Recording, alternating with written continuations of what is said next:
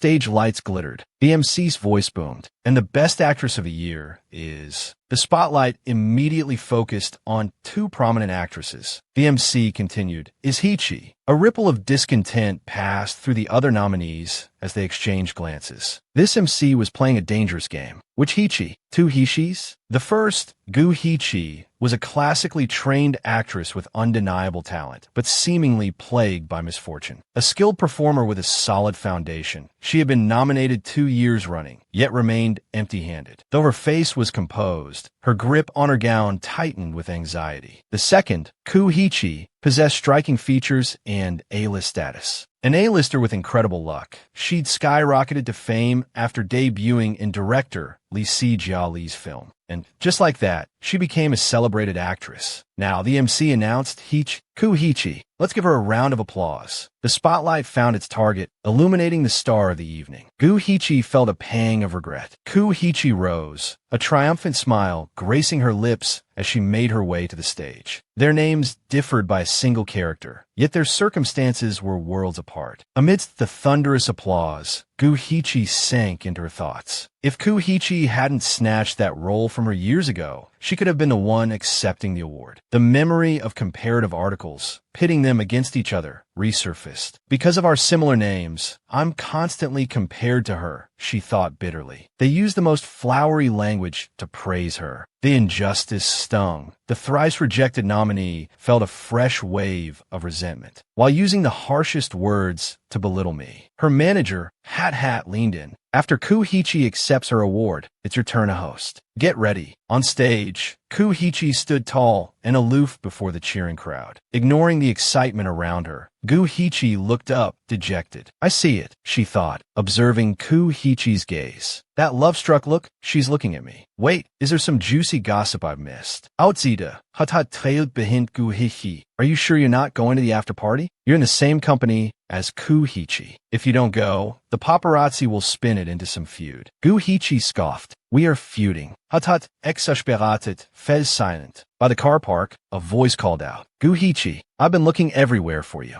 Ku Hichi approached, followed by her entourage. I had to ask security to find you here. A true professional. Gu Hichi, maintaining her composure, asked, Ku Hichi, is there something I can help you with? Ku Hichi stepped closer, a friendly smile on her face. Your performance just now was amazing. I heard CEO True is going to commission the famous Japanese composer, Anda, to write an album for you. She leaned in conspiratorially, her voice dropping to a murmur. Congratulations. Gu Hichi bristled, her eyebrows furrowing. This vixen, I'm not a man. Why are you flirting with me? She thought. Gu Hichi, don't you like it? Well, we do. Confused, she glanced behind Ku Hichi. Two figures held cameras, snapping pictures. Paparazzi again. A mischievous glint entered Gu Hichi's eyes. A plan formed. She took Ku Hichi's hand. I'm a bit busy, she purred, leaning in close, mirroring Ku Hichi's earlier gesture. So, I won't be able to make it to the after-party tonight. Thank you for the invitation. The paparazzi whispered excitedly. Did she just call Ku Hichi older sister? Another hissed, revealing a celebrity's age. This is provocation. This is going to be trending. Having executed her scheme, Gu Hichi brushed her hands together and walked away. No press allowed. Ku Hichi, still reeling from the unexpected intimacy, watched her go. She followed Gu Hichi to a quieter area. Gu Hichi, finally dropping the facade, turned and demanded, How do you know my nickname? Ku Hichi replied calmly, That's not important. I want to talk to you privately. Gu Hichi opened her car door. We have nothing to talk about. Ku Hichi swiftly placed a hand against the door, preventing it from closing.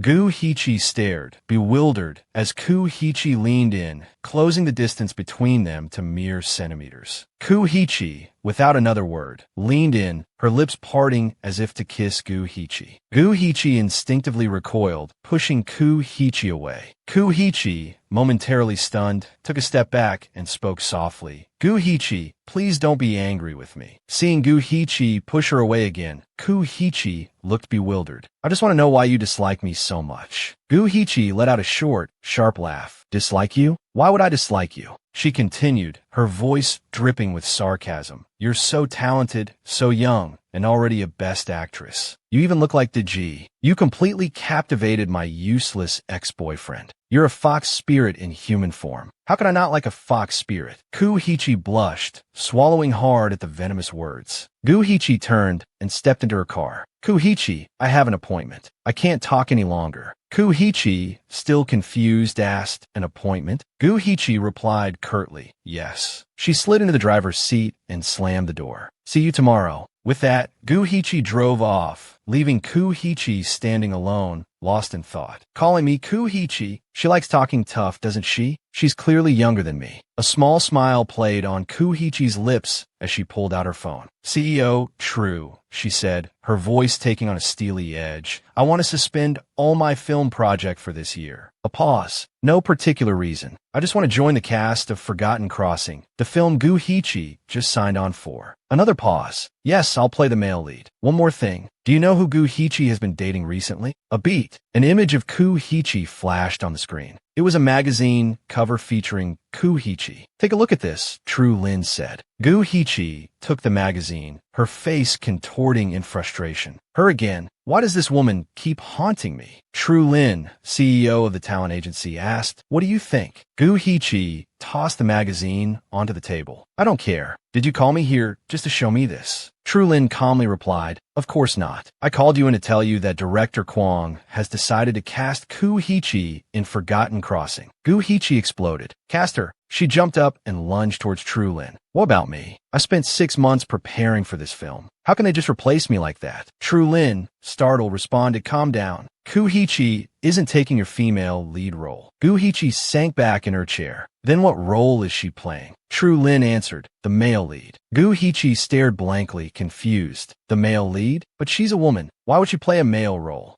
True Lin explained calmly. It's a cross-dressing role. Director Kwang was impressed with her androgynous look. Guhichi covered her mouth in disbelief. But if she's playing the male lead, that means we'll have a lot of intimate scenes. Oh my god, this is going to be awkward. Guhichi despaired, running her hands through her hair. Intimate scenes. She lunged towards True Lin again. I'd rather drop out than work with her. The words left her mouth, and she instantly regretted them, biting her lip. She stood up and crossed her arms, fuming. If anyone's leaving, it should be her, not me. I've been preparing for this film for so long. I'm not giving up my role. True Lin hid a smile. How you film is your business. I'm just informing you, not asking for your opinion. You can go now. Guhichi scowled and stormed out, slamming the door behind her. Fine, I'll go. As she stepped out, her mind raced. This isn't over. I won't let her get away with this. The elevator dinged, signaling its arrival. The doors opened, revealing half of Kuhichi's face. Kuhichi maintained a neutral expression as the doors fully opened. Her eyes lit up upon seeing Guhichi. Guhichi, in turn, frowned, her animosity towards Kuhichi evident. Despite her displeasure, Guhichi forced a smile and greeted Kuhichi. What a coincidence running into you, Kuhichi. I was just looking for you.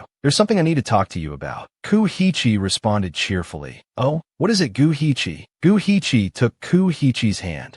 Kuhichi, a slight blush coloring her cheeks, followed Guhichi, her gaze soft and expectant. Come with me, Guhichi said, leading her away. Leading Kuhichi to the fire escape, Guhichi asked, Kuhichi, have you heard from CEO True yet? You're going to be in Forgotten Crossing. A popular star with such great resources like you. Why lower yourself to act in that film? Guhichi leaned against the wall, her voice hardening. I bet you have ulterior motives. Kuhichi's not listening to anything now. Only 2 words echo in her mind. So close. Guhichi continued, stepping closer to Kuhichi. Your silence means you admit it, right? I knew it. What are you really up to? Kuhichi finally spoke as Guhichi continued to advance. Guhichi, you're getting closer. The dynamic shifted. Kuhichi reached out, gently tucking a strand of Guhichi's hair behind her ear, then looked at her with a suggestive gaze. Actually, she trailed off, blushing and looking away. It's because of you that I wanted to join Forgotten Crossing. Guhichi, her face flushing, looked bewildered. Because of me? She asked, surprised. Guhichi pushed Kuhichi's hand away. As I thought, you're playing games with me. Kuhichi looked at her calmly. Guhichi, I just want to be friends with you after this collaboration. Guhichi frowned, her expression skeptical. Do you think I'll believe you?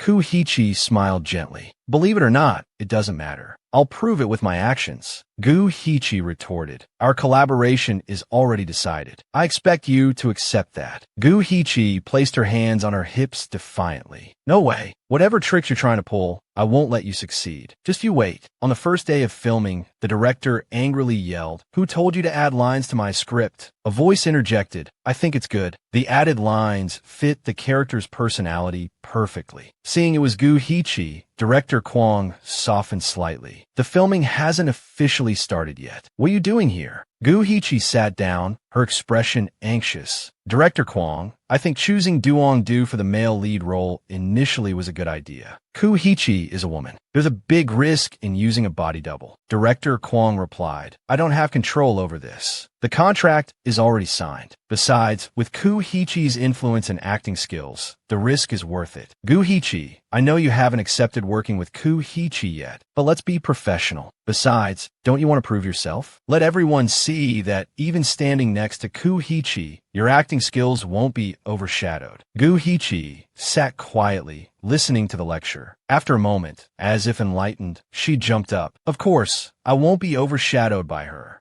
On the contrary, I'll make her look overshadowed. Director Kwong patted her shoulder. I know you're a good actress. You can go now. Gu Hichi, brimming with renewed energy, replied, Yes, Director Kwong, I'll go prepare. A fire lit within her. Just you wait, Gu Hichi. The director nodded in agreement. He then leisurely sipped his tea. Reverse psychology always works on Gu Hichi. A few days later, on set, costumes and accessories were already prepared. Looking at Gu Hichi, Tru Lin, her assistant, couldn't help but exclaim, the makeup is so beautiful. Gu Hichi frowned, replying, It's all right. Then, turning to look at the opposite side, she gasped, Gu Hichi looks so good dressed as a man. Red really suits her. Gu Hichi fumed. Hey, I'm the actress you're in charge of. She finished her sentence, then stole another glance. Let's see, how beautiful can she be? Definitely not as beautiful as me. And then, a painful realization struck her. Gu Hichi blushed, staring at Gu Hichi, mesmerized. Oh my god, looking at Gu Hichi's appearance, even I want to be the female lead. Gu Hichi's thoughts raced. Her makeup, it seems quite something. But, after barely 3 seconds, Gu Hichi turned her head away coldly. But that's it, I'm also very beautiful. At that moment, Director Kwong called out, Actors, gather around. We're starting soon. A clap rang out, and the director shouted, Action. The first scene was in a bamboo forest. Gu Hichi, playing the young master, hurriedly chased after Gu Hichi, playing Liu Xianzi. Annoyed, Gu Hichi didn't turn around. What is it? Gu Hichi pleaded. Why did Liu Xianzi come to Forgotten Crossing? Gu Hichi finally turned, her voice cold. I came to see Man Ba. I didn't expect to disturb Nak Bak, Quan missing his deceased wife. She turned to leave. Well, I'll be going now. Gu Hichi quickly grabbed her hand. Wait! Tears welled in Gu Hichi's eyes. Gu Hichi pulled her into a tight embrace. Their eyes met, locked in a gaze.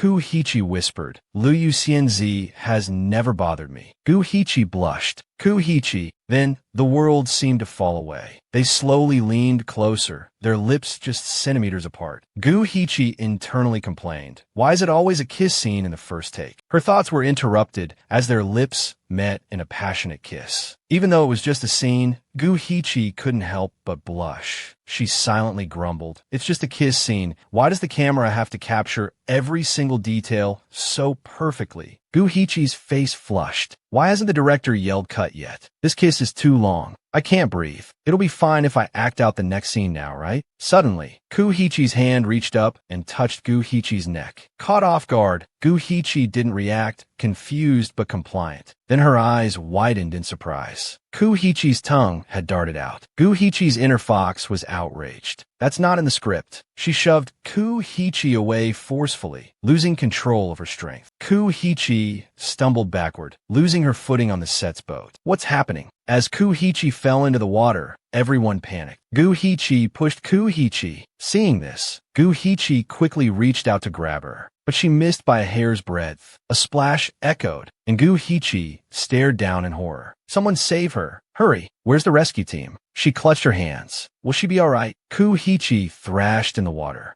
Then she surfaced, gasping for air. The crew rushed to the edge of the set, ready to help her out. Gu-Hichi glared at them. "Don't touch me. I can get out myself." Gu-Hichi breathed a sigh of relief. Thank goodness she's okay. Someone accused Gu-Hichi. "What did you do to Gu-Hichi? Why did you push her into the water?" Gu-Hichi panicked. "I didn't do it on purpose. She wasn't following the script during the kiss scene. I just wanted her to let go of me. I didn't mean to push her that hard." They pressed her further. Gu-Hichi was following the script. Gu-Hichi retorted, embarrassed. The script clearly said the kiss should be a light, dragonfly skimming the water kind of kiss. Director Kwong intervened. "All right, everyone, stop arguing. This is my fault. The original script did indeed call for a light kiss, but I thought that wouldn't convey the complex emotions of Yumin to Kwon realizing that Liu Yu is his reincarnated wife. So I changed it to a deep kiss." Gu-Hichi stared, stunned. Director Kwong continued. "I didn't tell you beforehand because I wanted a natural reaction, but I didn't expect such a strong one. Thankfully, Gu-Hichi is all right." Gu-Hichi clenched her fists, filled with regret. "So, she wasn't intentionally trying to one-up me." Director Kwong turned and scolded the others. "Did everyone hear that?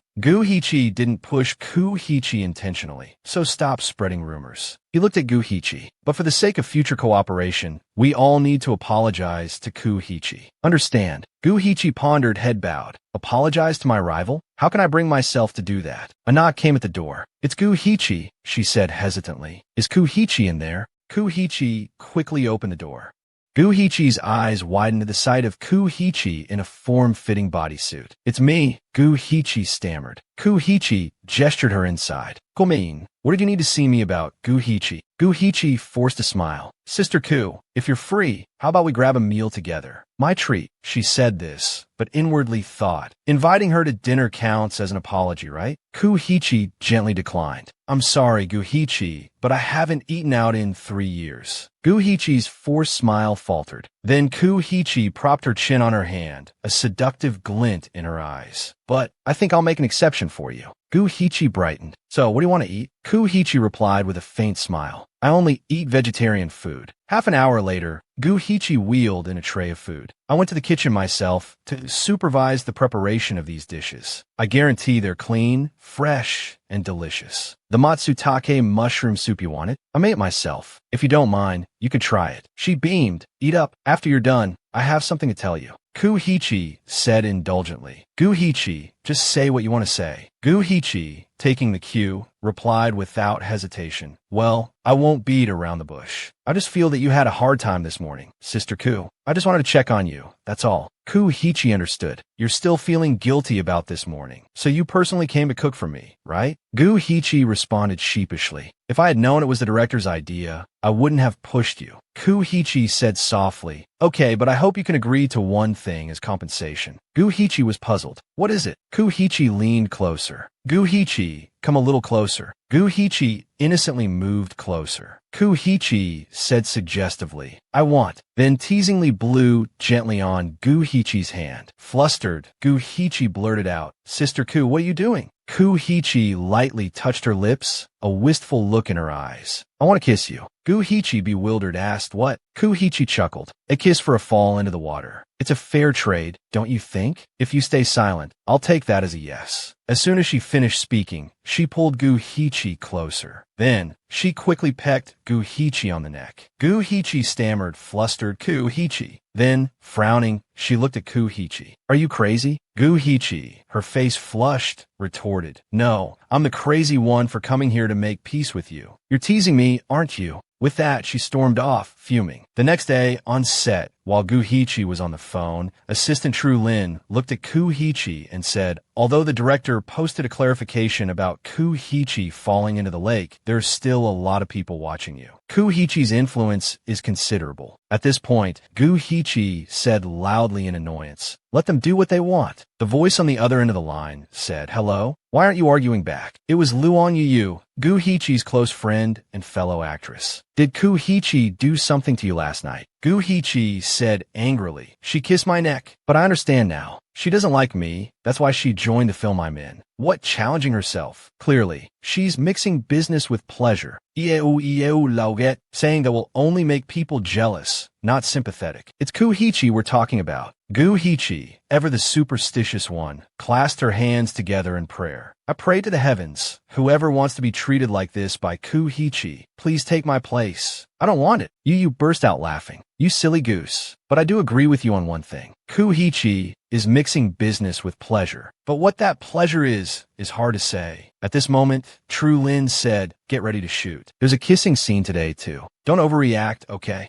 Kuhichi said irritably. I'm a professional actress, okay? As long as Kuhichi is acting in character, I'll cooperate. Director Kwong called out, let's begin. The scene quickly started. Kuhichi called out, Luyu. Kuhichi, immersed in her role, replied shyly, I'm of a certain age now. Considering our positions, you should address me as Aunt. Please remember this, Jade, White, Immortal Lord, and don't be so disrespectful again. Kuhichi, playing Nakba Kwan, reached out and took her hand. I won't call you Aunt. Poor Aunt. Kuhichi muttered, Nakba Kwan, you're not being very lovable right now. Director Kwong said with satisfaction, very good. Kuhichi's eyelids fluttered slightly, as if speaking her character's inner thoughts. Luyu, what must I do for you to understand my feelings? Kuhichi could feel it. How could Kuhichi's eyes convey such depth of emotion? It was as if she was both afraid of her beloved seeing through her and afraid they wouldn't understand. Kuhichi's thoughts were a chaotic mess. This was the power of a seasoned actress. Kuhichi told herself to stay calm. She couldn't lose. At this moment, Kuhichi leaned in and whispered. Kuhichi closed her eyes, immersing herself in the scene. Thankfully, she had confirmed multiple times that today's kiss scene wouldn't involve tongues. A small sigh of relief escaped her. Then, blushing, she pulled away from Kuhichi's lips. The scene was over, right? Kuhichi, playing the gentle Kuk, gazed at Kuhichi with affection, leaving her utterly bewildered. Then, Kuhichi turned to Director Kwong. Excuse me, Director Kwong, the light was a bit glaring during the kiss. Could we take a short break and then try again?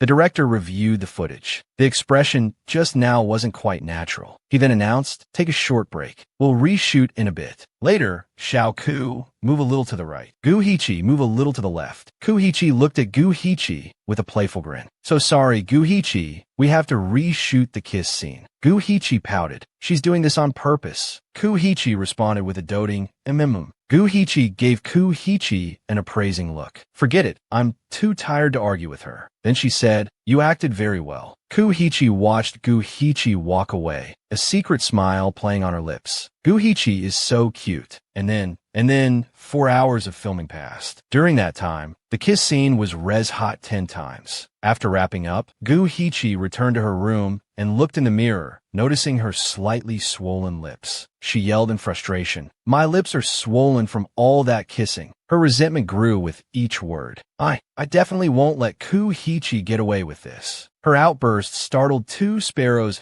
perched outside her window. Just then, the phone in her hotel room began to ring incessantly. Kuhichi answered, hello. The voice on the other end said, Kuhichi, it's Xiao Li, your manager. Could you please inform Kuhichi in room B that the filming location is changing tomorrow? We've booked 8 a.m. flights for the cast and crew. I've called both her mobile and landline, but she hasn't answered. Kuhichi inwardly scoffed. Why do I still have to deal with her after work? But she replied politely, no problem. I'll go over there in a bit. Kuhichi left her room, a question nagging at her. Come to think of it, why isn't a big star like Kuhichi staying in the presidential suite and demanding special treatment? She's surprisingly down to earth. She arrived at Kuhichi's door. After a moment of hesitation, she reached for the door and it swung open. Why isn't it locked? How careless of her. It's quite dangerous being a woman alone. As she stepped inside, she stumbled upon a dramatic scene. After 6 years, you still can't accept me? If it weren't for me, would you have even made it into showbiz? Kuhichi, now an unwitting spectator, speculated, isn't that Lam Nhui,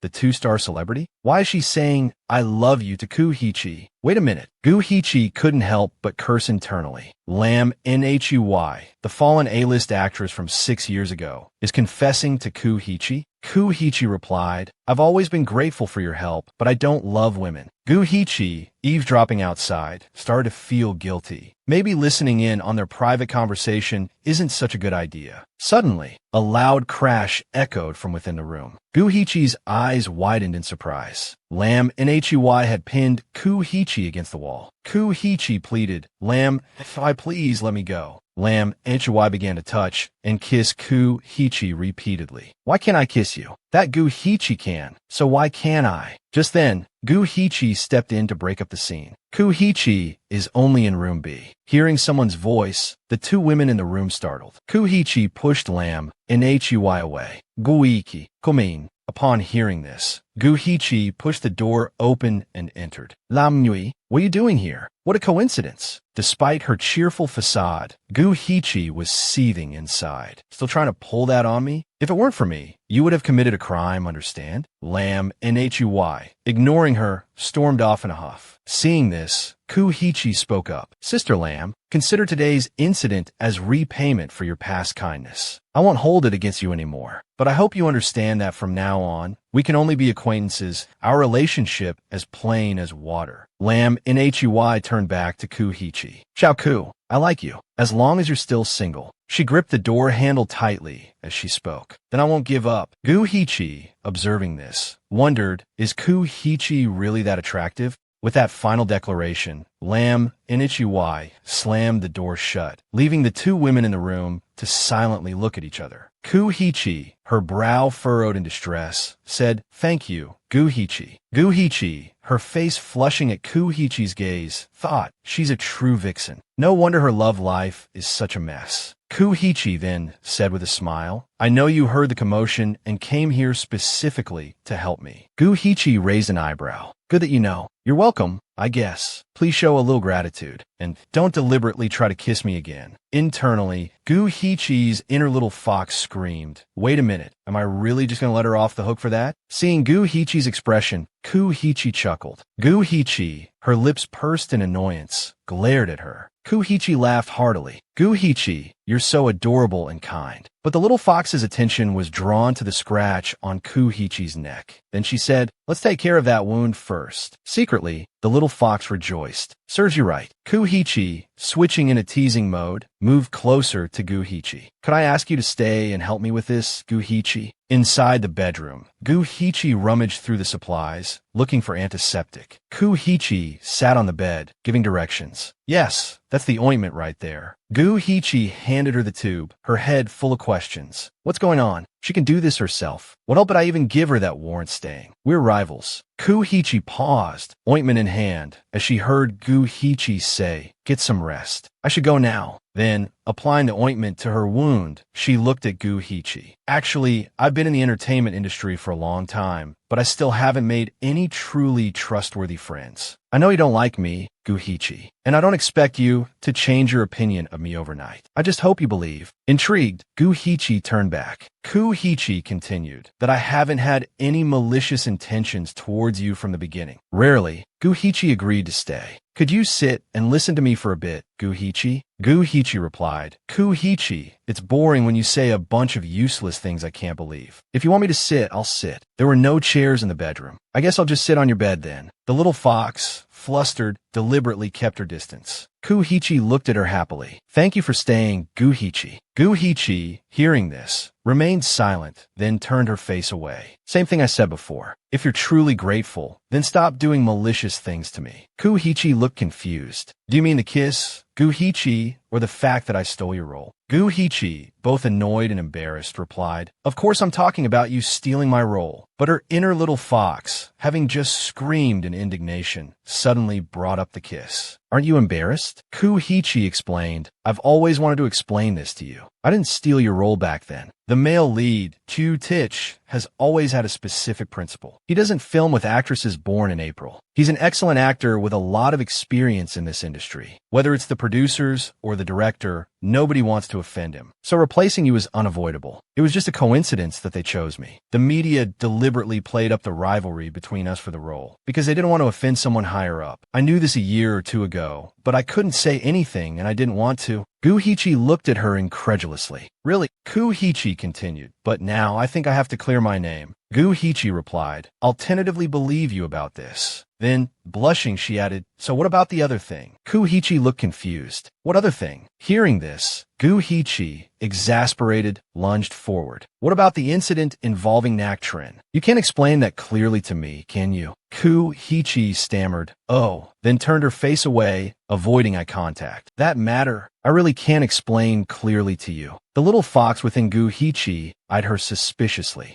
Seeing Kuhichi at a loss for words, Guhichi pressed on. So you're speechless, huh? Kuhichi suddenly turned back. I can only say two things. First, Naktrin isn't worth your affection. Second, I've never dated him. Guhichi raised an eyebrow in disbelief. Aren't you saying that you painstakingly pulled him away from me, actually to save me from being blindly infatuated with that playboy? Do you think anyone would believe that? Kuhichi, looking uncomfortable, tucked her hair behind her ear. I admit I had ulterior motives. I didn't want to see you with someone who fundamentally wasn't worthy of you. Guhichi turned her face away, replying, saying all that is just making excuses for yourself. But it's fine. You don't need to worry about my opinion of you. I didn't come here tonight to turn our rivalry into friendship. We're both women, so I didn't want to leave you alone at a time like this. Kuhichi, hearing this, fell silent and lowered her head, making Guhichi curious. Why is she so quiet? Did I speak too harshly? The black fox within her spoke up. Guhichi, are you trying to be a saint? The kind white fox approached. I'm just worried she'll overthink things after hearing what I said.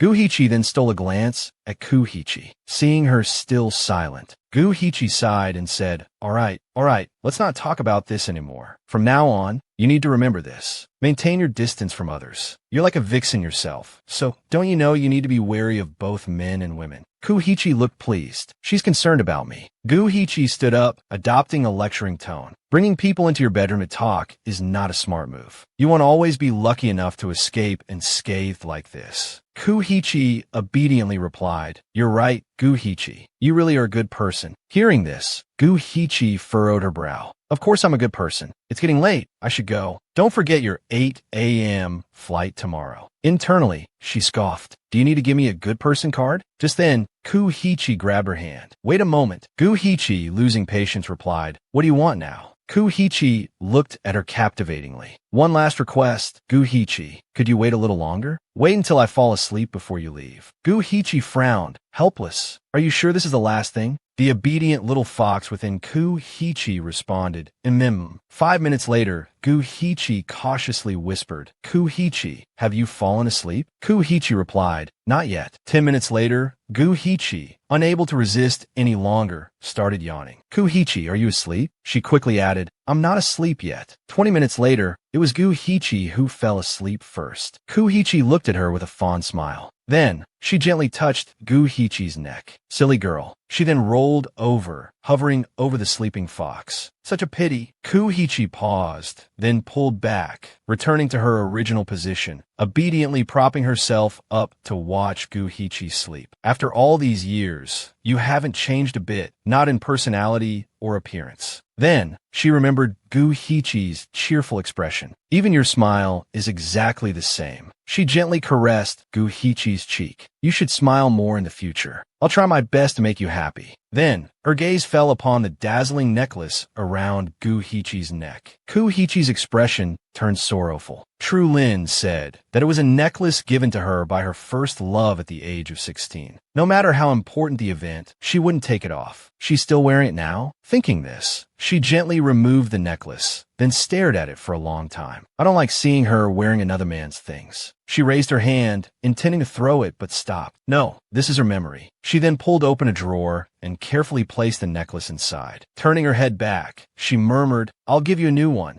The next morning, a gentle breeze rustled the curtains. After a long sleep, Guhichi finally woke up. Kuhichi's sharp features were the first thing she saw. Guhichi cried out in alarm. Ah! Guhichi jolted awake. Kuhichi, what are you doing? She stammered, trembling slightly. Why are we sleeping together? Kuhichi chuckled at her reaction. Is that what you're worried about? She sat up and explained. Last night, you leaned against the headboard and fell asleep. I didn't want to disturb you, so I let you sleep. We're both women, so what's the big deal about sleeping together? Guhichi immediately retorted. Of course it's a big deal. I haven't shared a bed with anyone since I was 8 years old. Kuhichi playfully added. So, So, in other words, after you turned 8, the only person you've shared a bed with is me? Gu-Hee-chi pushed Ku-Hee-chi away. What kind of logic is that? That's not the point. Besides, what's done is done. Complaining won't change anything. She slipped on her shoes. It's getting late. I need to pack my things. She crossed her arms and looked at Ku-Hee-chi, a hint of annoyance in her voice. You have an early flight too, remember? Gu-Hee-chi's inner fox bristled, seeing Ku-Hee-chi grinning from ear to ear. What's she so happy about? At precisely 8 a.m., the plane took off. Everyone quickly landed at the airport and headed to the next filming location. Gu-Hee-chi, holding an ice pack in her left hand and pulling her suitcase with her right, grumbled, "Where's a trash can? I should just throw this ice pack away. I'm carrying too much stuff." She looked at the ice pack hesitantly, remembering Ku-Hee-chi's expression when she gave it to her. "I checked the weather, and it's going to be really hot these next 2 days. You should be careful about sun protection." Gu-Hee-chi. Ku-Hee-chi had pressed the ice pack in her hand. "I prepared this for you." Gu-Hee-chi clutched the ice pack. "I guess I'll just take it back to my room. Why is she being so thoughtful? She must know there are paparazzi around. This is all for show." Gu-Hee-chi pondered. The possibility of her genuinely caring is only 50%. But I have to admit, she's a good actress. We've been filming for days, and she hasn't used her fame and influence to bully anyone. Maybe I should reconsider my opinion of her. She recalled their conversation in Ku-Hee-chi's room the night before. "Gu-Hee-chi, I just want to use this collaboration as an opportunity to become friends with you."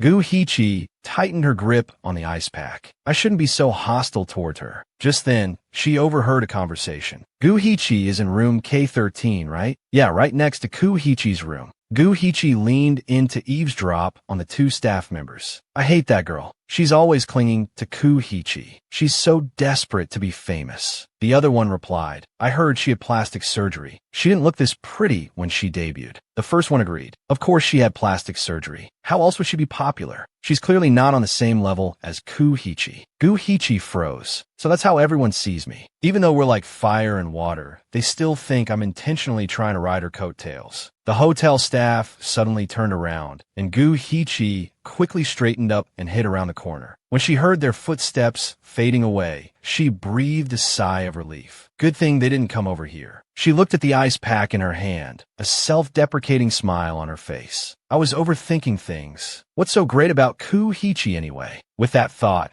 she decisively tossed the ice pack into a nearby bin and pulled her suitcase inside. "We can only maintain our distance." Suddenly, Gu-Hee-chi's phone buzzed with a notification. On Weibo, people were excited. "Your image and our little Kus are so perfect for the movie poster. I can't wait to see this epic battle. Beautiful lady, you're so gorgeous. No wonder our little Ku praised you. I thought you were average before, but after seeing you today, I've become a fan." Gu-Hee-chi scrolled through the comments with a sigh. Why is my Weibo full of Ku-Hee-chi's fans? Then, her eyes widened in surprise. She stared at her phone. It was a status update from Ku-Hee-chi's manager, featuring a picture from their new film. Gu-Hee-chi collapsed onto the bed in exasperation. "I just want to keep my distance. Why is she promoting me?" She frowned at her phone. "This is so annoying. Can we just not get involved with each other anymore?" Suddenly, her phone rang. She answered hello. A voice on the other end said, "Auntie Hee-chi, it's E. I'm near your hotel right now." Hearing this, Gu-Hee-chi excitedly shot up from the bed. "E, why are you here?" Her inner fox danced with wild abandon. Could it be that the little rascal misses her auntie? The child, standing under the blazing sun, furrowed her brow and said, "Hee hee, I came to visit you, auntie. I wanted to ask you to get Ku-Hee-chi's autograph for me." Gu-Hee-chi deflated. Ku-Hee-chi again? Why does her name keep popping up in my life? Little E continued. "Andy, my friend and I traveled for over an hour to get here. It's so hot out here, we're practically melting. Please help us, Andy. If you don't, then I'll just stand here and wait." E finished, her voice firm. "I won't leave until I get her autograph. Even if I get sunstroke, I won't go. You don't care about me anyway." Each word pierced Gu-Hee-chi's heart. Indignant, she retorted, "Are you taking advantage of my affection for you, young lady?" The little fox within Gu-Hee-chi felt deeply wounded. "Fine, Annie, fine. Just go." A moment later, Ku-Hee-chi opened her door. Gu-Hee-chi avoided her gaze, feeling awkward. "Ku-Hee-chi, I have a favor to ask." Ku-Hee-chi beamed. "Anything, Gu-Hee-chi, just ask."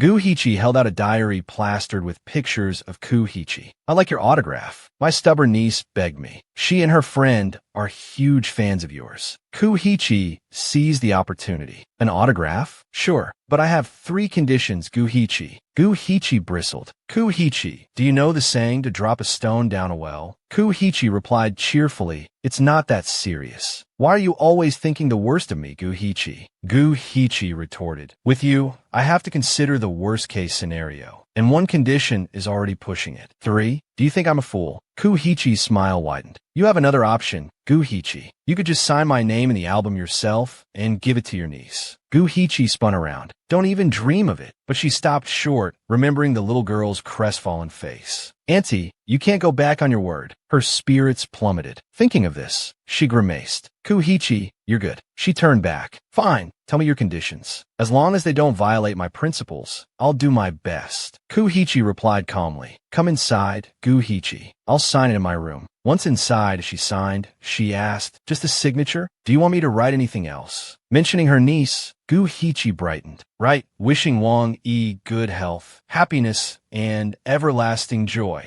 Kuhichi commented, your niece is so adorable and sincere. Every page is filled with rare photos. It must have taken a lot of effort to collect them. Guhichi replied, a touch defensively. Of course she's adorable. She's my niece. Inwardly, her fox pouted. If she weren't, I wouldn't be running around like this for her. Kuhichi added, ah, that's right. She's Guhichi's little princess, so of course she's adorable. Guhichi preened. You just wanted to compliment me, didn't you? As they walked to the door, Kuhichi said, I'll see you out, Guhichi. I have some errands to run this afternoon. Guhichi's hand froze on the doorknob. She turned back to look at Kuhichi. But tonight, dinner with me. Kuhichi finished, a playful glint in her eyes. Guhichi blushed. Dinner. Kuhichi nodded. That's right. That's my first condition. I want to have dinner with you. That's not too much to ask, is it? Guhichi's inner fox meekly nodded. The sound of the door clicking shut echoed in the hallway. See you tonight, Guhichi. Kuhichi called out. Guhichi groaned. Darn it, I fell for her trap. Her inner fox shrieked. That vixen. Later, sitting in the restaurant, Guhichi fumed. I agreed to have dinner with her, and she's half an hour late. Is she trying to provoke me? I'm already suffering enough, and now she's pulling my pigtails. Not that I have pigtails. She slammed her hand on the table. I said we'd have dinner together, and she's half an hour late. Kuhichi, are you doing this on purpose? Just as she stood up, fuming, Kuhichi walked in. So sorry, Guhichi. I'm late. Hearing this, Guhichi immediately began to berate her. I've been sitting here waiting for half an hour, and you're just arriving now? What are you playing at, Kuhichi? Kuhichi, dressed in comfortable athletic wear, strolled in and took off her hat. Something came up on the way. I know a simple apology wouldn't be sincere enough, she said, placing her hat down. With a captivating gesture, she removed her sunglasses. So, if Guhichi is willing, I'll do anything to make it up to you. Guhichi was clearly mesmerized by this series of actions. Blushing slightly, she covered her mouth. I don't need you to do anything for me. If you're here, let's just eat. I have filming tomorrow and need to sleep early. Kuhichi cheerfully replied, okay. Guhichi looked at the menu, but the fact that Kuhichi had kept her waiting still rankled. If I let this go, she'll think I'm a pushover. A mischievous smile crept across her face as she glanced at Kuhichi. I have a plan. Knowing full well that Kuhichi was a vegetarian, she deliberately ordered only meat dishes, braised pigeon, duck blood pudding, and steamed sea bass. She quickly handed the menu to the waiter, slyly glancing at Kuhichi. I've ordered for you too. Kuhichi, still oblivious, smiled happily. Thank you. The dishes began to arrive one after another. Here are all the dishes you ordered, ma'am. Guhichi's inner fox activated its illest celebrity innocence mode. Oh dear, I forgot Kuhichi is a vegetarian. I only ordered meat dishes. Kuhichi, not blaming the little fox, said indulgently, it's okay. Just watching Guhichi eat is enough to fill me up. Guhichi, clearly not satisfied with this answer, forced a smile. Well then, I won't stand on ceremony.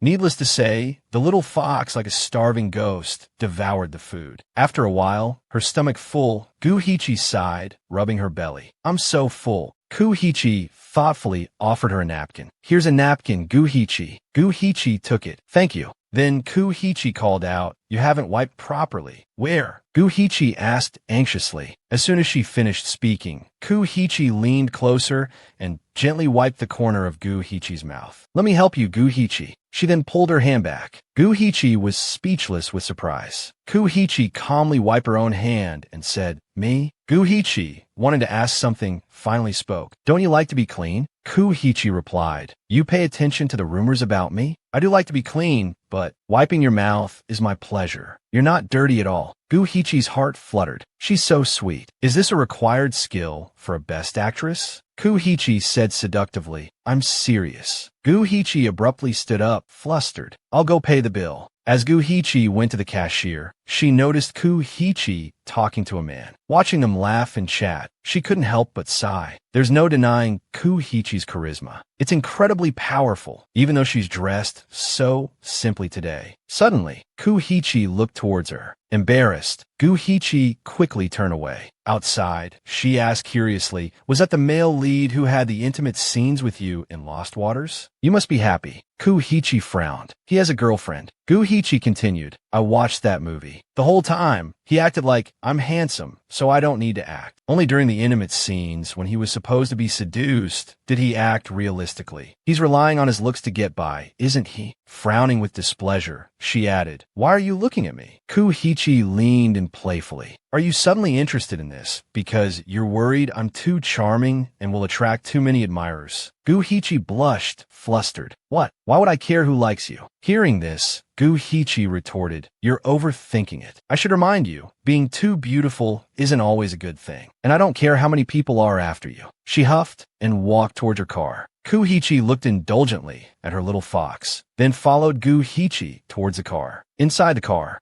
Gu-Hichi spoke urgently into her phone. "Liang, what's wrong? Why are you crying? Say something." On the other end, you wailed, "Xiao Jing."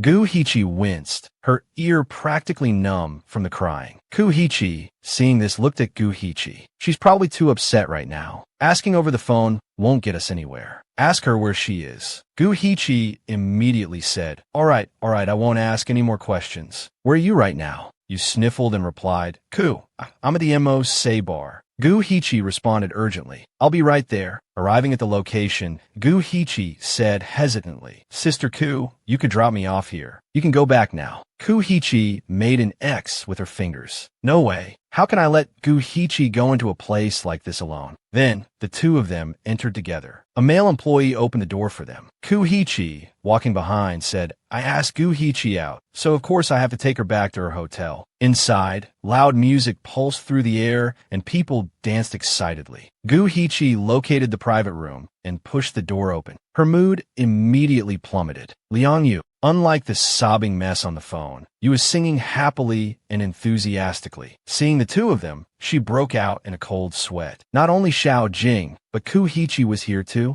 Gu-Hichi stormed over to her, furious. "Great, just great. You heartless wretch. You pretended to try to trick me into coming here, didn't you?" You stammered, I lost a bet, and they forced me to trick you into coming." Then, she fearfully ran towards the door. "If I knew you were with Ku-Hichi tonight, I wouldn't have dared to bother you." Gu-Hichi pointed after her. "Liang, you get back here." Hearing the name Ku-Hichi, everyone lunged towards her. "I didn't mishear, did I? You're Ku-Hichi, the best actress Ku-Hichi? The lighting is dim, so I couldn't see clearly. I thought you looked familiar, but I didn't expect it to really be you." Gu-Hichi quietly watched as everyone swarmed Ku-Hichi. "I heard that best actress Ku never goes to bars. Turns out that's completely false. Best actress Ku, since you're here, sing us a song. I really like you. Can I get your autograph?" Ku-Hichi sat down resignedly. "All right, everyone, please sit down. Autographs, singing, I'll do it all. One at a time, please." Gu-Hichi frowned, assessing the situation. She really doesn't offend anyone. She treats everyone so well. Then, she sat down on a nearby chair. "I don't think she's approaching me with any intention of being a good friend." Thinking this, the little fox sulked. It's all because of her perfect image. The crowd continued to bombard Ku-Hichi with questions. "Miss Ku, I heard that director Liu wants to cast you in Lu Zhu in the second half of this year. Do you want to play Zhu Yingtai or Liang Shambua?" That's right. "Hichi, you look so handsome dressed as a man." I was stunned. Just then, someone approached Gu-Hichi. "Sister Gu-Hichi, hello. My name is Wuyin. We went to the same school." The young woman offered Gu-Hichi a glass of wine as she spoke. "My friends and I all love your movies." Gu-Hichi was surprised. "Thank you, but I don't drink." "I'm so sorry." Hearing this, the young woman didn't push it and sat down next to her. It's okay. We could just chat. Gu Hichi then asked, what role are you playing now? The young woman replied, I'm playing a young maidservant. On the other side, someone asked Gu Hichi, Miss Gu, are you still collaborating with Miss Gu? The media says you two are very close. Miss Gu, you came here with Miss Gu tonight. Your relationship must be really good. Gu Hichi gave a model answer with a smile. That's right. I really want to continue collaborating with Gu Hichi. Hearing this, the little fox scoffed. That's so fake. I can't stand it. Then she said to Wu Yin, excuse me, I'm going to go make a call and see where Liang Yu ran off to. With that, she turned and left. Gu Hichi worriedly wondered, where did Xiao Jing go? She then went into the restroom, muttering to herself, damn you, why isn't she answering her phone? Outside, someone entered. Two girls were gossiping. She's got it so easy, one whispered, makes everyone jealous. You saw her and Gu Hichi showing up together, right? She's totally out of her league. Her friend nodded in agreement. I'd almost forgotten. Weren't they supposed to hate each other? Why are they both here tonight? The first girl replied, well, if this movie hadn't recast the lead, she should be thanking her lucky stars. Who'd dare cross Gu Hichi? Haven't you seen them lately? She pretends to be all high and mighty, but she's secretly clinging onto Gu Hichi's coattails, trying to get famous. Gu Hichi's face twisted in anger. I got the lead role because I'm talented. I don't need to cling to anyone. Who's clinging to whose coattails? Why do I always overhear people talking about me in the bathroom? She muttered, peeking out cautiously at the two gossipers. Seeing they were gone, she emerged. Gu Hichi and I are sworn enemies. I need to stay away from her, or what will people think? Gu Hichi, I have to stay strong and not fall for her tricks again. Burning with renewed resolve, she left the bathroom, only to have the door suddenly pushed open by someone entering. Gu Hichi looked up in surprise. Gu Hichi, she stammered anxiously. What took you so long? I was worried, so I came looking for you.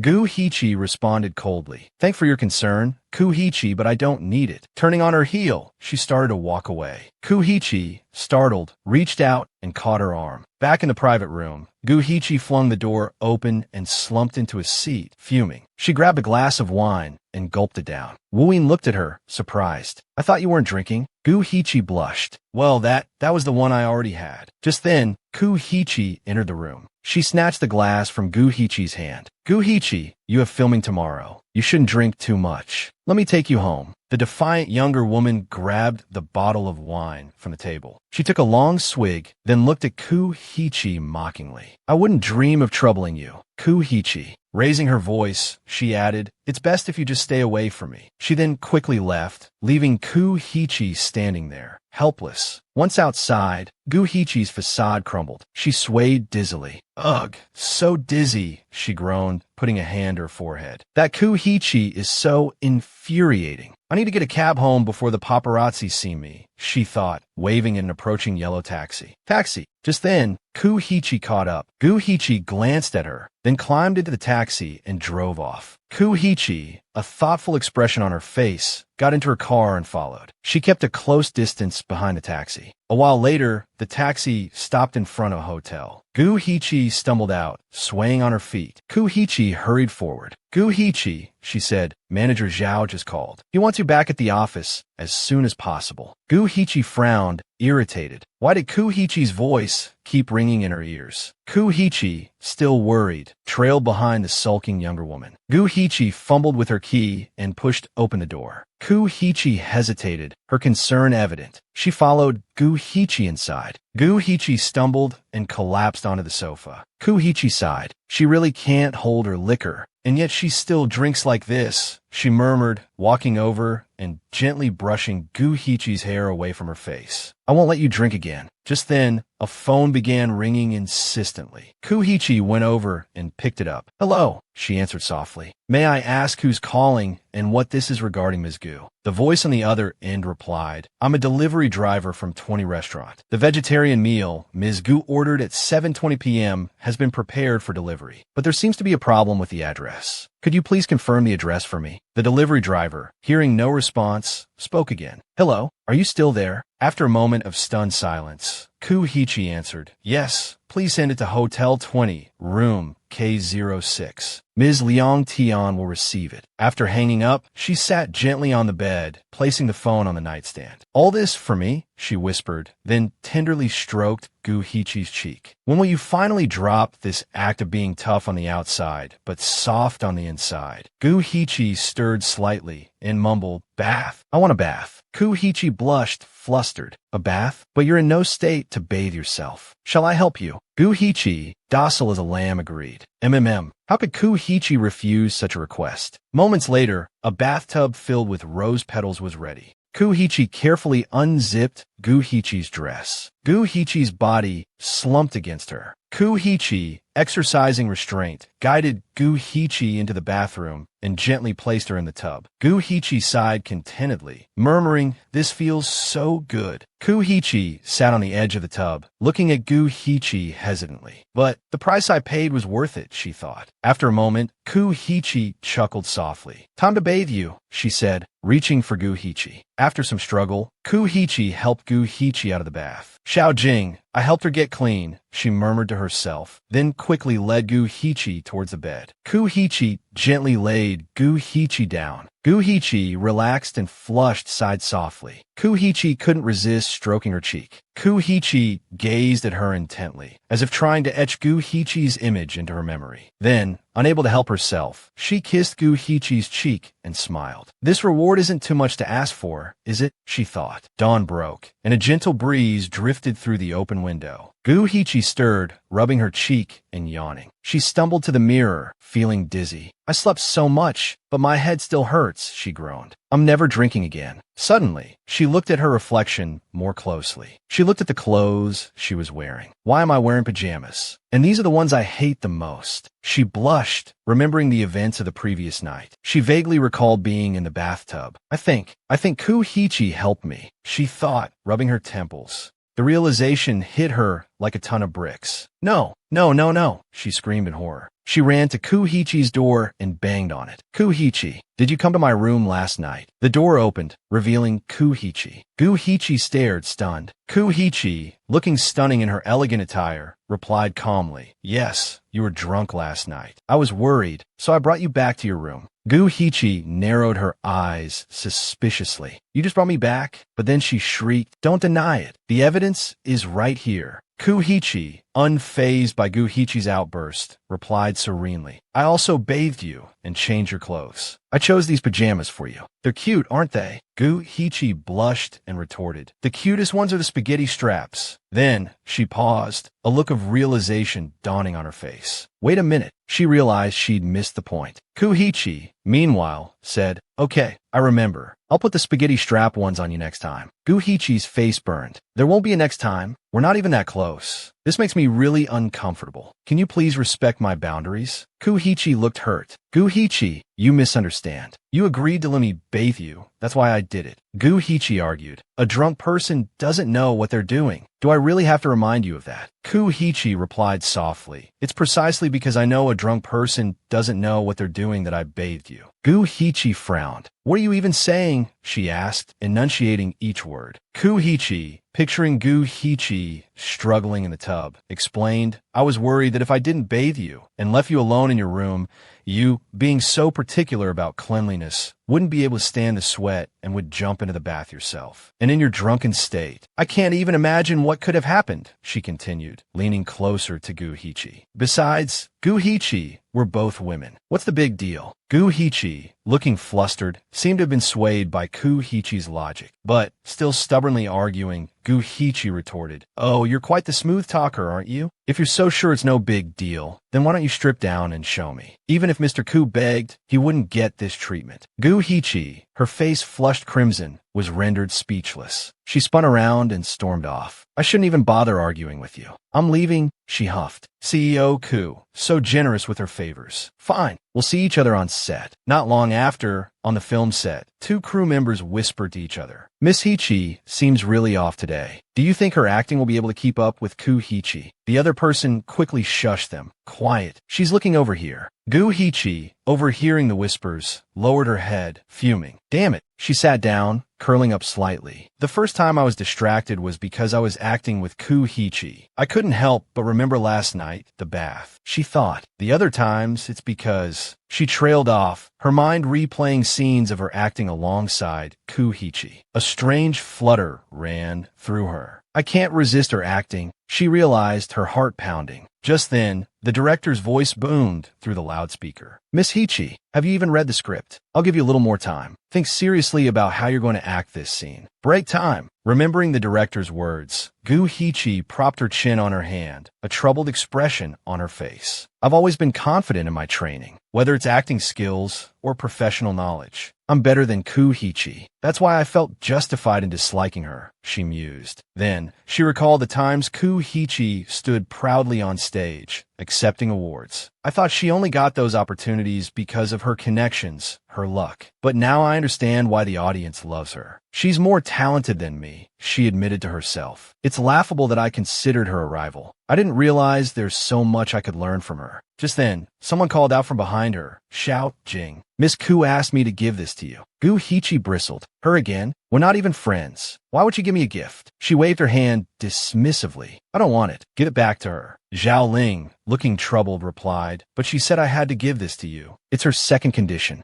Zhao Ling recalled Ku Hichi's words. Please tell Miss Gu for me. Because of what happened at the bar yesterday, her performance today wasn't good. Everyone has off days. Don't be too hard on yourself. Zhao Ling then held the gift out to Gu Hichi. This gift is her way of apologizing for last night. She has to go to Beijing tonight and won't be back until tomorrow. She hopes you'll feel less pressure for the 2 days she's gone. Don't let today happen again. Gu Hichi remained silent, listening intently. Then, she reached out and accepted the gift. What did she give me? She wondered aloud. Zhao Ling replied, I only know the packaging looks expensive. Gu Hichi opened the gift and frowned. This, she murmured, looking at the sparkling necklace inside. It looks quite valuable, she realized. She placed the necklace back in its box. I have to return this to her, she decided. Zhao Ling sighed. If you're not going to accept it, it's better to return it to her yourself. Don't involve me. With that, Zhao Ling quickly walked away. I'm leaving. Bye. Gu Hichi called after her, exasperated. Hey, what's the big deal? Don't leave me alone. Gu Hichi looked at the necklace, unsure of what to do. Later that evening, at her apartment, the sound of a phone going straight to voicemail echoed repeatedly. Gu Hichi anxiously tried to call Ku Hichi. I have to return this necklace to her. Otherwise, it'll be even harder to draw a line between us. Why isn't she answering? Finally, she heard the sound of someone picking up. Relieved, she started to speak, but a man's voice answered. Hello, Miss Gu. This is Ning Chiu.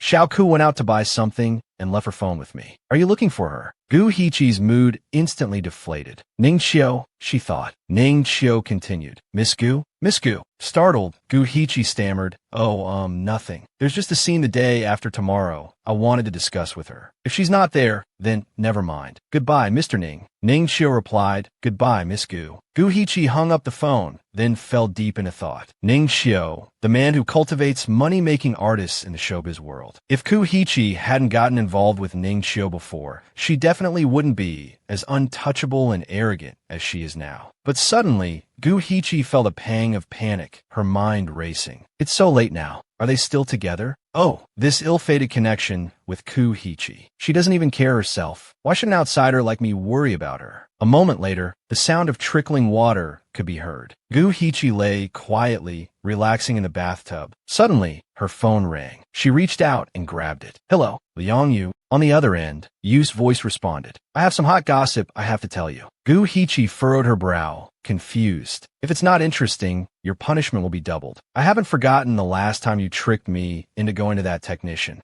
Liang Yu replied sheepishly. Come on, I wouldn't dare offend you. I'm standing right outside your door. What's the password? Gu Hichi grumbled. What are you doing? I'm in a bath. You chuckled mischievously. Well, you don't have to open the door, do you? What's the password? She asked. Gu Hichi barked into the phone. 3,840. It better be hot gossip, she added. Then, she heard the door open and you step inside. I said it was hot gossip, so it definitely is. The actress playing the second female lead alongside you is going to be frozen by her agency from now on. Her contract for Vong Shuyan also expires tonight. Gu Hichi was surprised. Huh, doesn't she have a powerful backer? That's why she's been so arrogant since filming started, and the crew hasn't dared to say anything. Who did she offend? You immediately replied, I heard the other person is so terrifying that even her sponsor, the second young Master Liang, was too scared to speak up for her. As for who that person is, I have no idea. In the bathtub, Gu Heechi pondered this. Oh, so I've considered hot gossip. All right, I won't hold that other matter against you.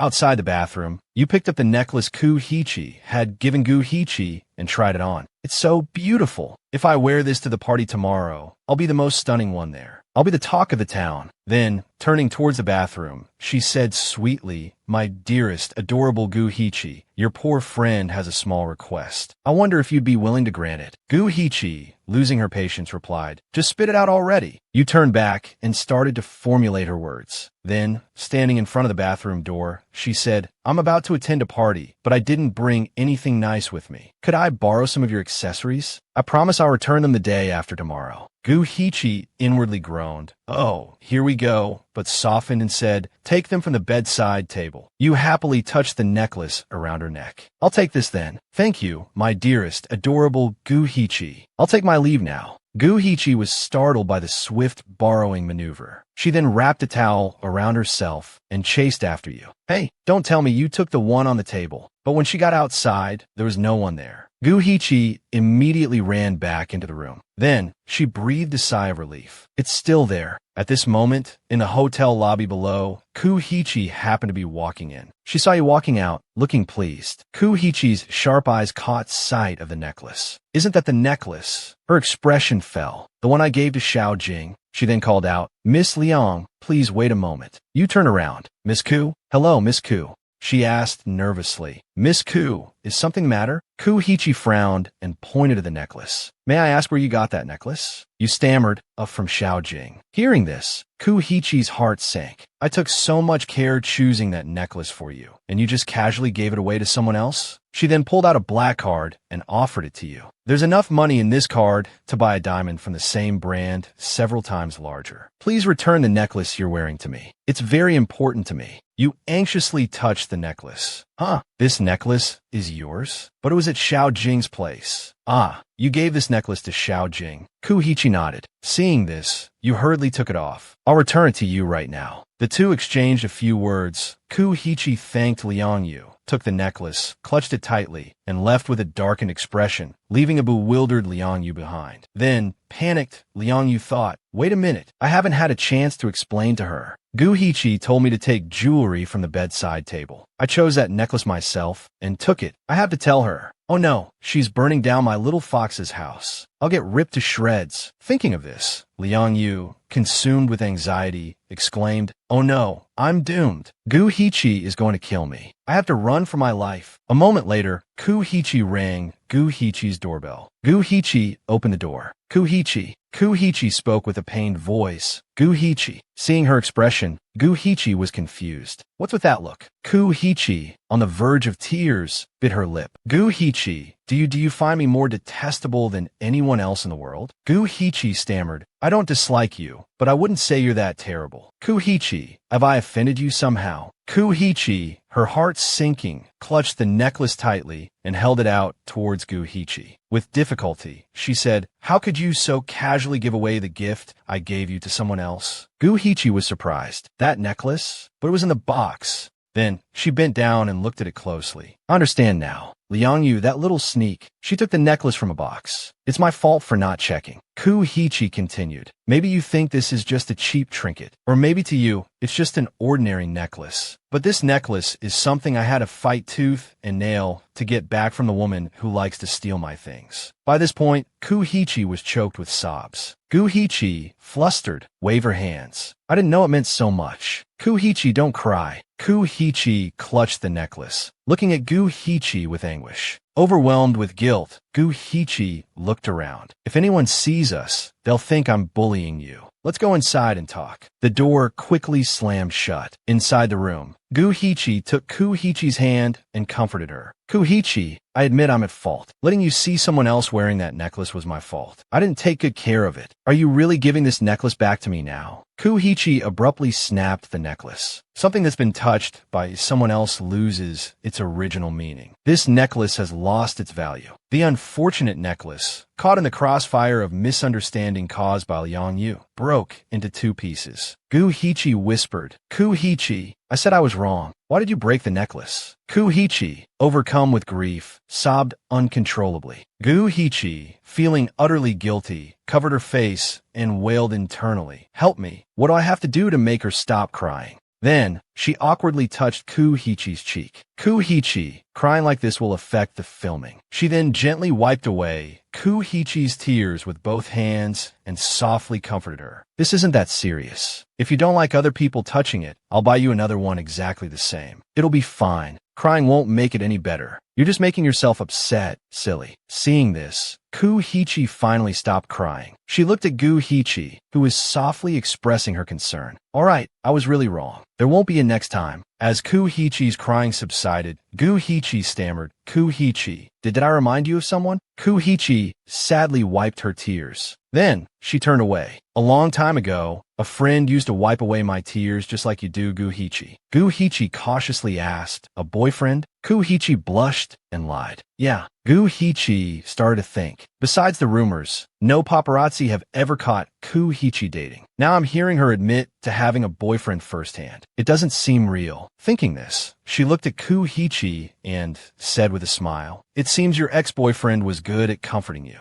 I'll buy you a new necklace as soon as I'm done filming tomorrow. And I'll buy myself something to apologize as well. Can we just forget about this?" Kuhichi replied, "No need. I'll fix it. If you really feel bad, then don't refuse my goodwill anymore, okay?" Kuhichi, feigning naive cheerfulness, looked up at the sky. "No problem. From now on, whatever you give me, I'll use it immediately. I'll wear even 10 necklaces if you give them to me. As long as it's from you, I'll wear it." Meanwhile, her inner little fox thought, just being polite. How could she actually give me that much? The next day, on set, Kuhichi was fanning herself with a mini fan, complaining, "It's so hot." Suddenly, a car key appeared in front of her. It was Ling Tian, Kuhichi's manager. "Miss Gu, Kuhichi prepared 2 RVs for you. Inside, there's air conditioning, a bed, and a bathroom. Please accept them." Hearing this, Kuhichi tilted her head in confusion. "RV?" Manager Ling smiled and replied, "Kuhichi said so." Last night, Kuhichi stayed up late making a whole bunch of notes. With this heat, it's probably an outdoor scene. She said you'd need an RV, face masks, summer clothes to change into, and a full set of jewelry. After a while, with everything prepared, Kuhichi mentally gave herself a perfect 10. At this point, Kuhichi shyly refused. "I can't accept this. It's too much." Assistant Ling placed the key in her hand. "Then you can tell Kuhichi yourself." Seeing Assistant Ling leave, Kuhichi stood up and called out, "Hey." Her phone rang continuously. It was Kuhichi calling. She immediately answered, "Kuhichi, the things you bought." Before she could finish, Kuhichi cheerfully interrupted, "Looks like you received them. You know, being able to buy things for you makes me really happy. Thank you for giving me this opportunity." Hearing this, the little fox found herself in a difficult situation again. Her inner little fox screamed, "How can I refuse now?" On the other end of the line, Kuhichi continued, "Oh right, I just saw a sun umbrella. Do you prefer blue or light pink?" Kuhichi raised an eyebrow and replied, "I don't like either." Kuhichi seemed not to hear. She started thinking aloud. "Then I'll choose green. I'll bring it to the set this afternoon." Kuhichi's tone started to show annoyance. "Kuhichi, please stop giving me gifts, okay? Hello." Kuhichi giggled on the other end. "Kuhichi, I've already told them to go buy it. I'll hang up now." Kuhichi was dumbfounded. "What?" At that moment, then Veen walked towards her. "Kuhichi, have you heard the news? Your Kuhichi is bringing a newcomer here today. The female lead just arrived today. Lin Min Lin, the niece of the chairman of Tin Kwang Media."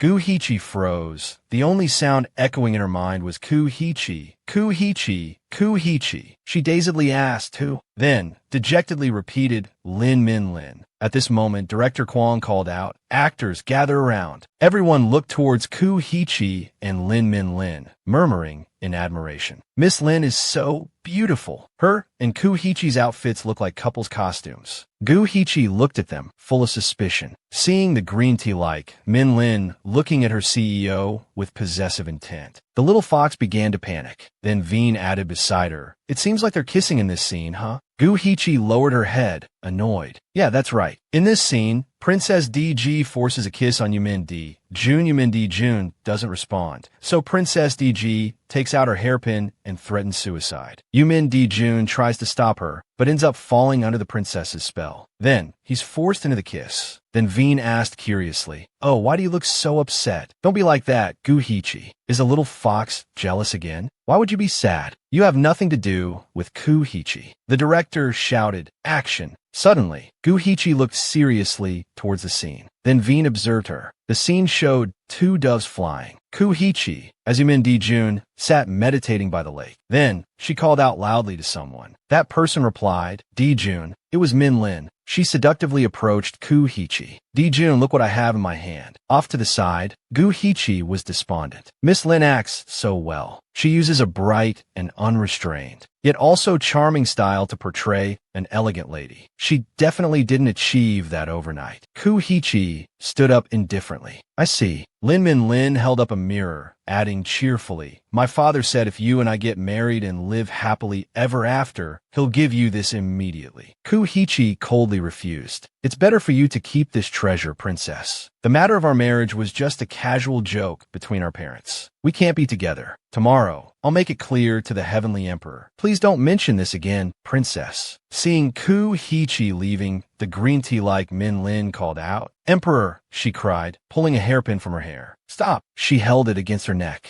"Or I'll die right here for you. I won't allow you to go to your parents to break off the engagement." Guhichi turned around. A flick of her wrist, a flash of magic, and the hairpin in Min Lin's hand clattered to the ground. Min Lin, with a cunning glint in her eyes, looked at Guhichi. "Emperor, you've lost." She pressed closer to Guhichi. "Emperor, I have the world-protecting mirror. The supreme divine power is in my hands. Do you really think you can control me?" She had already immobilized Guhichi. "Even though I know it's acting, I really hate this green tea Min Lin. I'll rip her to shreds." Guhichi fumed internally. Guhichi frowned, uncomfortable. "Let me go." Min Lin laughed triumphantly. "Then kiss me." Guhichi replied helplessly. "Princess, stop messing around." Min Lin put on a serious expression. "Guhichi, the whole world knows about our engagement. What's wrong with a kiss?" Guhichi closed her eyes, seemingly indifferent. Suddenly, Min Lin stood on tiptoe. "Well, I want one anyway." The audacious green tea Min Lin cupped Guhichi's face, about to kiss her. Guhichi, watching, squirmed uncomfortably. She turned away, unable to watch. That Min Lin actually kissed our Guhichi. I'll tear her apart." The director frowned and called out, "Cut. Guhichi, relax a bit. Let's do this scene again." Guhichi frowned, displeased. Then Veen, observing from the side, commented, "Guhichi's expressions are usually so good. She's never been stopped by the director before. This is the first time she's been called out for her expression, right?" Guhichi replied indifferently. "Even experts make mistakes." But Guhichi's inner fox agreed. For someone as skilled as Guhichi to make such a mistake is really strange. Then Veen nudged Guhichi excitedly. "Look, they're going to reshoot the kiss." Guhichi stood up dejectedly. "You watch. I'm going to prepare for tomorrow's scenes." Guhichi and Min Lin were preparing to reshoot the kiss. Guhichi, feeling irritated, turned and walked away. The scene shifted to an outdoor swimming pool. In the women's changing room, Guhichi was adjusting her dress, but her mind was elsewhere, still on the film set, watching Guhichi kiss another woman. Suddenly, her phone rang. The voice on the other end said, "Guhichi, I just saw your encouraging comment on my blog about Qingyan. Thank you." Guhichi was surprised. She hadn't expected the male lead, Duong-du, to call her just for a comment. It's the handsome Duong-du." She replied politely, "Don't mention it. We're in the same company. Besides, you're a role model for me. Your acting is superb."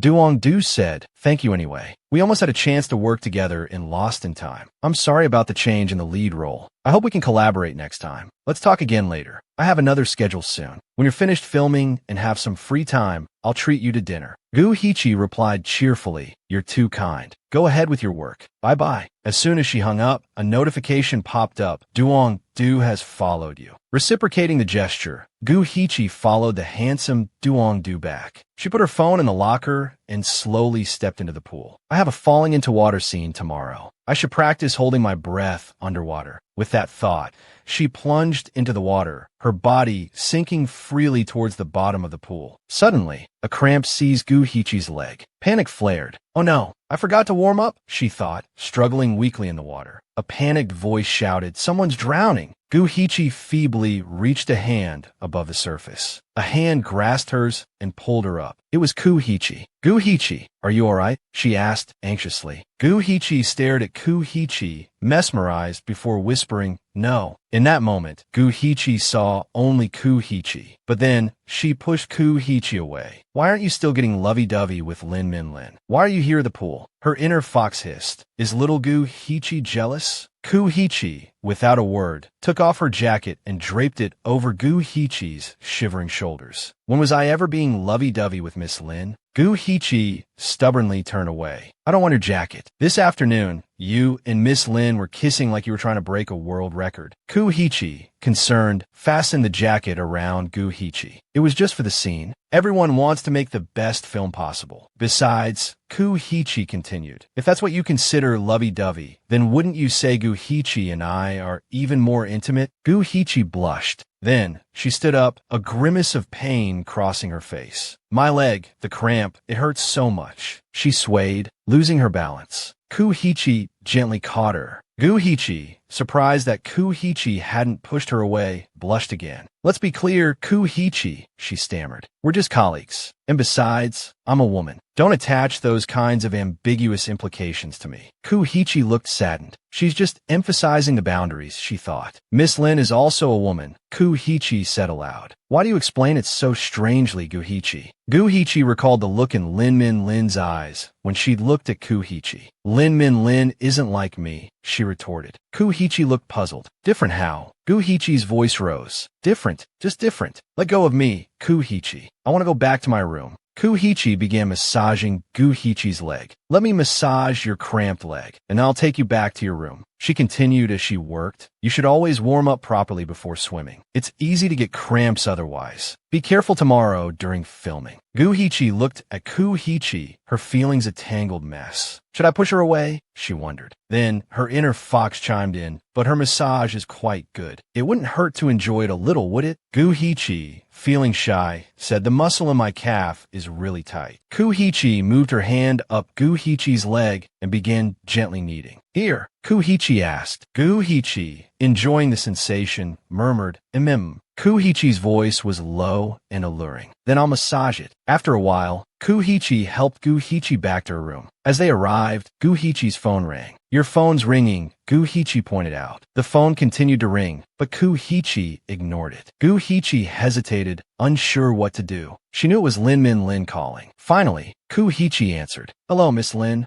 Gu Hichi sat primly, nibbling on a snack, her ears perked, eavesdropping. "Tomorrow morning?" Gu Hichi glanced hesitantly at Gu Hichi. "Gu Hichi, I have something to take care of tomorrow morning. I won't be able to watch your underwater scene. Please be careful." Gu Hichi responded indifferently. "You don't need to tell me that, Gu Hichi. We're just ordinary friends at most. You don't need to watch me film. It's getting late. You should go. I want to rest." Before leaving, Gu Hichi carefully checked Gu Hichi's leg one last time. "Is her leg all right?" she asked. Gu Hichi stood up. "Even if it wasn't, you wouldn't be able to fix it. I was just being polite earlier. Your massage skills are truly terrible." Gu Hichi's voice was tinged with hurt. "I couldn't satisfy you." She turned to leave. "Gu Hichi, I'll go now. Get some rest." Gu Hichi, realizing she'd been too harsh, watched Gu Hichi walk away. The next day, on set, Director Kwang's voice boomed through the loudspeaker. "Everyone in their places. Are the actors ready?" Gu Hichi, on set, read through the script, breaking out in a cold sweat. She had to take off all her clothes. The next scene was a dangerous one, and her co-star was Gu Hichi. The thought made her send out an internal SOS. Across the set, Gu Hichi called out, "I'm ready." Director Kwang looked over. "Gu Hichi, You can rest for a bit. We'll film the falling into the water scene first. Kuhichi added. The rescue team won't arrive until noon. Don't blame me for being fussy. We need to ensure the actor's safety. Guhichi felt a surge of unexpected happiness. I thought she wouldn't be here in time for my falling scene, she thought, walking towards the set with a newfound lightness. I'm ready too. Luong Yu also chimed in. Director, I'm all set. Director Kwong nodded with satisfaction. Good, then let's begin. Everyone in their places, he called. Action. Gu Hichi quickly immersed herself in her role. Little sister, I'll go over there and gather herbs for cousin, she said. Then Veen, from behind, replied, all right, I'll also look around to see if I can find the medicinal ingredients elder brother needs. But inwardly, Yu seethed, don't think you can use this opportunity to curry favor with elder brother. Her performance, however, was somewhat lacking. Her expression was stiff, her teeth gritted in resentment. Today, I must eliminate you, she thought. Kuhichi watched the scene unfold, then turned to the director. What do you think of Luong Yu's acting? She asked. The director considered for a moment. Her acting is a bit stiff, suitable for television dramas, perhaps. Under the scorching sun, Guhichi wiped her brow, then turned to Yu with a bright smile. Little sister, I've found the herb elder brother needs. Kuhichi was full of praise. Exactly. Her acting in this small scene is very authentic. However, she paused. There's one issue. She's easily influenced by her co-star. If her co-star is dedicated, she performs much better. But, she continued, if her co-star is careless, she's negatively affected. Moreover, her emotional control isn't very good. If she's acting with someone she dislikes, or if her mood is unstable, her performance will be inconsistent. Assistant Lang agreed. If you say so, then it must be true. Kuhichi sighed. Today's scene with her won't be easy. When they reached the scene where Yu stabbed Guhichi in the chest, the director yelled, excellent. Cut. Kuhichi picked up a towel. Let me give her this shawl. Assistant Lang stopped her. Kuhichi, before, when you gave her that car, it attracted a lot of attention, and it even provoked Lin Min Lin. It's best to restrain yourself. Kuhichi looked at Guhichi hesitantly. Then, she handed the towel to Assistant Lang. You go. Meanwhile, in the makeup room, Guhichi spoke to the makeup artist. The script says the wound is on my shoulder. Could you move it up a little? The makeup artist looked troubled. I just saw the previous shot. Miss Luong Yu's hairpin struck this spot. Guhichi pleaded, just a little higher, please. The makeup artist stood firm. This requires the director's approval. Guhichi sighed, defeated. Well, all right then, she conceded, worry creeping in. Arguing with the makeup artist is pointless. It's all for the best effect, anyway. I just hope the scene goes smoothly. Can I even do this? The thought of Kuhichi undressing her and examining her wound made her inner fox replay the embarrassing scenario in her mind. And then we almost kiss, she thought, a blush creeping up her neck. Oh my God, I don't think I can do this. SOS. A while later, filming began. Guhichi lay quietly on the bed, being tended to by Kuhichi. She tried to calm herself. Guhichi, you mustn't panic, she told herself. Kuhichi, in character, gently helped her sit up and began to untie her robe. In a moment, Guhichi was left in only a thin undergarment. She lay nestled in Kuhichi's arms, her brow furrowed in pain. The director focused on Kuhichi's expression. Kuhichi's hesitant expression isn't quite right. In the script, the Yumin Emperor and Liu have already become friends in a mortal realm, but he doesn't have romantic feelings for her yet. Her expression seems a bit much, but this take is passable. Let's see how it goes. Kuhichi held Guhichi anxiously. Although she knew the wound was fake, she still couldn't accept seeing it on Guhichi's body. Then, Kuhichi reached out to touch the wound on Guhichi's chest, but Guhichi flinched. Director Kwong, annoyed, yelled cut, and then barked, Guhichi, go back and watch your performance, just now. Guhichi timidly approached Director Kwong. She knew she hadn't done well. Her acting was forced and unconvincing. Any random extra could have done a better job, she thought, biting her lip in frustration. I'm sorry. Let's do it again. I'll definitely pay more attention. The director didn't make things difficult. All right, let's retake the scene. Everyone get ready. Everything was set. Action.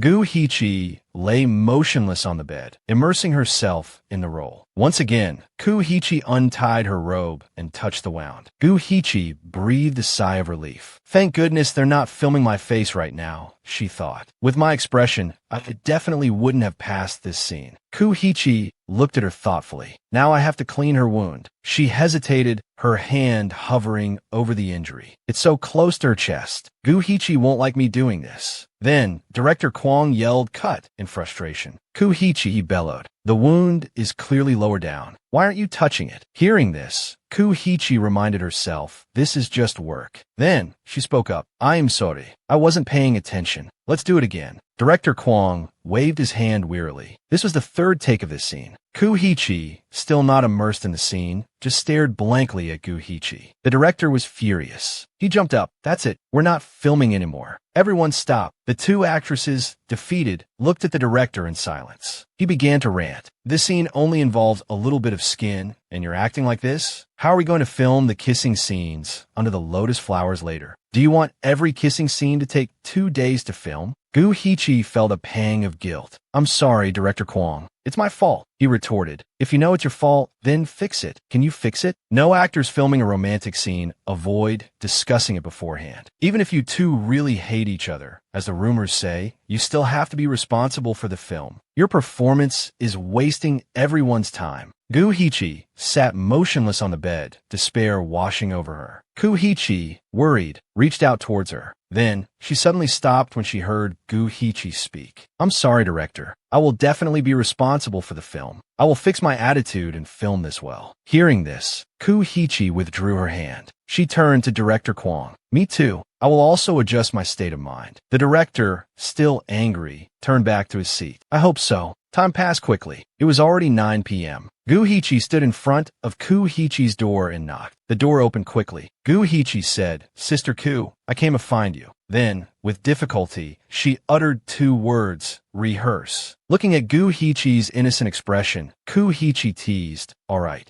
But before we rehearse, I want to invite you to take a hot bath with me. Kuhichi stammered, flustered. A hot bath. Kuhichi tilted her head. Yes, we could take a hot bath. It's easier to relax and talk while rehearsing. I wonder if Kuhichi would be willing. It's unclear whether the naive Kuhichi agreed, but the scene shifted to the spa's hot spring therapy center. Our little fox inwardly complained. Could it be that she's put a spell on me? Why did I think taking a hot bath was a good idea back then? She pondered, hugging her arms. Anyway, I came here to cultivate feelings with her. Just then, Kuhichi entered, causing the little fox to blush and freeze. Then, a dazzling scene unfolded. Kuhichi began to take off her robe, revealing her flawless, slender back. Then Kuhichi slowly stepped into the steamy pool, softly calling out, Xiao Jing. Kuhichi, trying to maintain her composure, watched her, her face flushing crimson and her body burning hot. Gazing at Kuhichi's flawless figure, Kuhichi marveled inwardly. Her physique is the legendary golden ratio, 0.618. A moment later, Kuhichi looked at Kuhichi seductively and asked, Aren't you coming in?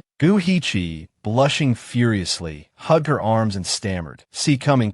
I'm coming right now. With that, she slowly began to descend into the water. Kuhichi leaned over slightly and murmured, I'll wait for you. Her alluring silhouette shimmered just beneath the surface of the water. But our little fox, overcome with shyness, clutched her robe tightly. I need to find something to talk about, she thought. Finally, she spoke. Sister Ku, she began, then hesitantly added, That time I was drunk. I didn't say or do anything crazy, did I? Kuhichi, deftly tying her hair up, turned and replied, Why did you suddenly remember to ask about that? Kuhichi fumbled. It's nothing. I don't remember clearly what happened. That's all. Her blush deepened. I don't like this hazy feeling. Kuhichi, captivated by Kuhichi's bashful demeanor, responded with a playful lilt. You didn't do anything crazy. You just kept saying you hated me. Kuhichi averted her gaze, staring up at the ceiling. Really? I must have been in a bad mood that night. If I said anything to hurt you, Sister Ku, I apologize. Kuhichi replied indulgently. It's all right. Hearing this, Kuhichi shyly embraced her, murmuring, Sister. Kuhichi cut her off gently. I'll learn to understand you, my little one. Kuhichi looked at her, surprised, her eyes wide. Kuhichi gazed at Guhichi affectionately. Xiao Jing, you still haven't come in? Guhichi stammered. Her slender legs dipped into the water as she hesitantly replied, I'm in the water now. The naive little fox playfully splashed her feet, adding, if my feet are in, that counts as being in the water, right? Kuhichi chuckled, charmed by her childishness. So adorable, she thought. Composing herself, she said softly, Xiao Jing, are you embarrassed? Do you not want to undress in front of me? Guhichi, startled as Kuhichi moved closer, quickly denied it. No, not at all. Kuhichi leaned towards her, then straightened up, a mischievous glint in her eyes. All right then, I was going to tell you that if you're really shy, you can just wear a towel while you soak. I won't laugh. As soon as she finished speaking, bubbles rose to the surface. Guhichi had submerged herself, leaving only her head above water. She glared at Kuhichi reproachfully. Why didn't you say so earlier? Guhichi reached for a towel on the edge of the pool and offered it to Kuhichi. I suggest you wear one too. Kuhichi accepted it with a smile. Anything for you. After wrapping the towel around herself, Kuhichi looked at Guhichi. Xiao Jing, if you have anything on your mind, just tell me directly. Guhichi replied, I do have something I've been thinking about. Kuhichi turned to face her. What is it? Guhichi responded, Sister Ku, I'm really curious. Why don't you mind how badly I treat you? And why are you still so good to me? Kuhichi hesitated, because their eyes met, and Guhichi whispered, Sister. Looking into Kuhichi's intense gaze, Guhichi stammered, Sister Ku. Sister. Kuhichi leaned in close, whispering in Guhichi's ear, causing her to blush and tremble with anticipation.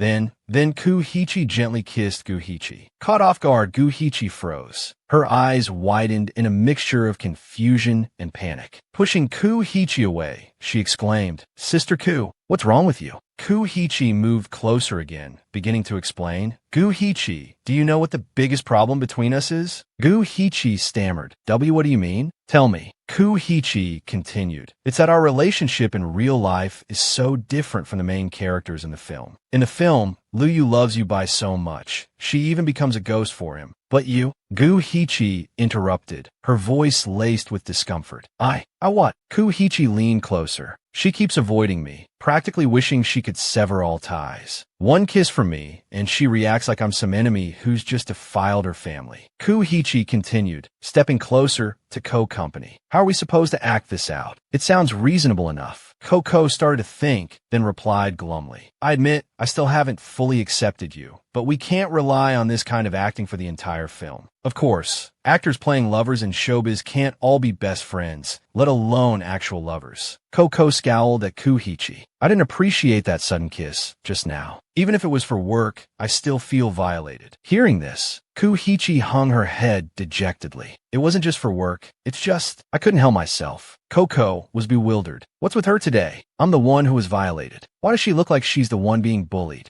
Kuhichi spoke softly. I'm sorry. She stepped closer to Coco again. But I still think we should nurture our feelings and understand each other a little better. Kuhichi's heart ached with a pitiful thought. If this is what it takes to get close to her, then even if it seems pathetic, even if I get scolded, I don't want to let go so easily. She sighed in frustration. She pressed closer to Co-Company. At least you can tolerate physical contact with me, right? We'll have to film bed scenes later. If we can't even manage a kiss now, what are we going to do about those scenes? Coco silently agreed. You're right, but Kuhichi uttered a startling sentence. This time, I won't kiss you by surprise. I'll give you time to prepare. Shall we try Knockbach and Luyu's kissing scene under the wisteria trellis? Xiao Jing really wants to do the scene well, right? So you'll agree? Kuhichi's voice seemed to hold an enchanting power. Coco nodded involuntarily. Seeing her agreement, Kuhichi pulled her into an embrace. Coco leaned her head against Kuhichi's shoulder, blushing. This is the first time I've been this intimate with her. The burning heat from her body transferred to me. It's so hot. Everywhere I turn, it's her scent. It's making me lost in thought. Kuhichi slowly pressed her lips against Coco's. Coco closed her eyes, melting into the kiss. I can't keep running away. Suddenly, she opened her eyes again, her heart pounding. Coco placed a hand on Kuhichi's chest. Wait a minute. Beneath the water's surface, Kuhichi's legs settled between Coco's thighs, pressing closer. Coco was enveloped in Kuhichi's embrace, her breath growing ragged. Her mind screamed at her to stop this, but Kuhichi's gaze seemed to pierce through her, wanting to memorize every detail of her face. Mesmerized, Coco stared back at Kuhichi. I can't move. Then, involuntarily, she yielded to Kuhichi's passionate kiss. Coco surrendered, lost in the unfamiliar, intoxicating sensation. The only sound was the frantic beating of their hearts. Coco clutched at Kuhichi's collar. Then, dazed, her hand went limp. Lost in the deep kiss, she thought, her lips are so soft. Suddenly, Coco's eyes snapped open. Why am I thinking like that? She pulled away sharply, looking away. I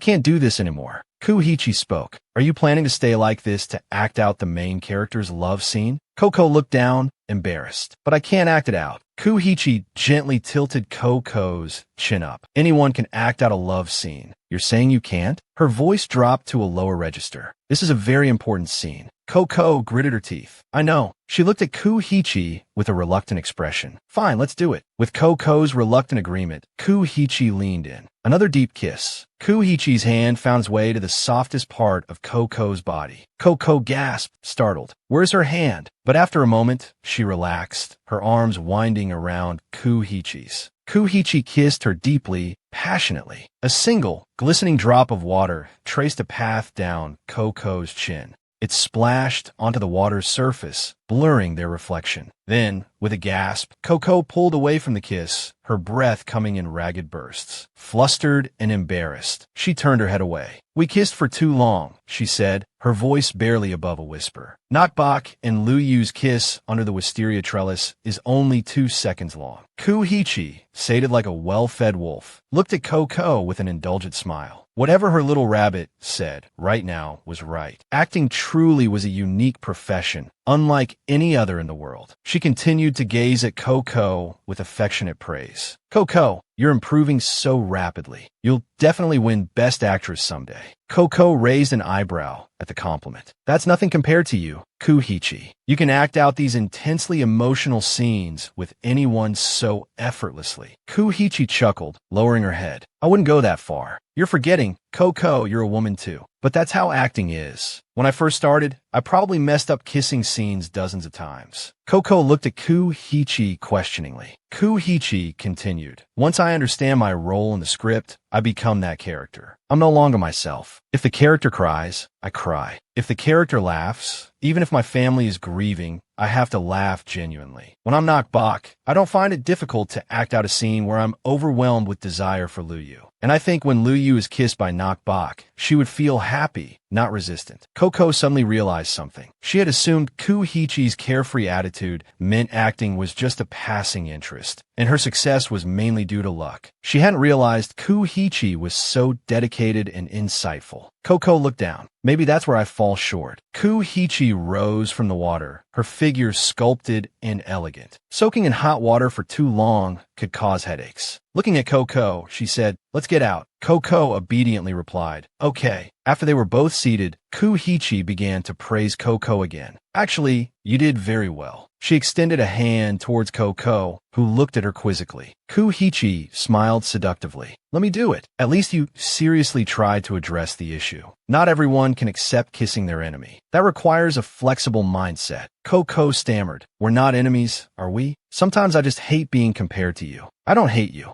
Kuhichi's hand paused mid-stroke as she dried her hair. Then she said softly, "So, Coco, would you like to try being friends with me?" And so, they became closer, discussing the script together. Coco reflected, "It seems like because we practiced that embarrassing, steamy scene, the number of times Kuhichi and I practiced kissing scenes gradually increased. The relationship between us has definitely softened. It's getting harder and harder to refuse her kindness." The filming went smoothly. Thankfully, the practice paid off. The initial awkwardness and difficulty with those challenging scenes had improved. Filming became much easier. Coco recalled the director's enthusiastic praise. "Finally, things are looking up. You two have been working so well together lately. The filming pressure was so high a few days ago. I specifically gave you two a 2-day break." Right there on set, the director repeatedly praised their acting. As the lead actress, Coco felt confident she could perform well in this film. "I didn't want to waste time. I wanted to take advantage of my good mood and speed up the filming process." But that was when she called her assistant, True Hat Hat. "Arrange a 4-hour slot for me tomorrow night." "That's right. I want to attend that charity gala." "I have to attend that charity gala." considered a bit of relaxation. The next day, at the charity gala, Coco wore a stunning blue evening gown, accompanied by her assistant, True. Suddenly, Coco froze as someone called her name. A group of reporters rushed towards her. True tried to intervene. "Excuse me, reporters, please step back a little." But they pressed forward, eager for information. "We heard your relationship with Gu Hichi has improved significantly. Is that true?" Hearing this, Gu Hichi furrowed her brow. The reporters continued their barrage of questions. "We heard your relationship with Miss Ku has improved significantly. Is that true?" Faced with this onslaught, Gu Hichi gave a concise reply. "Ku Hichi and I are excellent collaborators." Another reporter spoke up. "Miss Gu, according to a reliable source, the supporting actress role in the film Forgotten Crossing you're currently filming has been changed to Lam Min Lin." Hearing that green tea bitch's name irritated Gu Hichi. The reporters continued to press her relentlessly. "Why is Lam Min Lin playing the supporting role? Are Ku Hichi and Lam Min Lin really connected through multiple lifetimes?" Many people in the industry speculate that Nin Kao single-handedly supports Ku Hichi's boyfriend. What are your thoughts on this?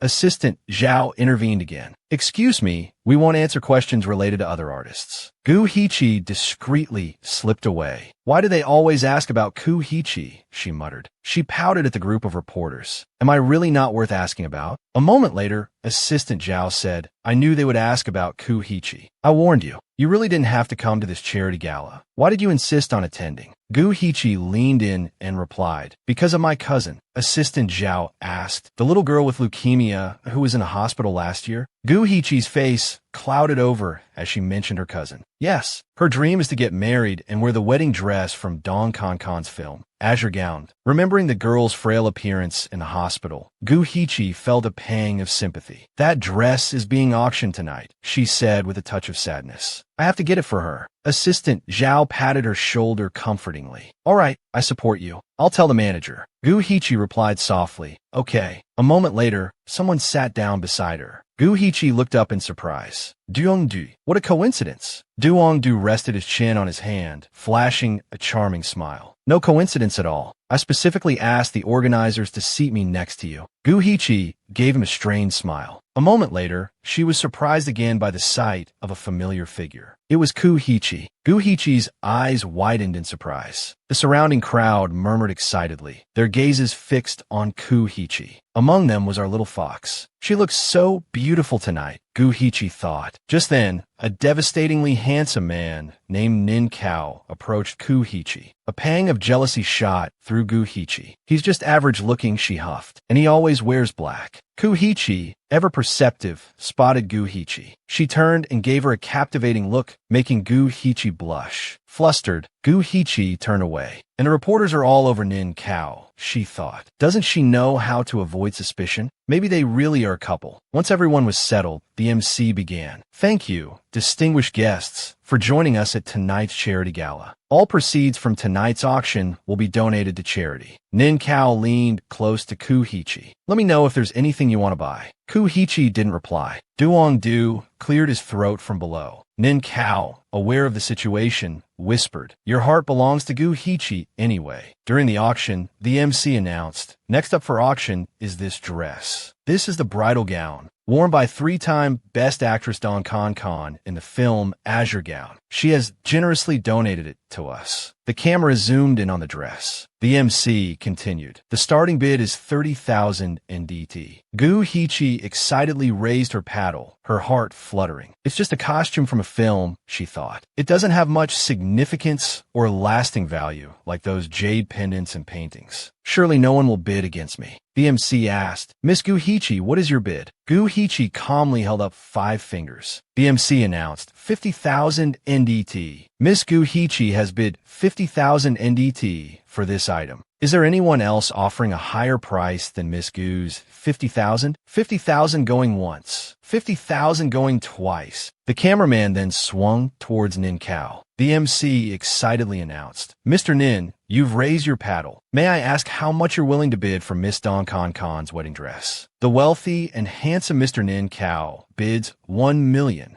The surrounding crowd gasped. "What? Did I hear that right? Mr. Nin Kao is bidding 1 million yuan for this dress." A dress with a starting price of 30,000 is now at 1 million. He's really living up to his reputation as a wealthy spender. He must be swimming in money. Ku Hichi, sitting nearby, frowned. What are you doing? Xiao Jing wants that dress. Nin Kao replied nonchalantly. Xiao Ku, that's Dong Kan Kan's dress. Hearing this, Ku Hichi mumbled he still remembers. Then she glanced surreptitiously at Gu Hichi. The MC's voice boomed. Are there any other bids? Gu Hichi hesitated. I really want to get that dress for my cousin, but at this price. Beside her, Duong Du spoke up. If Miss Gu likes this dress, I'll buy it for you. With that, the dashing Duong Du raised his paddle. The MC, seeing his signal for the number 2, stammered, Mr. Duong Du, are you bidding 2 million yuan? Needless to say, Duong Du's handsome face was projected onto the large screen. The MC, hearing the figure of 2 million, was already feeling dizzy. All right, Mr. Duong Du is bidding 2 million yuan for Dong Kan Kan's wedding dress from the film. Is there anyone else in the hall willing to bid higher? The crowd buzzed with excitement. A dress worth 30,000 is now at 2 million. I think Duong Du is bidding for Gu Hichi. At this point, both of our main characters were lost in their own thoughts. The excitement in the hall reached fever pitch. The noisy chatter intensified as the bid reached 2 million. Surely no one will bid any higher, right? Then, Nin Kao raised his paddle again. Seeing him hold up 3 fingers, the MC yelled, Mr. Nin Kao bids 3 million.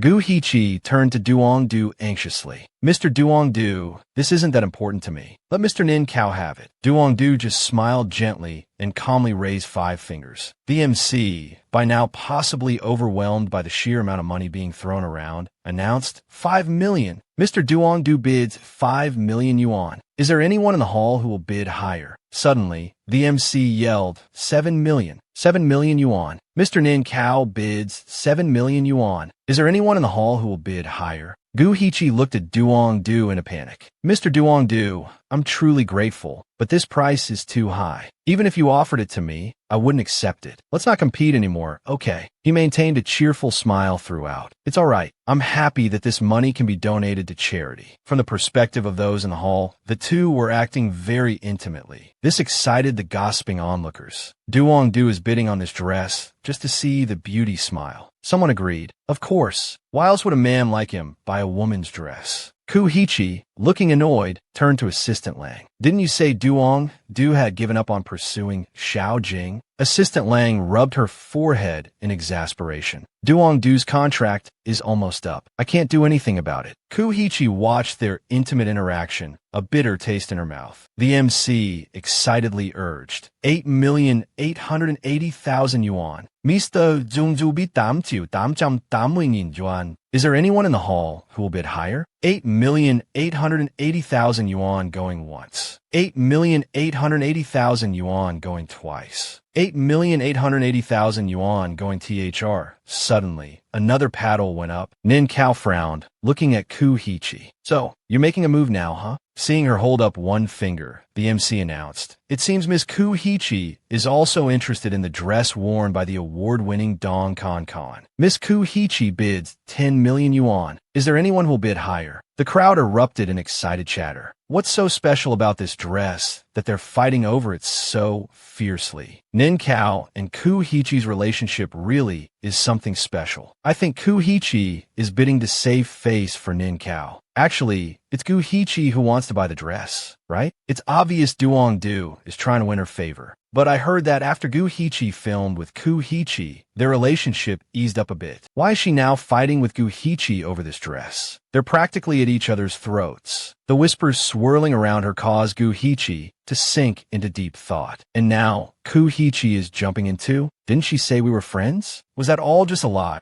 Lost in her thoughts, she turned back to Duong Du with a forced smile. Mr. Duong, I really don't need this dress anymore. Please don't compete with them. They both treat money like it's nothing. There's no need to get into a bidding war with them. But the dashing Duong Du refused. I told you I'm going to give you this dress. He then raised his paddle. The MC yelled, 12 million NDT. Gu Hichi silently prayed. Ku Hichi, please let this end. Don't bid anymore. But her hopes were dashed. the MC once again announced. Miss Ku bids 10,880,000 NDT. The auction had reached a fever pitch, the excitement practically radiating from the room. Suddenly, Gu Hichi reached out and grabbed Duong Du's hand, covering his paddle. Don't bid anymore. The MC spoke up. Mr. Duong, are you still bidding? Gu Hichi shook her head emphatically. The MC began the countdown. 10,880,000 NDT going once. 10,880,000 NDT going twice. The gavel fell. 10,880,000 NDT. Sold. Congratulations to Miss Ku Hichi for winning the wedding dress from the film Blue Gown worn by actress Dong Kan.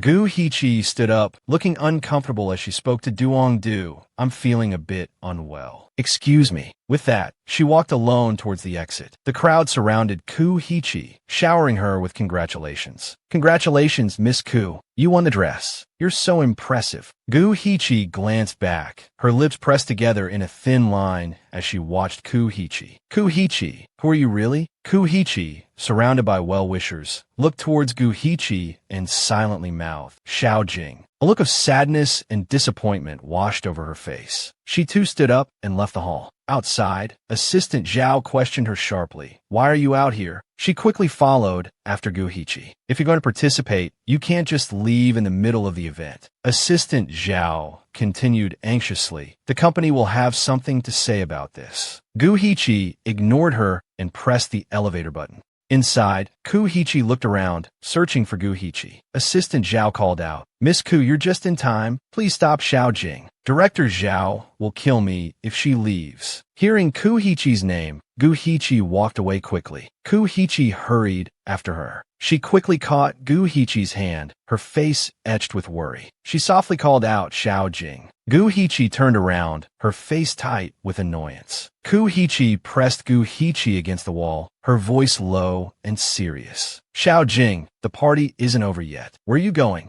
Gu Hichi pushed back defensively. It's none of your business where I go. Ku Hichi's face fell. All right, I won't ask where you're going. I just hope you don't leave now. If the press catches you, they'll tear you apart. Gu Hichi scoffed. Being caught by the press would be better than watching you and your Nin Kao working together to steal something from someone else. She pushed Ku Hichi away. Excuse me, Miss Ku. But Ku Hichi couldn't just let her go. She gripped Gu Hichi's hand tightly, her voice pleading. Xiao Jing, it's not what you think. Nin Kao and I are just... Before she could finish, Gu Hichi yanked her hand away, tears welling in her eyes. I don't care what you and he are, but that dress was important to me. I know this is an auction. Everyone has the right to bid, but I just wanted that one thing. Why did you keep bidding? Gu Hichi choked back a sob. I thought you, at least, would have the professional courtesy to let me have it. But instead, you both kept pushing the price higher and higher until I couldn't afford it. Just because you have money, you can bully people like this? Is it that easy to be so cruel? Ku Hichi looked at the heartbroken, sobbing woman before her with a pang of remorse. Then, Ku Hichi softened her voice, trying to soothe Gu Hichi. Xiao Jing, listen to me. I didn't try to snatch that dress from you.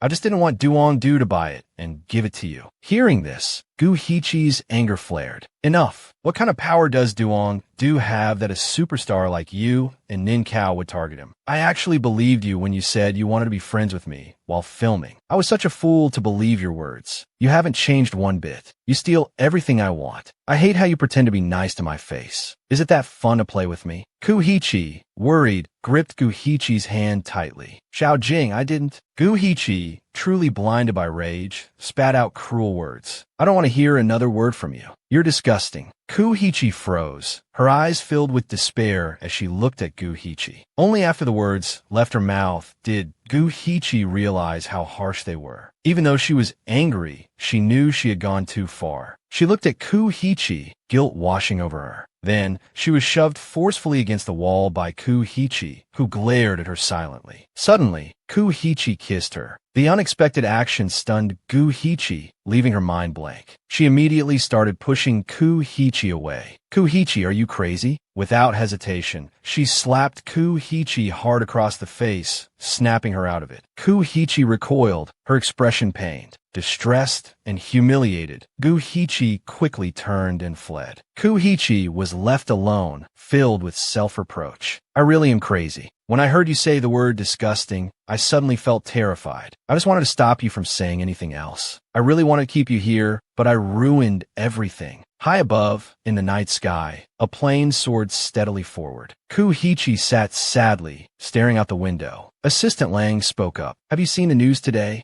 Gu-Hichi turned, questioning. What is it? Assistant Lang handed her a phone. Her face paled. Yu Zheng. The phone screen displayed a barrage of criticism. Plastic surgery, sleeping her way to the top, manipulative actress, no morals. And the target of all this vitriol was Gu-Hichi. At the top was a post. Yu Zheng reveals the elderly person Gu-Hichi ignored. Assistant Lang anxiously explained. Yu Zheng accepted an interview and proactively revealed Gu-Hichi's past relationship. He even said the reason for their breakup was because he couldn't stand her indifference when she ignored an elderly person who fell on the street. Today, he released news about seeing an elderly person fall and how passersby ignored them. Now, Gu-Hichi has become the epitome of heartlessness in showbiz. The malicious comments from netizens are skyrocketing, and many major media outlets are publishing articles unfavorable to Gu-Hichi. Gu-Hichi looked at her and said, "Contact Yu Zheng. Whatever he wants, we'll give it to him." Assistant Lang looked troubled. Do I even need to say it? As soon as I saw the news, I called him. But he's being vague about the details regarding Gu-Hichi. When pressed, he just says it's a private matter, but that everything he said is true. Gu-Hichi began to think. It's a good thing she's on a plane right now. She probably won't see this and get upset. There's still time to resolve this. She looked at Assistant Lang and instructed, use our connections. If we need to spend money, spend it. Control public opinion. These things can't be a coincidence. Someone is using Yu Zheng to target Xiao Jing. Assistant Lang replied, I think so too. The important thing is, who is that person? Gu-Hichi furrowed her brow, deep in thought. A few days later, on the film set, director Kwong called cut with annoyance. He looked at Gu-Hichi reproachfully. Gu-Hichi, can you please focus when you're acting? You're distracted. Do you realize that? Gu-Hichi looked at the director with a heavy heart. I'm sorry, Director Kwong.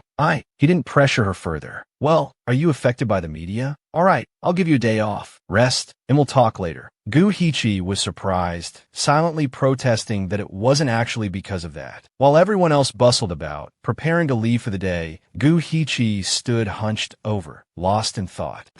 She recalled the moment Gu-Hichi kissed her. Why did she kiss me? Thinking about it, she touched her lips, her face flushing. Was that some kind of twisted revenge? Just then, Xiaoan called out from behind her, Sister Xiao Jing. Xiaoan approached cautiously. Sister Xiao Jing, I know the media has been spreading a lot of false rumors about you lately. Please don't pay attention to them. It's not worth affecting the filming because of this. Gu-Hichi forced a cheerful reply. Thank you, Xiao.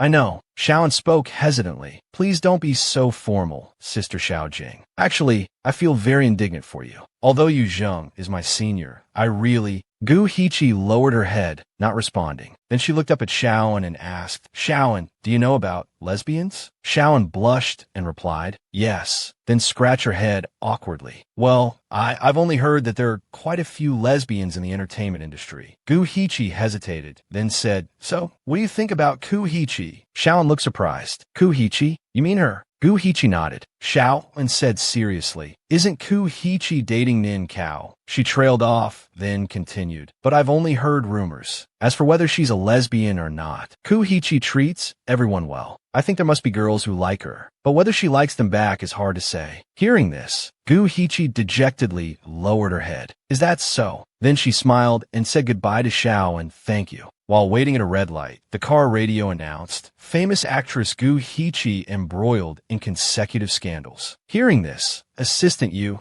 Gu-Hichi's caretaker and fan, quickly turned it off. Then she looked at Gu-Hichi tentatively. At that moment, Gu-Hichi's mind was filled with images of Gu-Hichi. Every word Gu-Hichi had spoken seemed etched into her heart. I don't like women. The more she recalled, the more her heart ached. Come to think of it, she did say she doesn't like women. Wait, why am I even thinking about this? Gu-Hichi blushed, lost in thought. Just then, Assistant Yu spoke up. Sorry, Xiao Jing, I forgot to turn off the radio. Gu-Hichi asked, confused, what? Her phone rang. It was an unknown number. She answered the call. The voice on the other end said, Gu-Hichi, I want to talk to you. 7 o'clock tonight. Let's meet at Lamvu, okay? Gu Heechi felt a strange familiarity with the voice. Then she said, is this Lam Min Lin? The voice replied, that's right. 7 o'clock tonight. We're not leaving until we meet. Then the caller abruptly hung up. Gu Heechi put down her phone, bewildered. But I didn't agree to anything. This girl is really high-handed. She turned to her assistant and asked, what do you think Lam Min Lin wants to talk about? Assistant, you replied calmly. An exchange of feelings. Gu Heechi looked at her phone, hesitant. Well, I'll go and see what she wants. Time quickly passed. At Lamvu, Gu Heechi stepped off the plane. Xiao Jing, where are you? Gu Heechi's phone was ringing incessantly, but the surrounding noise was too loud for her to hear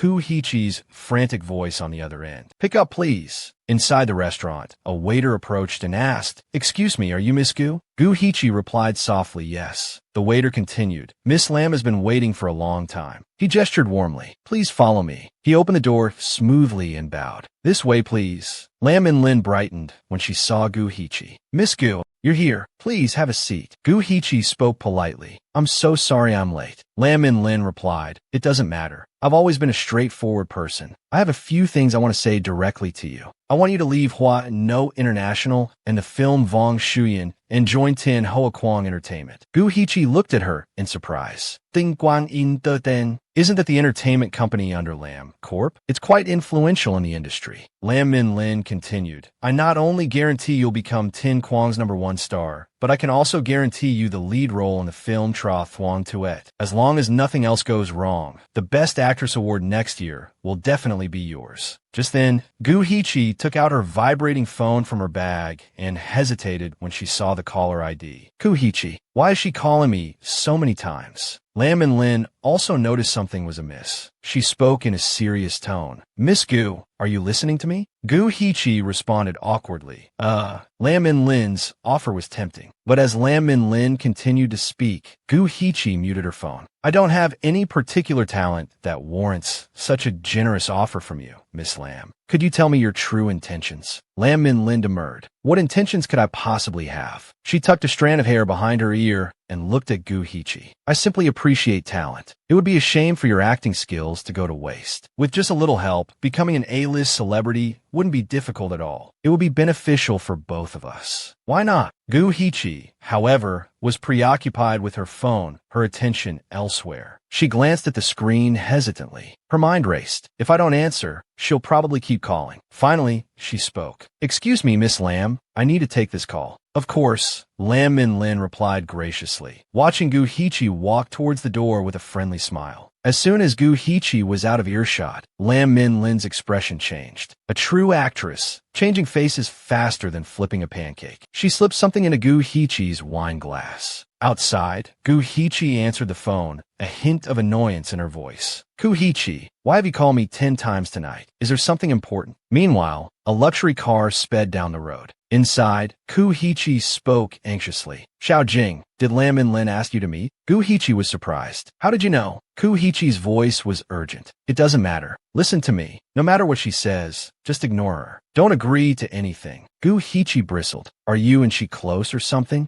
Gu Heechi sounded uneasy. Just trust me on this. I won't hurt you. Gu Heechi paused, thinking. She recalled the auction. Gu Heechi's alluring presence, her provocative lean. Gu Heechi frowned. Forget it, Gu Heechi. I can handle my own affairs. I don't need anyone telling me what to do. Gu Heechi's voice was frantic. Xiao Jing, please don't be reckless. You can hate me, but please believe me on this. Don't stay with her for too long. If you can leave now, please. Gu Heechi hesitated. Gu Heechi's urgency, her genuine concern, even the slight pleading in her voice, it gave Gu Heechi pause. But she remained defiant. I can handle this myself. Thank you for your concern, Gu Heechi. Goodbye. Gu Heechi hung up, clutching her phone to her chest. This time, I'll listen to her. She quickly returned to the room. I'm so sorry, Miss Lam, but I have to leave. Lam Min Lin responded smoothly. Why don't you look over the contract first? Everything I promised is in there. If I violate any terms, I'll compensate you for all losses. Gu Heechi remained firm. I've been with Hua No International for years. They've treated me well. I have no intention of leaving anytime soon. Thank you for the offer, Miss Lam. Lam Mingling Min Tai Hufindis Mai. That's all right. If business doesn't work out, we can still be friends. She raised a glass of drug wine. I'd like to toast you, Miss Gu. If you change your mind, you can contact me anytime. I've waited this long for you.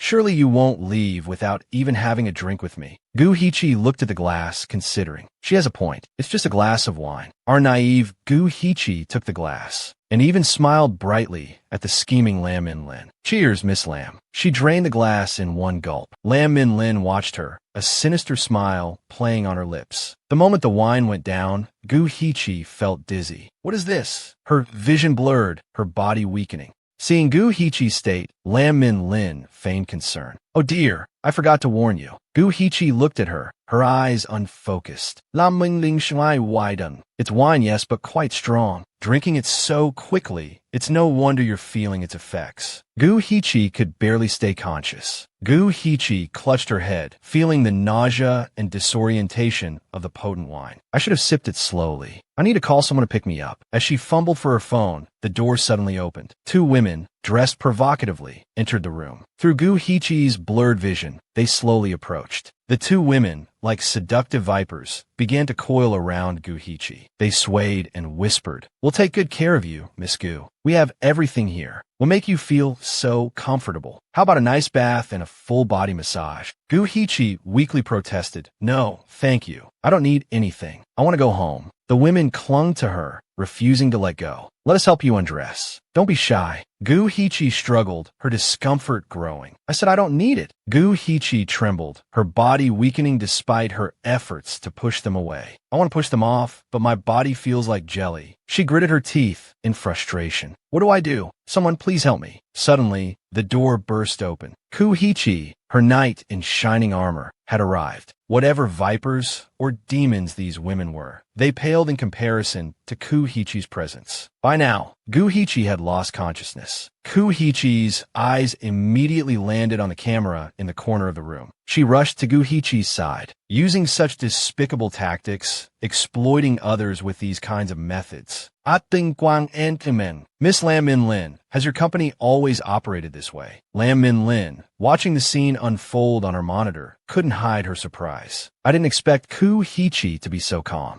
Gu Hichi approached the two women, her voice controlled. "Please leave." The two women, now flustered, scurried out of the room. Gu Hichi gently draped her coat over Gu Hichi and whispered, "Xiao Jing, I'm here. I'm late, but thankfully nothing serious happened." She stood up and looked at Gu Hichi. "I'll take you back later." Moments later, Lam Min Lin's door opened. Gu Hichi's voice was sharp with anger. "Lam Min Lin, why go to such lengths to bring Gu Hichi to Tin Kwang Entertainment? Lam Min Ling Zet Pondewit Sacharin Swintens. Who told her to keep hovering around you?" Gu Hichi frowned, her annoyance evident. "My relationship with you has nothing to do with Xiao Jing," she said, her patience wearing thin. "She's worked hard to get where she is today. Don't harm her." Lam Min Lin, if you cross someone's boundaries, you'll suffer the consequences yourself. Lam Min Lin slammed her hand on the table. "If you consider her your boundary, then congratulations, you've successfully angered me." Gu Hichi, unwilling to engage with such irrationality, turned to leave. "You're not the only one who knows how to play games, Lam. Someone will bear your wrath, but it certainly won't be me." Gu Hichi slammed the door shut, leaving Lam Min Lin seething with rage.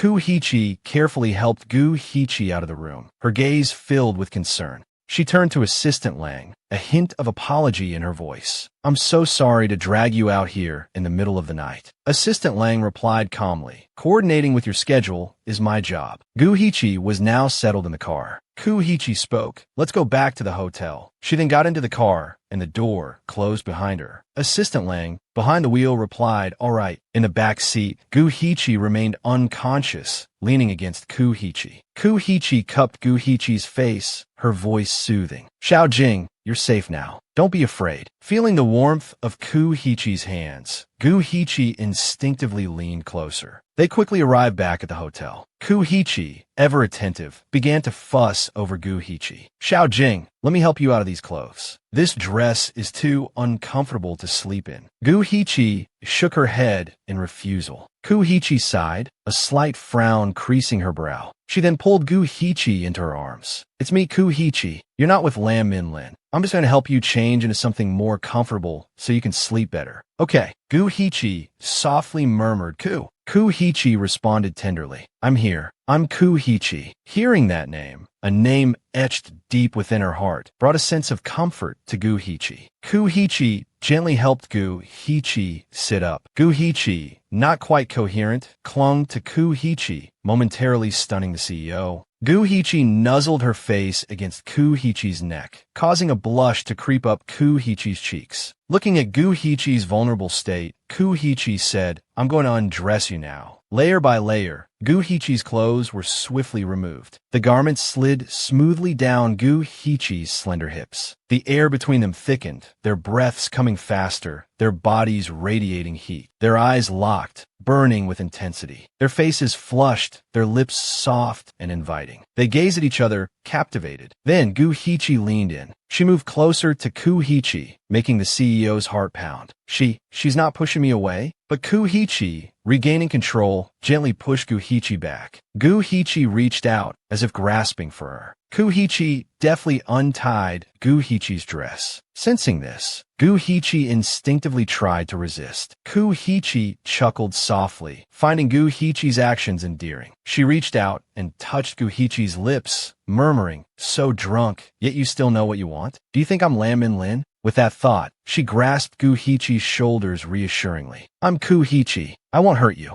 I need to help you change. Don't resist, and don't cling to me like that, understand? Gu Hichi nodded obediently. Ku Hichi continued undressing her. Such a good girl. By now, Ku Hichi's body was burning with desire. Yet, she suppressed her urges and continued to help Gu Hichi change. Gu Hichi lay comfortably in bed. Ku Hichi tucked her in. Sleep well. Sweet dreams. Reluctantly, Ku Hichi turned to leave, glancing back one last time. She gently switched off the light and left the room. Gu Hichi slept soundly. Suddenly, Gu Hichi's brow furrowed in discomfort. She was dreaming of Lam Min Lin. Fragments of the night rushed back to her. She thrashed in her sleep, muttering no. She bolted upright, crying out, stop. Her eyes darted around the room. Then she smoothed her hair. Last night, it wasn't a dream. It was Ku Hichi who helped me. She kept calling, warning me to stay away from Lam Min Lin. If I had listened to her, if I had just left, none of this would have happened. But why would Lam Min Lin do this to me? Should I thank Ku Hichi? She sighed, feeling lost. But I still don't understand what her intentions are towards me. Her phone rang. Lam Min Lin again? How dare she call me? But maybe I should ask Ku Hichi for advice. Gu Hichi decided to go and find Ku Hichi. Halfway down the corridor, she stopped. No, Lam Min Lin keep galing. Ku Hichi knows her better than I do. She'll know what to do. This is for my own good. She knocked on Ku Hichi's door. Is Ku Hichi even in her room? The door opened. Ku Hichi looked at her in surprise. Xiao Jing, what are you doing here?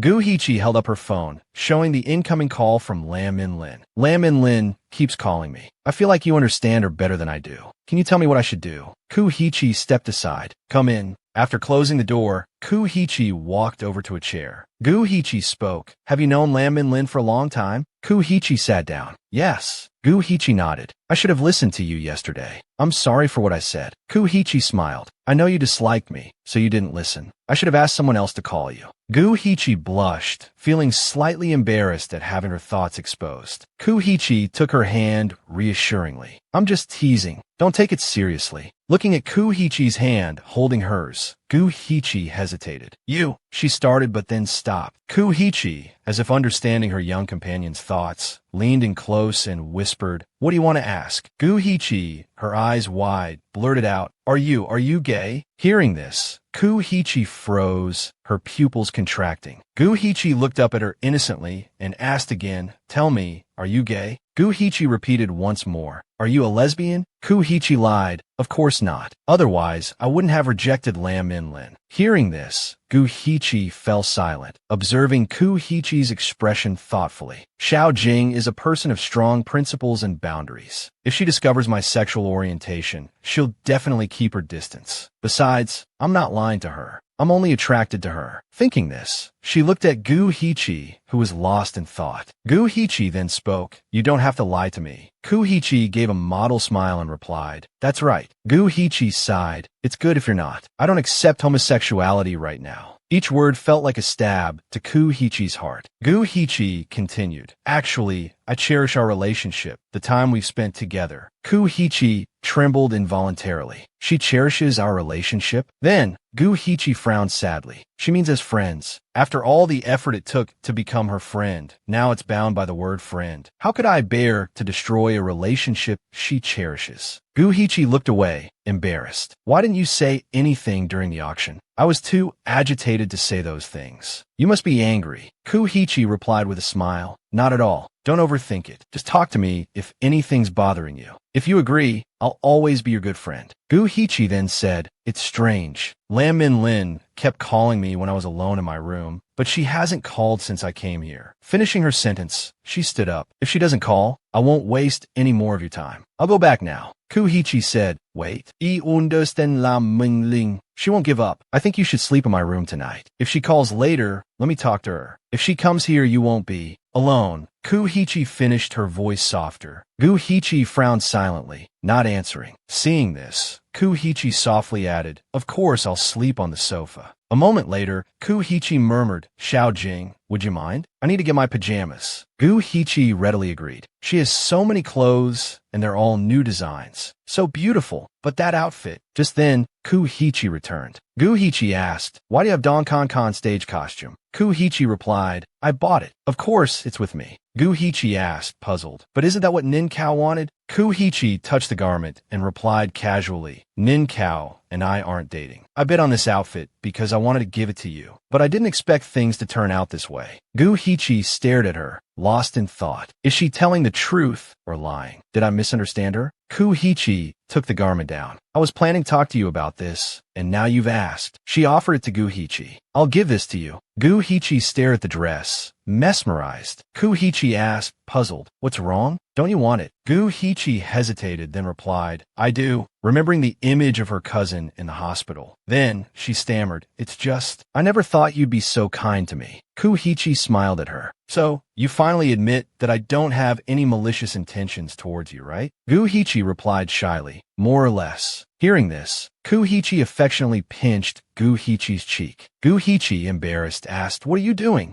Gu Hichi replied honestly, Collecting the reward I deserve. Then, with a playful wink, she pinched her cheek again. A little extra for the price of the outfit. Now, I've seen your pajamas. Get some rest. Gu Hichi stared at her, captivated. Only when the door closed did Gu Hichi snap out of her daze, blushing as she climbed into bed. Resting her arm on her forehead, she sighed. What a vixen. The moon had now reached its zenith. Gu Hichi tossed and turned, unable to sleep. She then got out of bed and paced around the room. Suddenly, Gu Hichi stopped pacing. She felt a pang of sympathy for Gu Hichi, asleep on the sofa. She's lying there so uncomfortably. A frown creased her brow. Can she even sleep like that? She reached out and softly called, Gu Hichi. Gently, she touched Gu Hichi's shoulder. Gu Hichi, in a reflex, grabbed her hand. Gu Hichi was pulled down, landing on top of Gu Hichi. Their eyes met and held. In a low voice, Gu Hichi asked, Are you awake? Why are you looking at me like that? Did I startle you? Gu Hichi hesitated. No, I thought it was nothing. She reluctantly released Gu Hichi's hand. I thought it was a dream. Why else would you be in my room? A look of infatuation crossed her face as she gazed at Gu Hichi. Gu Hichi, flustered, averted her gaze. Go back to sleep. It's late. Lam Min Lin hasn't called me. I don't think she'll look for me anymore. I'm going back to my room.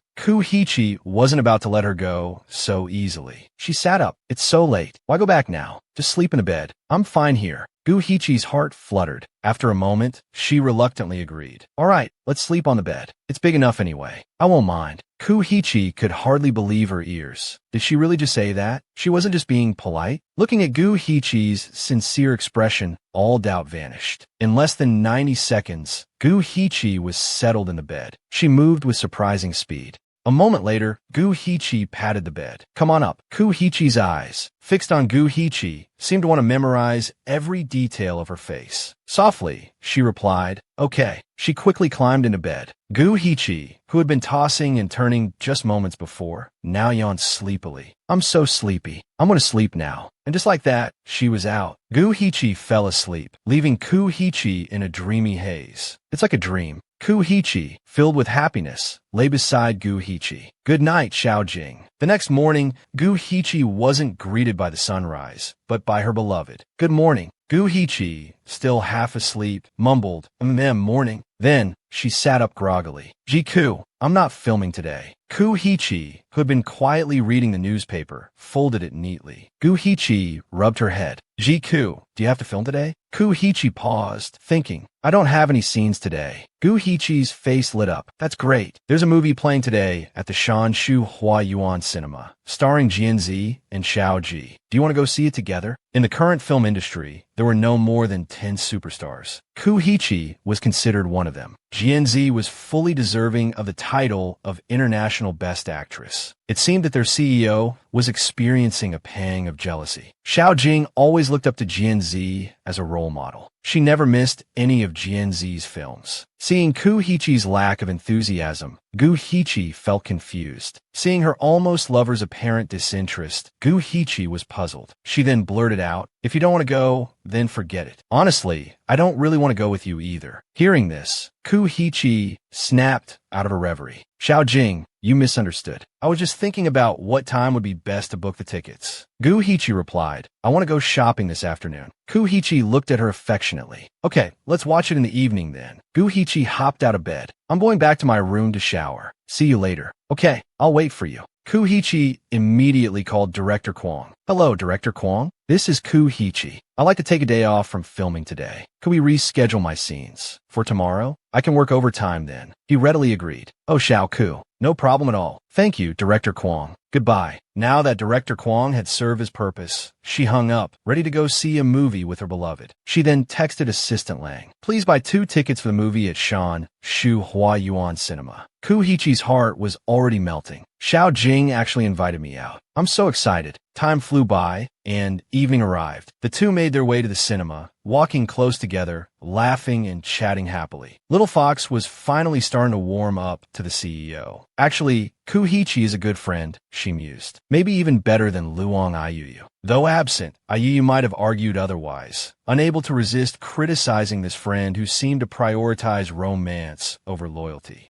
A moment later, Gu Hichi spoke up. There's a nice, quiet tea house up ahead. The movie's still a while away. Shall we have some tea? CEO Gu Hichi readily agreed. Sure. Inside the tea house, filled with a murmur of conversation, Gu Hichi voiced her curiosity. I'm really curious. Why did you turn down that film at Shu Hua Yuan? The director was Van Nam, after all. Gu Hichi explained, I think Van Nam is very talented, but he's too impulsive. I don't think that film will win any awards. This was a bit too deep for Little Fox to grasp. You knew whether it would win an award before filming? Gu Hichi, her demeanor shifting to seriousness when discussing her profession, replied, I can predict these things with about 78 to 80% accuracy. Gu Hichi's eyes clearly showed her disbelief. Just then, her phone began to ring insistently. It was Duong Du, the handsome actor. But Gu Hichi hesitated to answer. She glanced at Gu Hichi, a flicker of uncertainty in her eyes. Gu Hichi caught that hesitant look. Excuse me, she said, a touch of shyness in her voice. I need to take this call. Gu Hichi smiled. Go ahead. But inside, our CEO was already brewing a jealous storm. Xiao Jing, she thought, seems very happy to hear from Duong Du. Gu Hichi, seemingly oblivious, answered the phone. Hello, Duong Du. Duong Du's voice was warm. Gu Hichi, I just found out I'll be in your city tonight. I was wondering if I could treat you to dinner. Surprise tinged Gu Hichi's voice. Tonight. On the other end, Duong Du sounded uncertain. Do you have plans tonight? Gu Hichi hesitated. He's fishing to see if I'm seeing someone, she thought. It seems he's interested in me. Her indecision was evident. Duong Du's voice held a hint of disappointment. If you're busy, don't worry about it. I'm leaving tomorrow. Maybe we can get together another time. Gu Hichi replied, It's nothing important, really. Could I think about it? Duong Du's spirits immediately lifted. Of course. I'll wait. But I'd really love to see you tonight. Gu Hichi's little darling was already showing signs of being smitten with Duong Du, shyly saying goodbye and even thinking kindly of the potential other woman. Duong Du has a good reputation. I've never heard any scandals about him. Looking at her phone, Gu Hichi pondered. Maybe I should give him a chance. I can't stay in the shadow of my past relationship forever. I need to move on. This is a rare opportunity. He's leaving tomorrow.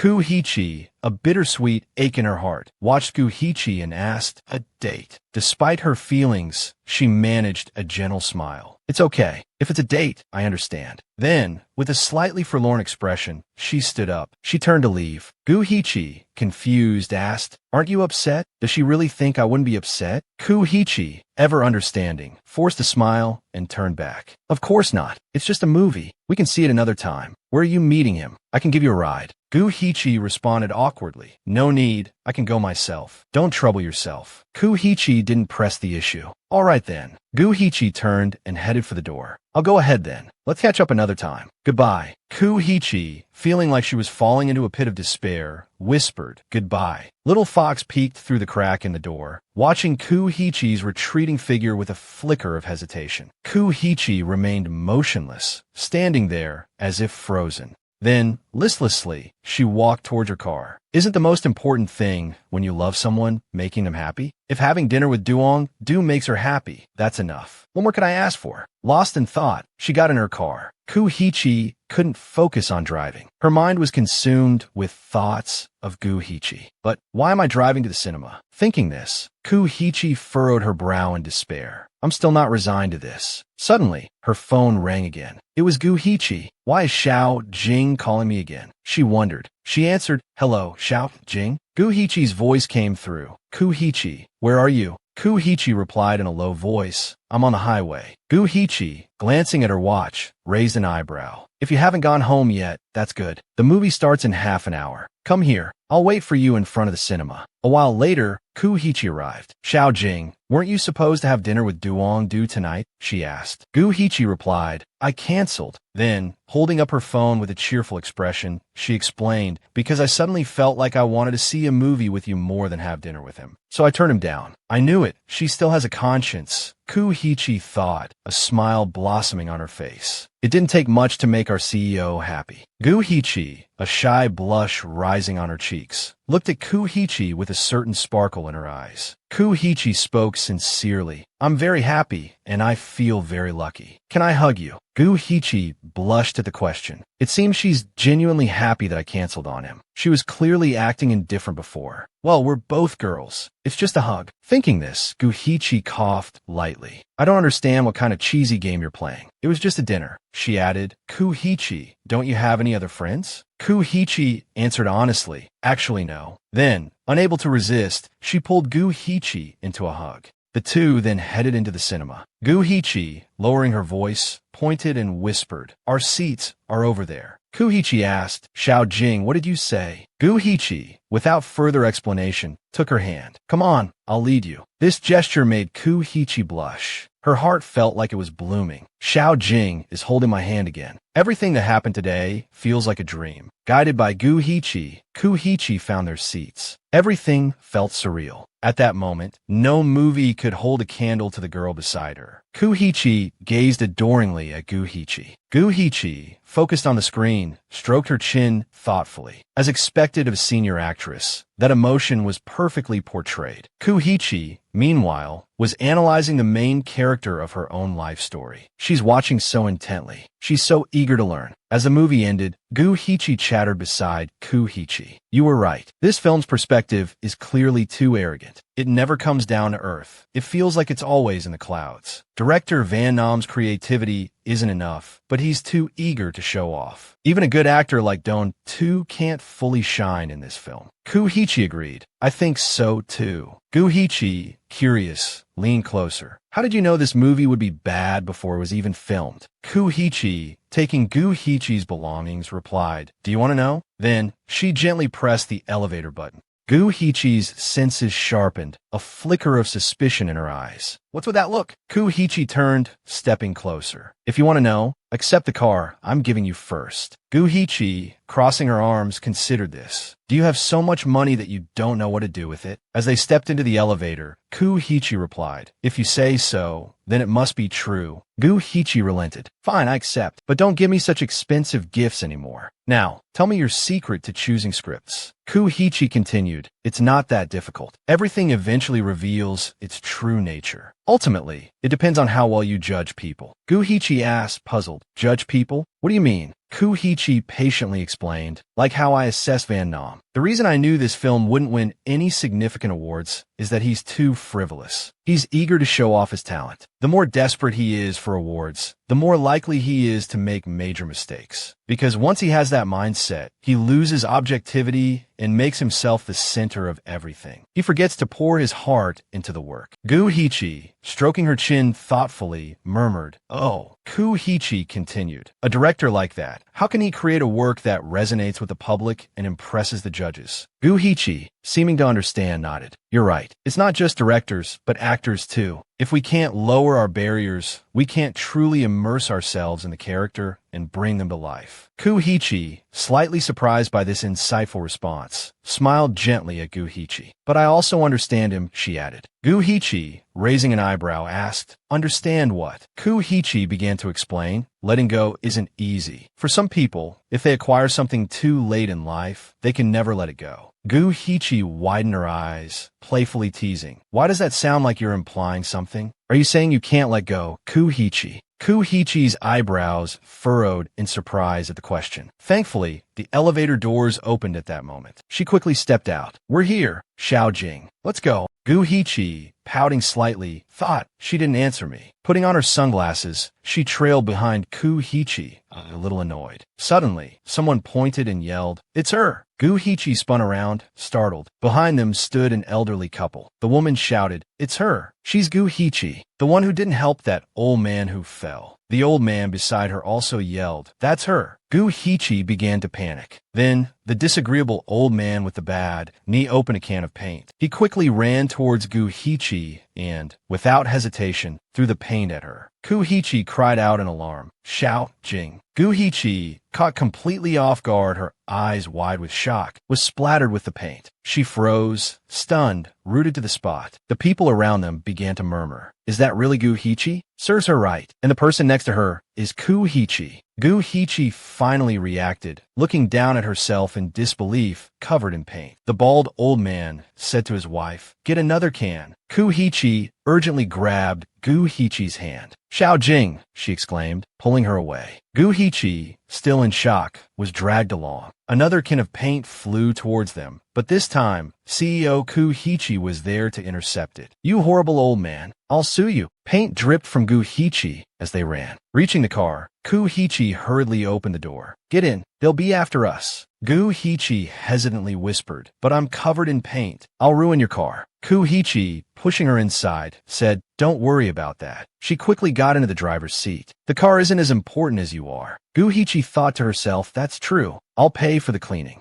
The car sped away. Kuhichi sat quietly, lost in thought. Traffic buzzed around them. Arriving home, Kuhichi grumbled, "What a terrible day." The sound of running water came from the bathroom. Kuhichi scrubbed furiously, the paint refusing to budge. "Kuhichi," she called out, "can you check this for me? What kind of paint is this? I can't get it off." Hearing this, Kuhichi, despite being busy, put down her phone. "I'm coming." Inside the bathroom, she picked up a bottle from the shelf. "Try some olive oil." Kuhichi replied despondently, "My hair is all matted together with paint. It won't come out. I might have to cut it all off." Kuhichi said anxiously, "Don't scrub so hard." Then, with a shrinking look, she added, "Let me try." She gently poured some olive oil into her hand. This should work. As Kuhichi worked on the paint, she looked at Kuhichi with a soft smile. "See? It's working. Don't be stressed." Being near Kuhichi made Little Fox feel more comfortable and at ease. Kuhichi continued thoughtfully, "Why don't you get out of the tub and wrap a towel around yourself first?" Kuhichi suggested. "It looks like this paint is going to take a while to wash off. Soaking in a bath for too long isn't good for you either." Kuhichi plucked at a stray bit of paint and called out, "Kuhichi." Kuhichi looked up and replied, "Yes." Then Kuhichi laughed. "You sounded just like my mom just now." Kuhichi's brow furrowed slightly at the comparison. Kuhichi, continuing her carefree chatter, turned her back to Kuhichi. "This paint smells awful. Why don't you go ahead and get out?" Kuhichi, puzzled, asked, "You don't need any more help?" "Well," Kuhichi mumbled shyly, "I can manage on my own." Internally, however, her thoughts were racing. She mentioned a towel, which reminded me, I'm not wearing anything. How did this happen? Am I now comfortable being naked around her? But Kuhichi persisted from behind her. It would be much faster if I helped. Guhichi responded with a vehement no. A moment of stunned silence hung in the air. Guhichi quickly tried to compose herself. Looking at Kuhichi, she explained, Kuhichi, I'm not wearing any clothes, and you're fully dressed. Then, looking at Kuhichi's face in the mirror, she added, unless you undress too. Otherwise, I'm at a disadvantage, aren't I? Hearing this, Kuhichi's mind reeled. She can't be serious. Without hesitation, she stood up. You want me to take my clothes off? Her shirt strap slipped off her shoulder. Should I undress like you? Xiaojing? Guhichi, flustered, quickly backtracked. No, forget it. Guhichi, blushing furiously, turned and covered her eyes. Kuhichi was increasingly baffled by her behavior. Hesitantly, Guhichi explained, I was just concerned about your feelings. Kuhichi was taken aback. What do you mean? Guhichi, with a sly grin, replied, You're so much more experienced than me. Aren't you even a little self-conscious? Kuhichi's gaze fell on Guhichi's hands, which were now covering her chest. She froze. Then, turning, she fled the bathroom. You win. Guhichi, triumphant, did a little victory dance. Yes, I won. Moments later, a clean and refreshed Guhichi emerged from the bathroom. I'm done. She stopped dead in her tracks, eyes wide. Kuhichi had prepared a meal and was waiting for her on the bed. You're quick, Kuhichi remarked. The scene was picture perfect, leaving Guhichi speechless. The word Great King echoed in her mind. What was that, she wondered. Images from Kuhichi's film flashed through her mind. I guess those rumors are already out. She couldn't help but admire Kuhichi's performance. She was truly mesmerizing as Daji. In the scene, Kuhichi leaned against the male actor, her voice dripping with coquettish charm. Why does he keep targeting me? Guhichi blushed. That fox spirit charisma. Even knowing she's the villain, it's hard not to be captivated. Her inner voice screamed, she's too enchanting. Kuhichi, oblivious to her inner turmoil, looked at her quizzically. Guhichi instinctively took a step back. Kuhichi, can you teleport or something? Kuhichi, confused, replied, You were so engrossed in watching earlier, you didn't even notice me approach. Guhichi stammered. That's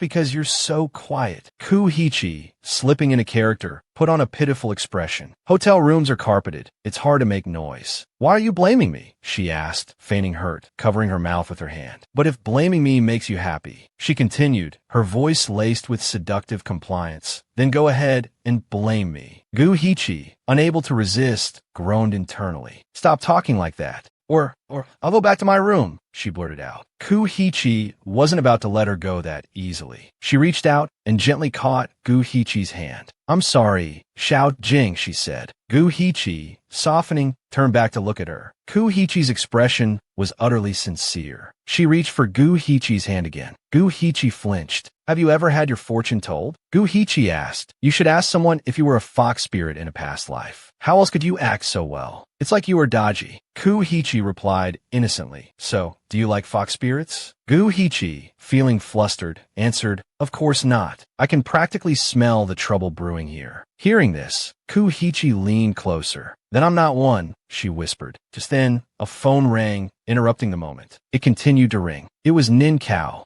Guhichi spoke up. Your phone's ringing. You should answer it. My hair's still damp. I'll go dry it. Kuhichi obediently went to pick up the ringing phone. Hello, Nin Kao, she answered. Hearing the name, Nin Kao, Guhichi's curiosity was piqued. With a look of clear displeasure, she glanced at Guhichi while saying, all right. Okay, have them arrange it. Finishing her sentence, Kuhichi hung up. She slowly walked towards Guhichi, who was pretending to hum a tune. Kuhichi sat down beside her and asked curiously, Xiaojing, what song are you singing? Not receiving a reply, she moved closer. Why aren't you saying anything? The sly little fox responded, You answer me first, and then I'll tell you. An unconscious look of jealousy flickered across Guhichi's face. What's your relationship with Nin Kao, really? She asked. Kuhichi, hearing this, was evasive. Not receiving a satisfactory answer, Guhichi pouted angrily. Seems suspicious, she muttered. At this, Kuhichi finally spoke. He's one of my good friends. Guhichi continued. People are saying you two are dating.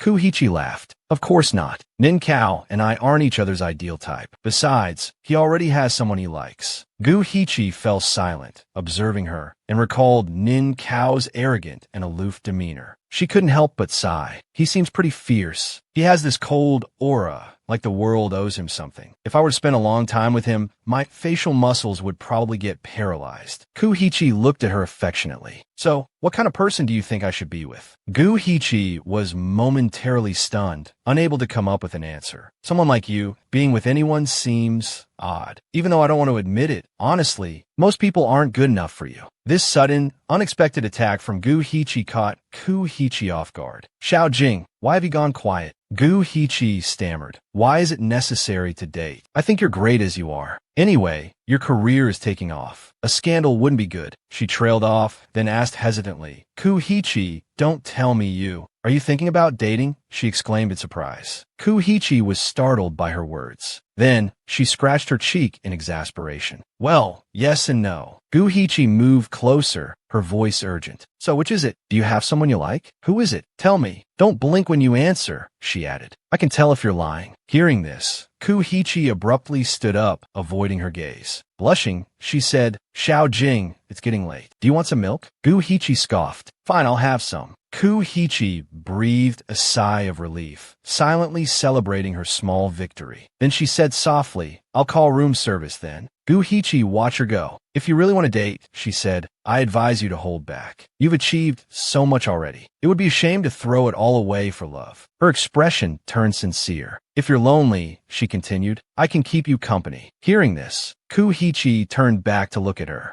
Guhichi blushed. Don't look at me like that, she stammered. Didn't you say you were going to order me some milk? Kuhichi chuckled. The milk is coming right up. A moment later, a glass of delicious milk was brought to them. Guhichi happily accepted it. Then, she drank it all in one go. CEO Kuhichi watched her affectionately. Drink slowly, she said with concern. In just a minute and a half, the glass was empty. Guhichi meticulously licked the remaining milk from her lips. Suddenly, the TV showed a scene of Kuhichi as Daji passionately kissing the emperor. Guhichi exclaimed loudly, "Ew, gross," then pointed at the screen and started interrogating me. But you two looked so natural and in sync. You must have practiced beforehand, right? Kuhichi responded innocently. Of course, she said, feigning seriousness. Actually, with your current status, you could completely refuse any intimate or kissing scenes. And I think you should refuse them, Kuhichi patiently explained. Actually, the reason I accepted the role Lost in Time was because my co-star was the same gender, so I didn't refuse the intimate scenes. After all, intimate acting with someone of the same gender isn't that objectionable. Guhichi thought to herself. Intimate acting with someone of the same gender isn't objectionable. Then she softly voiced, "Is that so?" Kuhichi continued. But it would have been difficult for you.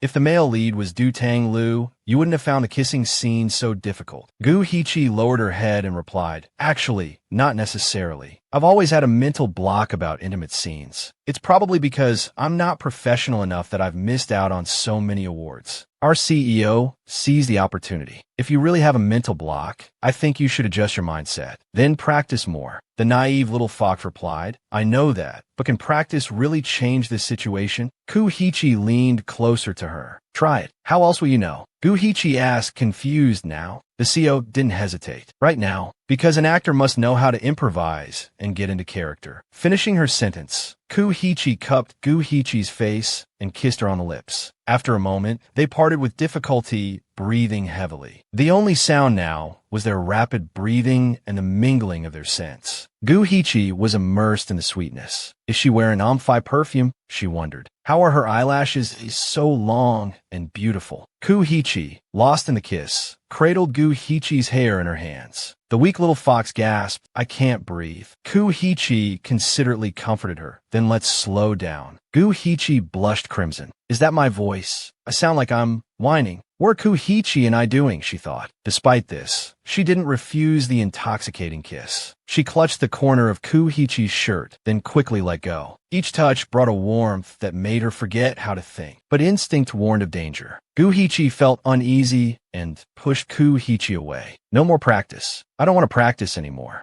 Doing this with a friend is already incredibly strange, even if they're the same gender as me. But Kuhichi wasn't about to let the little fox go. She gently took Guhichi's hand. Try again, she pleaded, her expression full of pitiful entreaty. Just one more time. How can I refuse now? This scene is too sweet. Kuhichi's heart swelled with sweetness as she looked at Guhichi's demeanor. She didn't push me away. Can I hope for more? She felt a surge of courageous anticipation. One more step. With this thought, she began to gently caress. The tense little fox gripped her shirt tightly. Kuhichi sensed something unusual, then, captivated, nibbled on Guhichi's small lips. The scent of milk lingered. Guhichi clung tightly to the fabric of Kuhichi's shirt before reluctantly pulling away. Something is definitely wrong, she thought, but beyond the waves of passion, she couldn't focus on anything else. Even with the air conditioning working at full blast, the temperature between them continued to rise. Kuhichi's hand slid lower, enjoying the feel of Guhichi's smooth skin. The cool air seemed to have lost its effect, warming with the burgeoning passion. Kuhichi gazed at the small world before her, lost in the moment. We've come this far, and you still want me to be rational? To hold back? Her hand slipped inside Guhichi's thin shirt. So difficult, she thought as her slender fingers moved towards their destination. Suddenly, Guhichi came to her senses and pushed her away. Stop! Kuhichi, frustrated, grasped her hand. Give yourself to me, she whispered, her words like a sweet, intoxicating spell. The hot, humid air and the alluring scent overwhelmed all of Guhichi's senses, leaving her lost and unsure of what to do. With the alluring and captivating fox before her, Kuhichi's fingers gently caressed, sending shivers of delight through Guhichi, clouding her mind with pleasure. But then, Guhichi sat up. Stop, stop, stop this, she murmured, yet her eyes couldn't resist staying fixed on Kuhichi, unable to look away. Kuhichi's hand, as if disobeying her own hesitant thoughts, moved forward, slipping inside. Like a blue butterfly alighting on blushing pink petals, her touch was met with a welcoming warmth. Guhichi's legs trembled, her toes curling against the sheets. What is she doing? She thought, tears welling in her eyes, a physiological response to the overwhelming sensation. A wave of exhaustion washed over her, draining her strength. Kuhichi, lost in the moment, continued to expertly pleasure the trembling girl beneath her. The air thrummed with unspoken desires, the silence broken only by their soft gasps. Then, a jarring sound pierced the intimate atmosphere, the doorbell. Their movements stilled. Guhichi, still hazy with pleasure, lingered in the afterglow of the intense intimacy. The insistent ringing of the doorbell brought her abruptly back to reality. Annoyed by the interruption, Kuhichi reluctantly climbed out of bed. But before leaving, she gently adjusted Guhichi's clothing, smoothing the rumpled fabric. I'll see who it is, she said, quickly heading towards the door. Guhichi sat silently, trying to process the whirlwind of emotions and sensations. Kuhichi raised an eyebrow questioningly at the person at the door. As she adjusted her own sleepwear, the person at the door spoke softly. I'm Lang Thien. I tried calling both your phone and Miss Gu's, but couldn't reach either of you. CEO True just called me and asked me to check if Miss Gu is here. Kuhichi's voice sharpened. CEO True has business this late? Lang Thien Folin Jet. Chairman Tun is here on business and wants Miss Gu to join him for dinner. Kuhichi's brow furrowed in frustration. It's so late. Dinner time has long passed. Why does she need to have dinner with him? Lang Thien relayed CEO True's message. If Chairman Tun doesn't see Miss Gu tonight, her leading role is in jeopardy. There's a newcomer, AI Vi, who desperately wants the role in Forgotten Past. She and Chairman Tun are quite close. Knowing Chairman Tun's personality, he's capable of anything. Kuhichi interrupted. I understand. I'll handle Chairman Tun. You can go. She quickly closed the door and turned back towards Guhichi. Hesitantly, Kuhichi approached the bed, her voice soft with concern. Guhichi, are you all right? Her heart ached at the sight of the vulnerable girl huddled under the covers. For Guhichi, everything that had just transpired felt like a bewildering dream. She couldn't believe it was real, couldn't comprehend how she could have let it happen. They were both women, friends even. How could they have crossed that line? Shame washed over her, leaving her feeling exposed and humiliated. She couldn't face Kuhichi, couldn't face herself, couldn't face the very idea of their friendship. Sensing Guhichi's distress, Kuhichi moved closer, trying to comfort her. Guhichi, we're both adults. Things like this happen. It can happen between women too. I know you've never done anything like this before. If it weren't for the unexpected interruption, Guhichi, tears streaming down her face, looked up at Kuhichi. The sight of Guhichi's tears pierced Kuhichi's heart.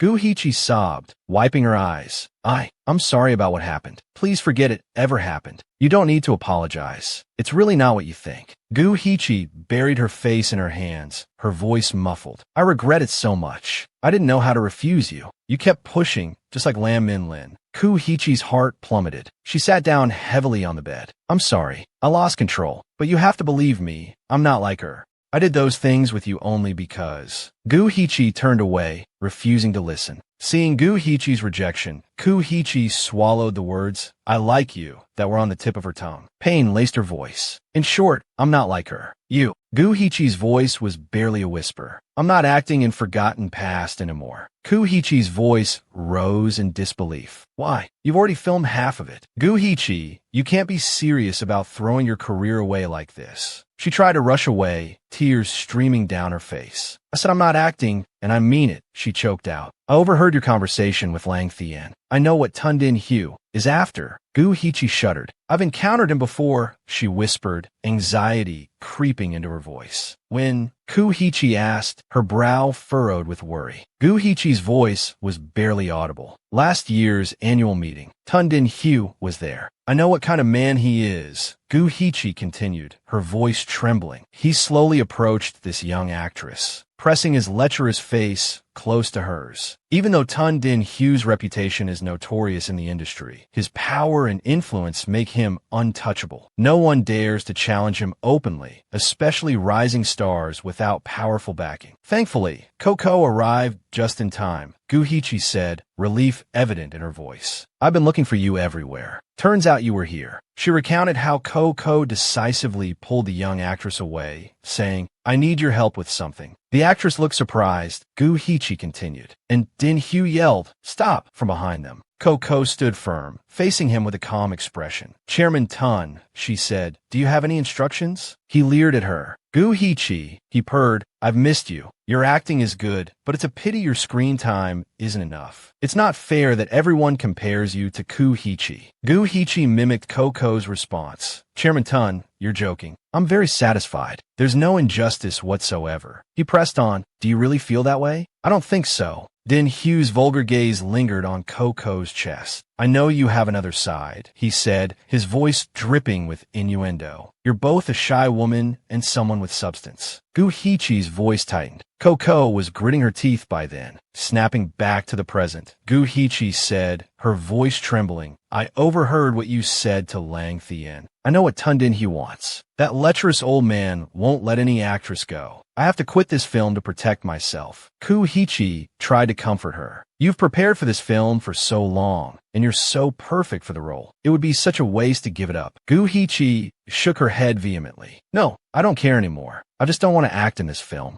Kuhichi's voice was laced with sadness. Is this because of me? She asked. Guhichi didn't answer, and Kuhichi understood. A wave of anger and frustration washed over Kuhichi. She clenched her trembling fists. If you're saying all this just to avoid me, she said, her voice strained, then I should be the one to leave, not you. Beside her, Guhichi recoiled, her body trembling. Kuhichi gently got out of bed. She reached for a tissue from the box, but paused when she saw the fear in Guhichi's eyes as she tried to shrink away. Actually, Kuhichi explained, I had a really good film opportunity, but I turned it down because I was worried about scheduling conflicts. Now that I think about it, I should take that role. I know Tundin Hugh's weakness. Let me find a way to persuade him. This film is a great opportunity for you. You must finish filming it. She put the tissue down. Guhichi sobbed uncontrollably. Kuhichi was trying to comfort her, but the pain was still too raw. Why was it that every time she had a good opportunity, something went wrong? Why was her path so difficult? Did she really have to sell her body to get a leading role? She cursed her own lack of talent and power, which made her vulnerable to these kinds of manipulations. Memories of Koo Hee-chi flooded her mind. Reading scripts together, shopping trips, watching movies. She had finally become friends with her, and now everything was ruined. She had worked so hard to become friends with Koo Hee-chi, but everything had been destroyed in that one moment. Koo Hee-chi despaired. She didn't know how she could face Koo Hee-chi again. Koo Hee-chi wanted to comfort her, but Koo Hee-chi flinched away. Looking at Koo Hee-chi's heartbroken expression, Koo Hee-chi called out softly, "Xiao Jing." She lowered her head. "I was wrong," she admitted. Her hands unconsciously clenched. "Perhaps I was too hasty," she murmured. "I shouldn't have let someone who didn't even know what being an adult meant suddenly face such a harsh reality." All she could manage was a choked, "I'm sorry." Fragmented memories surfaced. "Are you a lesbian?" Koo Hee-chi whispered, her voice thick with emotion. "I shouldn't have let you experience what just happened, or even before that. When you asked me that question, I didn't tell you the truth. I think now you should understand clearly. The truth is, I took this film because of you, but not just to be friends. Do you really find it so unacceptable?" Koo Hee-chi cautiously extended a hand towards Koo Hee-chi. Koo Hee-chi, her eyes brimming with tears, looked up at Koo Hee-chi. "I hate you," she choked out. Hearing those words, Koo Hee-chi felt like she had fallen into a deep abyss. Koo Hee-chi continued, "From the first time I heard your name, I hated you." But in truth, Koo Hee-chi didn't want to say those words. "I shouldn't treat her like this," she thought, but the words were already out. The pent-up emotions she had kept bottled up inside finally found an outlet and couldn't be stopped. Wiping away her tears, she continued, her voice thick with resentment. "You're better than me in every way. You're heaven's favorite, adored by everyone. But I'm just a small-time actress whose career can be stalled for years by a single word from Tun Din-hyu. Just thinking about you makes me feel sorry for myself." Whenever Koo Hee-chi appears, Koo Hee-chi disappears. "How can I not hate you?" She paused, a bitter laugh escaping her lips. "I thought those feelings would be buried forever in the darkest corner of my heart, left to rot. Turns out, saying them out loud doesn't change anything. It just hurts us both." Every word from Koo Hee-chi cut deep into Koo Hee-chi's heart. She clutched her chest, overwhelmed by the pain. The room fell into a suffocating silence. Finally, Koo Hee-chi spoke, her voice heavy with sorrow. "All right, if you dislike me that much, I'll try to stay out of your sight from tomorrow onwards. But work is work. Don't let personal feelings affect your career." She stood up. "And don't pay too much attention to what others say. They don't truly understand how talented you are. You'll definitely become even more successful than me someday."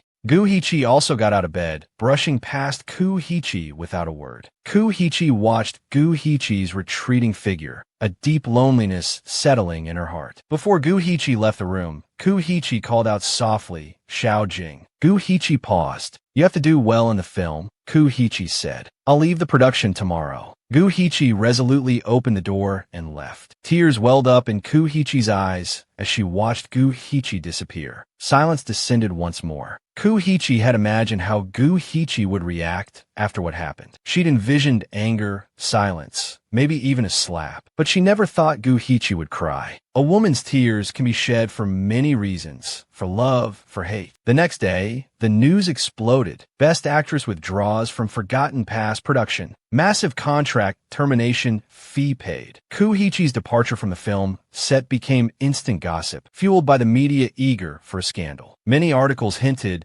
that Koo Hee-chi was the reason for Koo Hee-chi's departure. Koo Hee-chi was busy explaining to the chief editor. Everyone misunderstood. Koo Hee-chi didn't force me to leave. She's a talented actress and a good person. Please correct the inaccuracies in your articles. The production of Forgotten Past was inevitably affected. Director Kwong was furious. The male lead hasn't been confirmed yet, and we still have scenes with him to shoot. The editor replied, "Those scenes are almost finished." Koo Hee-chi's departure was so sudden, I haven't had time to adjust the schedule. Koo Hee-chi spoke up. "Director Kwong, we can skip those scenes for now. Let's film my scenes with Ms. Lam first." Hasn't CEO True decided on Duong Du for the male lead? He'll join filming soon. We definitely won't delay the schedule. I have to say, she thought, I really can't stand Guhichi. Does she even know what it means to be a leading actress? If she won't do it, let me. Director Kwong, prioritizing the production schedule, agreed. All right, let's do it your way. Guhichi replied, okay, I'll go touch up my makeup then. The only consolation for Director Kwong was Guhichi, the film's leading lady. After Guhichi left, it was as if something had clicked for Guhichi. Her acting became noticeably more stable and nuanced. The two Hishis were like natural rivals, destined to clash. With Guhichi gone, Guhichi felt liberated. The artificiality in her acting diminished, her emotions flowing more naturally, especially in these scenes. Her eyes seemed to speak to herself, portraying the lingering, bittersweet heartache of a love lost, mirroring the moment when, at 16, she realized the depth of her love for Yu Min-kwon. Even after the scene wrapped, her mood remained somber. Assistant True worriedly approached. Xiao Jing, the media is saying you forced Guhichi to leave. Your Weibo is flooded with hateful comments. CEO True wants you to release a statement. The company will also hold a press conference for you. But why don't you want to? Guhichi cut her off, her voice laced with disgust. Let her clear her own name if she wants to. I won't do it. Assistant True sighed, exasperated. Why are you being so stubborn? You're usually not one to ignore advice. Guhichi frowned, irritated. She looked down, clutching her shirt. Because I did force her to leave. Assistant True stared at her, stunned. Guhichi forced herself to stand, regaining her composure. Are you done with my makeup? If so, let's go. She replied curtly. The two quickly left the room. Meanwhile, Director Kwong cleared his throat. Let's do that again. This time, pay attention to your positions after Guhichi and Lam Min-lin brush past each other. Lam Min-lin, you'll be at position 2. Step in, snatch Guhichi's sword, and then slap her. He continued. After being slapped, Guhichi will stumble back a few steps, almost falling. Lam Min-lin, practically giddy with anticipation, replied, Director, I understand. Let's begin. Not just her, thought someone from the crew. We're all looking forward to this. Director Kwong, pleased with their enthusiasm, called out, everyone to your positions. Action. As scripted, the two actresses walked past each other. Min-lin reached out and grabbed the sword. Guhichi, bewildered, turned to look at her. What are you doing? Why are you taking my sword? She tried to snatch it back, but Min-lin held on tight, delivering a resounding slap across Guhichi's face. I have to admit, someone thought that looked satisfying. I'm on Min-lin's side for this one. Guhichi stared at her in shock, the sting of the slap still fresh on her cheek. Even Director Kwong winced. Guhichi glared at Min-lin, furious. What was that for? Min-lin replied calmly. What's wrong? I slapped you according to the script. You're not angry, are you? Guhichi didn't answer, her eyes fixed on Min-lin, a storm brewing within them. Director Kwong intervened. Min-lin, you don't need to hit so hard. We'll add the sound effects in post-production. You've made Guhichi's face red. How are we supposed to film the next scene? Min-lin feigned remorse. Oh, I see. I'm not very experienced. I apologize, Guhichi. I'll do better next time. Director Kwong called out, makeup artist, touch up Guhichi's makeup. Let's retake the scene. A little while later, they filmed the second take, and Guhichi received another slap. Serves her right, someone thought, for making our Guhichi suffer. Guhichi stumbled backward, Min-lin watching her silently. Guhichi fell perfectly, landing on the ground. Cut, yelled Director Kwong. Min-lin smiled. Looks like we'll have to do it again. Sorry, I forgot my line. Guhichi, her face red and throbbing, ground her teeth in frustration. Director Kwong sighed, exasperated. Lam Min-lin, let's do one last take. If you make another mistake, we'll skip this scene altogether. Min-lin replied seriously. Director Kwong, I'll be careful. Action, he yelled. Min-lin wound up and delivered one final slap, sending Guhichi stumbling backward without any need for pretense. She lost her balance, staggered, and tripped over a rock behind her, falling face first onto the ground. Guhichi pushed herself up, her hands stinging, and walked towards the back of the set, tears welling in her eyes. Silence hung heavy in the air. Even now, she still resents Guhichi, someone thought. Good thing she's not here anymore. Coco, a close friend and fellow extra, rushed to Guhichi's side. Xiao Jing, are you all right? She asked, then turned to Min-lin, scolding her. Miss Lam, the crew won't tolerate this kind of behavior. Min-lin simply laughed. I was just trying to perform the scene well. It's our job. Why make such a big deal out of it? Coco started to retort, but Guhichi stopped her wanting to avoid unnecessary trouble. Lam Min Lin was the pampered daughter of Tin Quan Media, a company with vast resources and influence. Her powerful family backing allowed her to act with impunity in the industry. Even director Kwong wouldn't dare openly oppose her. Director Kwong frowned. Everyone stop. We're not filming this scene anymore. Tell the scriptwriters to revise this bridge scene. Everyone take a break. He looked at Gu Heechi, seemingly wanting to say something, but hesitated. He noticed Gu Heechi turning back towards him and mouthed the words, "Are you okay?" Gu Heechi, understanding, mouthed back, "I'm fine." Relationships in the entertainment industry are complicated. It's common for actors without backing to suffer some injustice. I'm used to it. A while later, off-set, Assistant True worriedly tended to Gu Heechi's injuries. "Did you offend her?" she asked. "Probably," Gu Heechi replied. Coco, standing beside them, rested her chin on her hand, dejected. If only Gu Heechi were still in the crew. If she were here, that Lam Min Lin wouldn't dare bully you. I know you two are really good friends. You don't have to hide it from me. Xiao Jing. Gu Heechi, hearing this, looked down and turned away. Assistant True spoke up. "Xiao Jing, I need to talk to you. The production team is having a dinner party tonight, and they specifically requested your presence. I've declined several times, but I can't put them off any longer." Gu Heechi sighed. "Fine, let's go. Dining with the production team is something I should do. I am the lead actress, after all. All right, let's go change and then head back to the set." Not long after, Gu Heechi arrived at the dinner party. A man from the production team raised his glass towards her. "Here's to our esteemed lead actress. We've invited you so many times, and finally you're here." Gu Heechi poured herself a drink and replied, "The filming schedule has been so tight, I really couldn't make it. I apologize, Mr. Liu. I'll punish myself with a drink." She raised her glass and downed it in one gulp. The man looked pleased. "You can't just drink alone.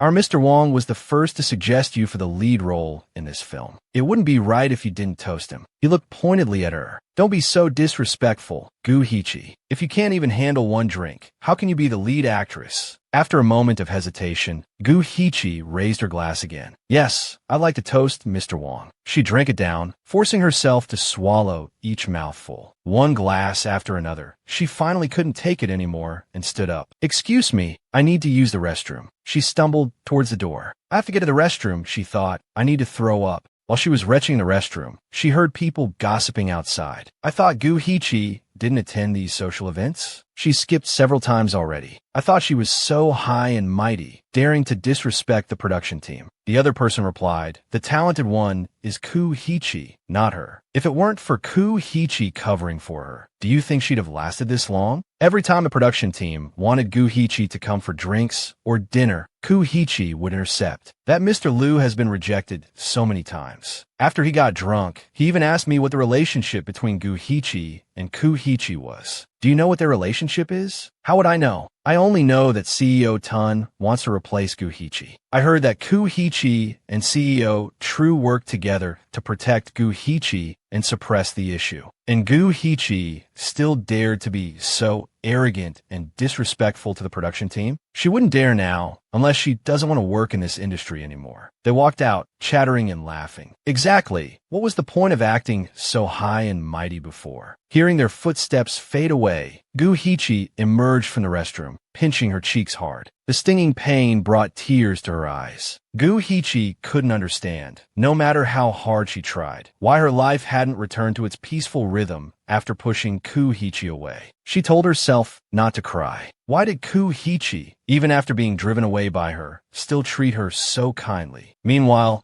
Gu Heechi was constantly thinking about Gu Heechi. Her assistant approached, concerned. "Are you all right? You seem down." Gu Heechi clutched her chest, then mumbled dejectedly, "It's nothing, really." Her assistant looked at her with understanding sympathy. "Ah, you're thinking about her again. It must hurt." Gu Heechi's heart ached. The next day, at the wrap party for Forgotten Crossing, everyone was praising Duong-du's smooth and effortless acting. "The Best Actor award next year is as good as his," someone declared. Duong-du responded with a polite smile. "Thank you." He glanced at Coco, who was sitting listlessly, tugging at her clothes. Concerned, he asked, "Are you cold?" Coco forced a smile. "No," someone else chimed in. "Duong-du, you're really taking care of Coco. Are you still in character? Haven't quite broken out of your role yet. Coco felt a pang of unease. She didn't understand why things that would have touched her before now just felt strange. Ever since Duong-du joined the film crew, his care for her had been meticulous and attentive. He seemed to know everything she liked. Duong-du chuckled. Not at all. I'm just looking after Coco like a younger sister. Coco looked at him thoughtfully. This is what I needed most. If he admitted he had feelings for me, I could be clear with him. But his attitude is always so vague, like flowers in a mist. Just then, Luong Yu called. Coco, puzzled, picked up her phone. She excused herself politely. I have some work to discuss. Please excuse me. I need to step away to talk to my manager. Enjoy the meal, everyone. A little while later, she entered Yu Yu's house. Yu Yu immediately sat up. My dearest Yu,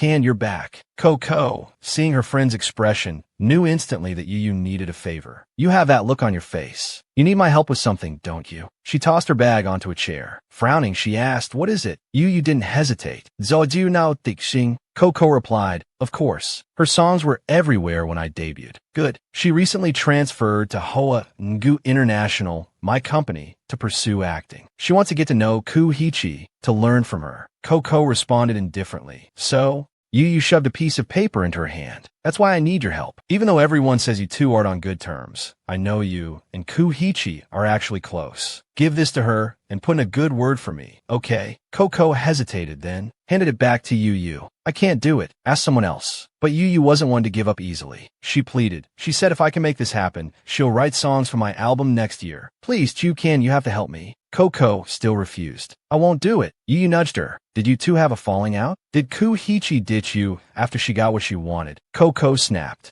Luong Yu Yu, you knew why Ku Hichi started acting, didn't you? Yu Yu gave a nervous laugh. It's pretty obvious Ku Hichi is interested in you. She then shook her head. But someone like that, a rich heiress, she's out of our league. Just admire her from afar. Don't go spreading rumors, okay? Coco fumed. You knew, and you didn't tell me? How can you be my friend? Yu Yu whined. Whoa, calm down. Don't tell me you're actually interested in her. Coco retorted sharply. As if, I'm not into women. Suddenly realizing her outburst, she lowered her voice. Yu Yu tried to soothe her. Don't get so worked up. It seems like you two didn't part on good terms. I told you. She suddenly stopped acting for no reason and went back to Ta Lam Fong. Hearing this, Coco's heart wavered. Then, anger flared. She can be with whoever she wants. Yu Yu, anxious, gently shook her shoulder. I don't know Ta Lam Fong, but she's your senior. If you don't want to approach Ku Hichi, could you at least help me find Ta Lam Fong? Just deliver this and say a few words. This concerns my future, Chu-kan. Please agree. Coco finally relented. This is the last time. Yu Yu, ecstatic, hugged her tightly. I knew you were the best, Chu-kan. At Hoa Ngu International, Coco stood before a room, the paper clutched in her hand. Her eyes lit up as she noticed something. People were surrounding a certain actress, showering her with compliments. Senior, last night when you were dancing, the bracelet on your wrist was truly beautiful. Your performance must have gained extra points thanks to that bracelet. Which brand is it from? The actress replied smugly. Ku Hichi gave it to me. I didn't notice which brand it is.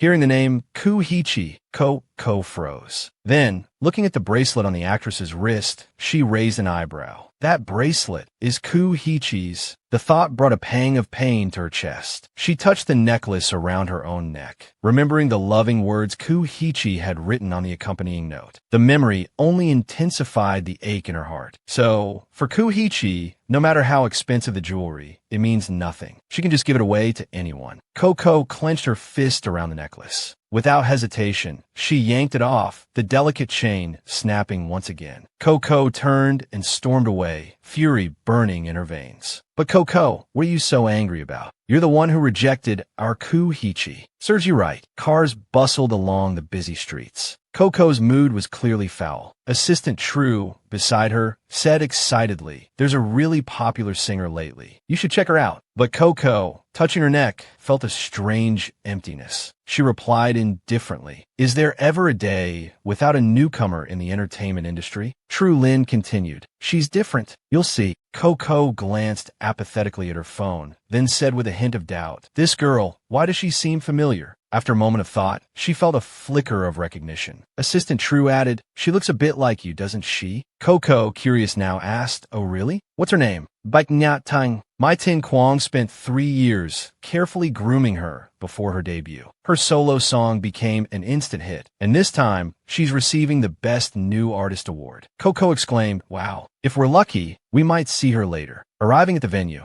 Coco rushed towards assistant True. "Lala, where's my phone?" True replied, "You're holding it." Coco looked down, thinking, "Did I drop it? If the reporters get their hands on it." Assistant True quickly called her phone. "Don't worry, I'll call it. It might be nearby." After a moment, someone answered. "Hello." Coco exclaimed, relieved. "Found it." Assistant True hesitated. "Is this Miss Lang?" The cheerful voice on the other end confirmed. "Yes, this is Lang Team." Kuhichi picked up Coco's phone. "I was just about to contact you." Hearing Lang Team, Coco froze. Assistant True put the call on speakerphone. Maya invited Kuhichi as a special guest to present the award. She just happened to pass by the dressing room and found Coco's phone. She's currently talking with CEO Han. "When the party's over, have Coco come get her phone, okay?" Assistant True replied, "All right, I'll pick it up after the party." "Thank you, Miss Lang." The voice on the other end interrupted. "I apologize. Kuhichi just said Coco has to come get the phone herself. Let's leave it at that. Goodbye." Coco listened in stunned silence. Then, Lang Team hung up. True Lin asked tentatively, "Are you really going to?" Coco turned away. "I'll just get a new one tomorrow." Just then, the MC announced loudly, "Please welcome the winner of the Golden Melody Award." So,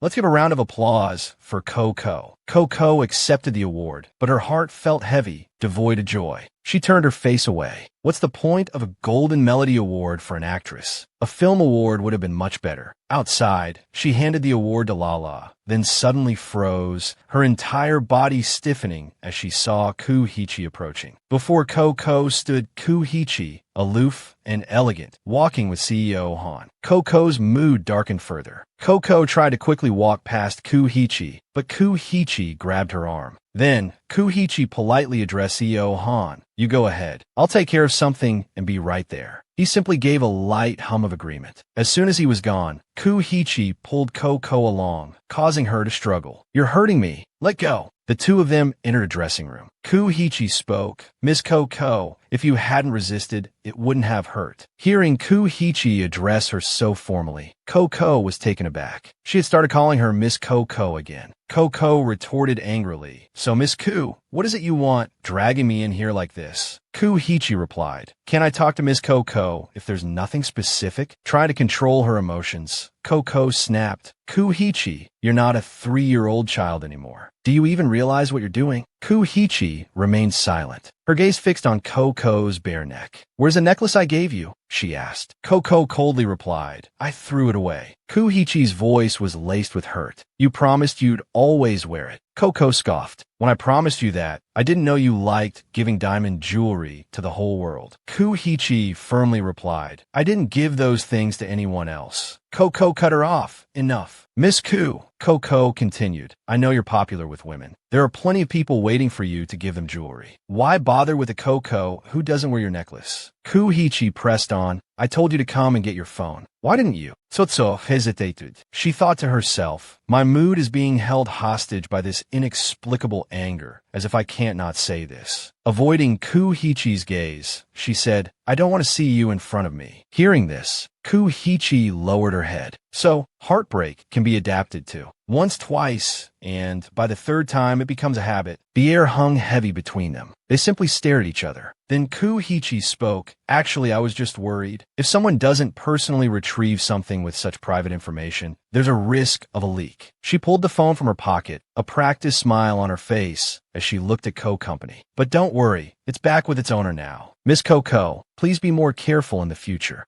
With that, Kuhichi handed her the phone and quickly turned to leave. Coco was left with a whirlwind of emotions. She took a deep breath, trying to compose herself. Then suddenly she spoke, "Wait, I still have something to say to you." Kuhichi immediately turned back. "Coco held out the letter you had asked her to deliver. Tin Fin wants to see you. She wants you to coach her on her acting. She asked me to give you this." Kuhichi looked puzzled. "Does this count as Miss Coco asking me for a favor?" Coco retorted, "I just wanted you to take the letter." Kuhichi said firmly, "If I don't accept it, Miss Coco will just have to deal with it." A flicker of surprise crossed Coco's face. She quickly withdrew her hand. How annoying. Miss Kuhichi, are you trying to make things difficult for me? Kuhichi took Koko's hand. Why would I make things difficult for you? It's just that your attitude towards me is like I'm your enemy. Koko's voice rose. So you're not going to agree? Kuhichi maintained her composure. I'll agree, on one condition. Miss Koko has to spend the evening with me. Hearing this, Koko lost her composure and raised her hand as if to slap Kuhichi. But with her slender frame, she was no match for Kuhichi and stumbled towards her instead. Miss Koko, you're overreacting. I just wanted to have tea with you. Where did your mind go? Koko fumed. Kuhichi, you did that on purpose. Kuhichi simply replied softly, whatever Miss Koko says. She leaned closer to Koko's hand. You were crying so hard that day. I couldn't think straight. Now that I'm thinking back, there's something I don't understand. I hope Miss Koko can explain it to me. Then, Kuhichi stepped back, looking at her stubborn little fox. Miss Koko, can you really have that kind of reaction to someone you hate? Hearing these words, Koko's mind reeled. She thought back to every moment of that night. A bewildered expression, coupled with a strange, sweet feeling, left Koko's current mood in a tangled mess. She looked up at Kuhichi. Kuhichi, I initially considered you a friend. Why do you keep pushing me like this? Kuhichi responded with unwavering resolve. I just want to know if you truly hate me as much as your words suggest. Koko's voice rose. Kuhichi, you have resources, you have fame, what can't you play with? But I don't. I've said it many times, I regret it deeply. What do you want me to do? Kuhichi lowered her head for a moment before speaking again. Perhaps I understand. She then stepped back, clearly establishing a boundary between them. The two of them felt like they were in two opposing worlds. Koko bid her farewell. In a different setting, at True Lin's birthday party, the stars gathered as the MC hosted games. Koko is the one chosen to participate in our first game today, the MC announced. As Koko stepped onto the stage, the MC continued. Excuse me, Miss Koko, would you choose truth or dare? But Koko's mind was elsewhere, too preoccupied to care about the game. I run into her again, she thought glumly. It turned out she was focused on Kuhichi, who was sitting in the audience. The MC's voice interrupted Koko's thoughts. Koko snapped back to attention, embarrassed. I'm sorry, I was just thinking about something. Ikuzedare. The MC cheerfully picked up the microphone. Okay, Koko has chosen dare. Our dare today will be a bit different. The dare will be decided by the audience members sitting below the stage. Koko silently congratulated herself on her wise decision. Choosing dare was the safe option. In this place, where truth and falsehood were intertwined, there might be seasoned reporters lurking. If she chose truth, a poorly phrased answer could expose some sensitive personal issue. A dare was different. Someone from the audience spoke up. I have a suggestion. Koko's faith in her choice of dare was renewed. Giving True Lin face, surely no one would suggest anything too outrageous. The person said loudly, Koko, I've always wanted to see the scene between Haihichi and Koko in Vongshuyan reenacted. Could we see that today? The unexpected request struck Koko like lightning. The MC excitedly asked, which scene? The audience clapped and cheered. The kiss. The kiss. Needless to say, Koko wanted to die on the spot. The kiss. The kiss. The audience continued to chant, making Koko incredibly uncomfortable. The kiss. The kiss. She hesitantly looked at the MC. Excuse me, can I change to truth now? The MC looked puzzled. Change, but you chose dare. The audience began to murmur. Doesn't Koko want to interact with Kuhichi that much? Seems like the rumors are true. Hearing this, Director True nodded at Co-Company. It's just a small scene, just acting. Don't change your mind. Then she turned to Kuhichi. Kuhichi, would you be willing to do this? Kuhichi calmly replied, yes.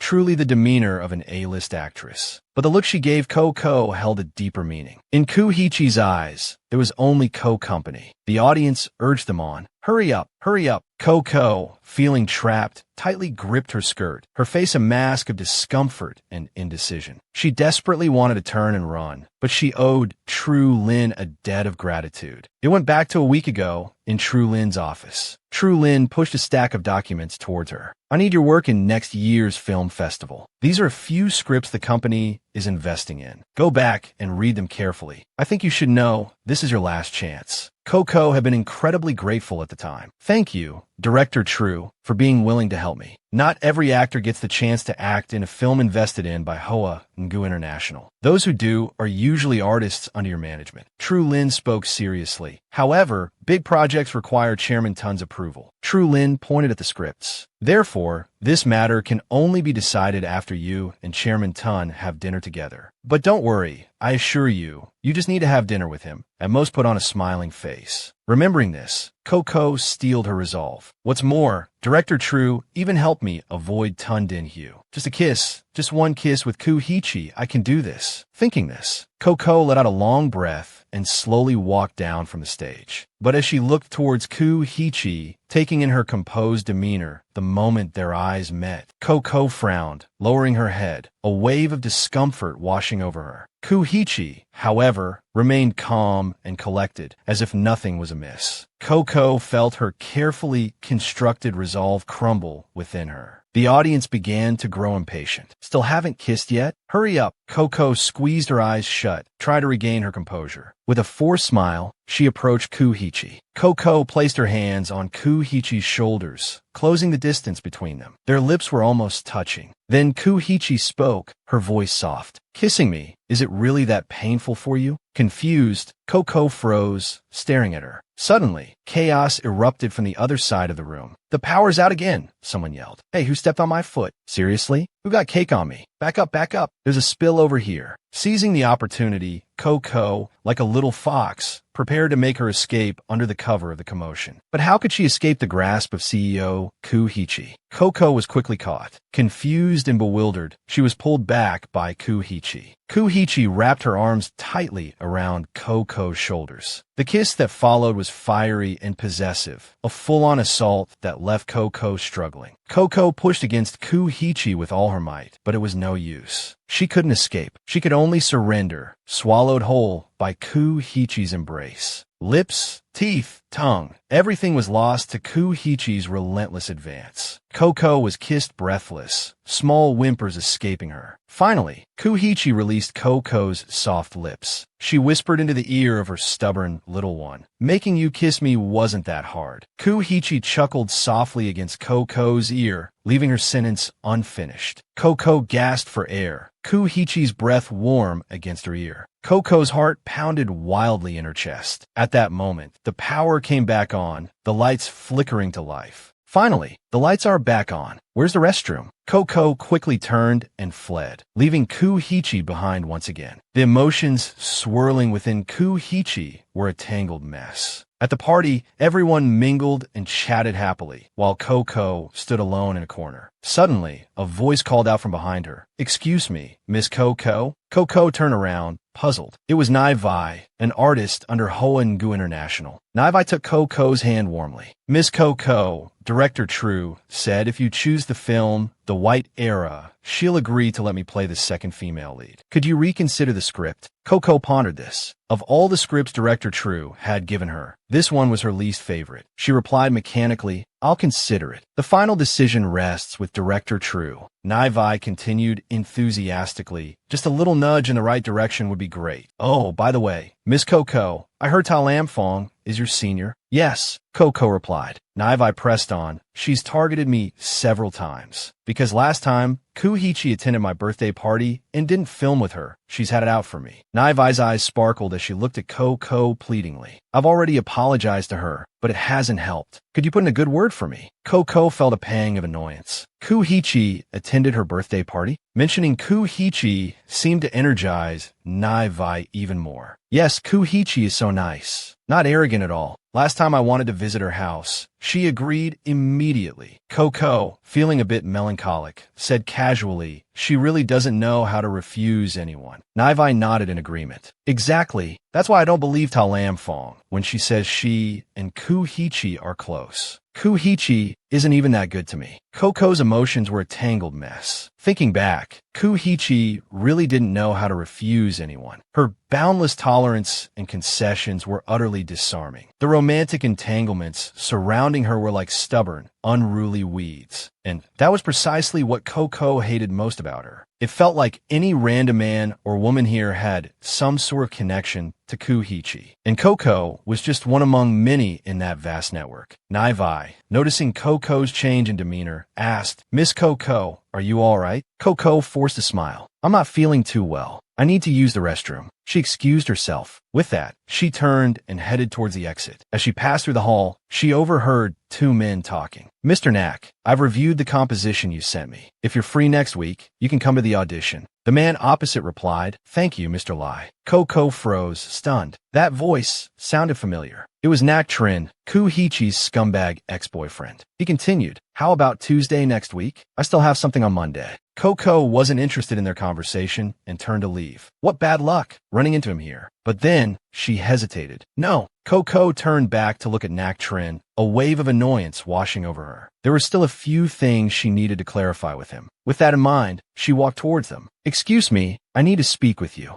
"Nak Trin, could I borrow you for a few minutes?" Mr. Lai, ever agreeable to a beautiful woman, readily consented. Of course, of course." Once he was gone, Nak Trin looked at Coco with annoyance. "What do you want?" Coco, equally irritated, retorted, "Nak Trin, I was with you for months. From beginning to end, I never did anything to wrong you. What did you gain by talking about me like that to the media?" He replied casually, "Your agency already took care of it for you. What else do you want? I just realized how capable you are. It's not like you suddenly had a change of heart." Nak Trin stepped closer, his voice dripping with sarcasm. "Did you sleep with Tun Din Hyu? Or did you work your way through over 20 media companies?" Coco clenched her trembling fists, suppressing her anger. "Nak Trin, have you no shame?" He stroked his chin, a sly smile playing on his lips. "Why should I be ashamed? I'm better off than a frigid diva like you. We were together, so why pretend to be shy? You wouldn't even let your own boyfriend touch you." Coco seized on the key point in his words. "So you finally admit that this is why we broke up." With the eloquence of someone who had studied literature for decades, he delivered a scathing, yet civilized, insult. "I'm a normal man, faced with an abnormal woman. I had no choice but to seek out someone normal." Coco was speechless, stung by his words. Then,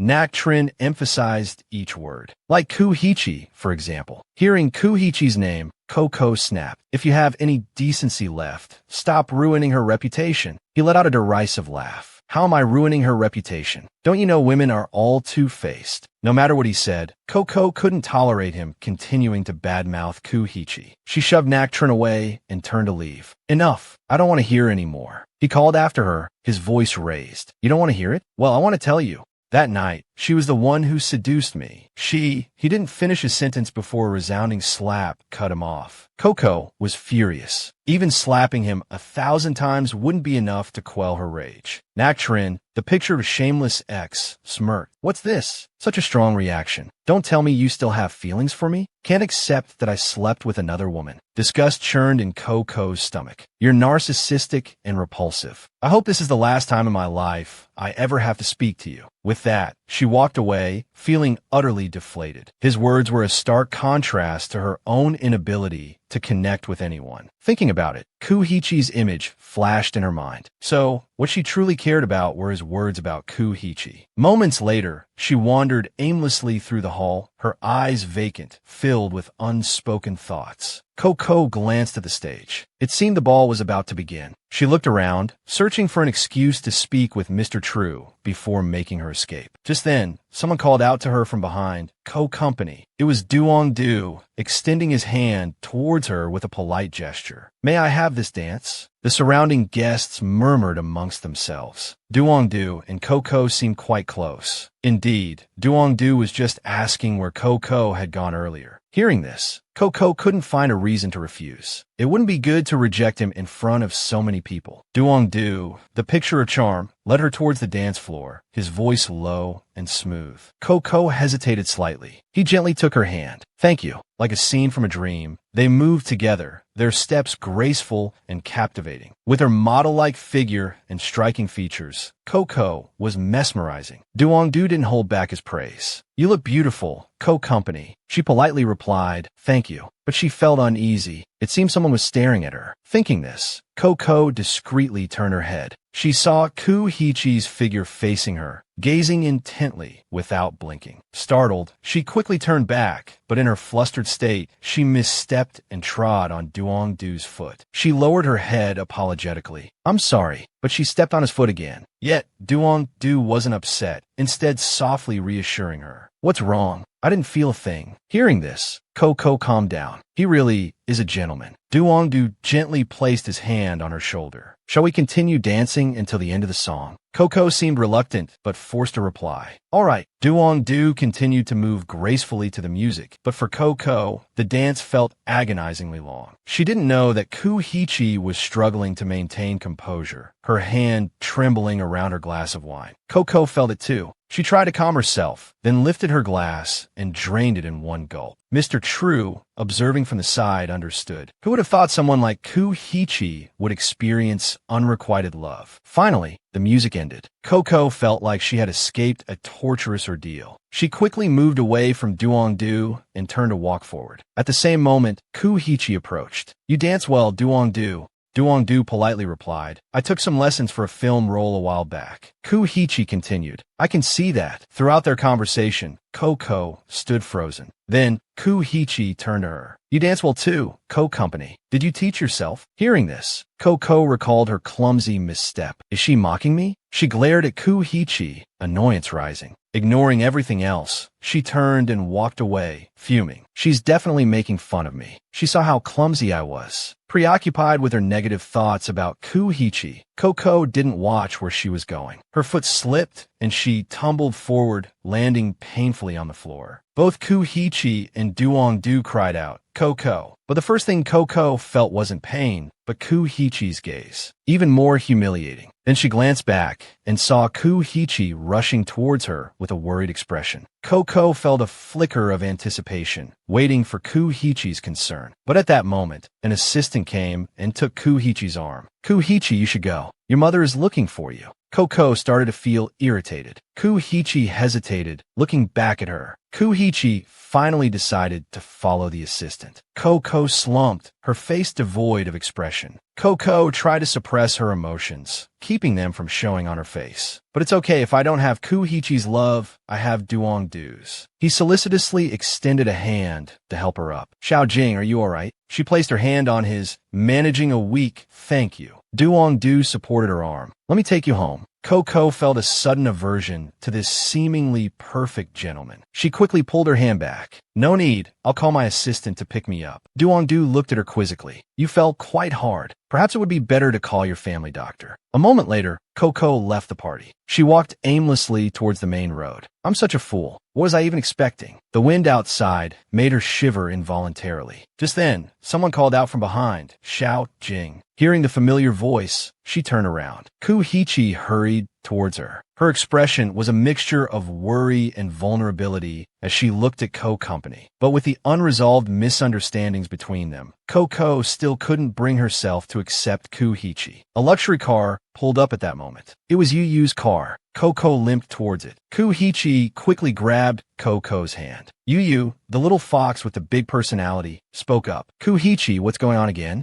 Ku Hichi maintained a gentle tone with Yu Yu. "I just want to see if Xiao Jing is okay." "Xiao Jing, I truly care about you. My feelings for you are genuine." She looked at Coco, pleading in her eyes. "Others may not know, but surely you do, don't you?" Coco remained stubborn. "I'm not a child. I can distinguish between good and bad." With that, she yanked her hand away. "If you truly cared about me, you wouldn't have left me to go with your assistant when I fell." Ku Hichi's heart sank. "You wouldn't leave with another woman while I was injured." She reached out and took Coco's hand again. "Listen to my explanation. That was my mother's assistant." But before she could finish, Coco cut her off. "I don't want to hear it. I've heard enough. Today you're with this person. Tomorrow you're friends with another. You have to attend lavish birthday parties and choose expensive bracelets for people. And sometimes, you even try to steal other people's boyfriends. It's enough." Coco struggled free and walked away resolutely. Ku Hichi, feeling wronged, tried to explain. "I'm not as promiscuous as you make me out to be. Attending the birthday party was just a matter of convenience. As for the bracelet, I don't know who you're talking about. I have my assistant handle all necessary social interactions."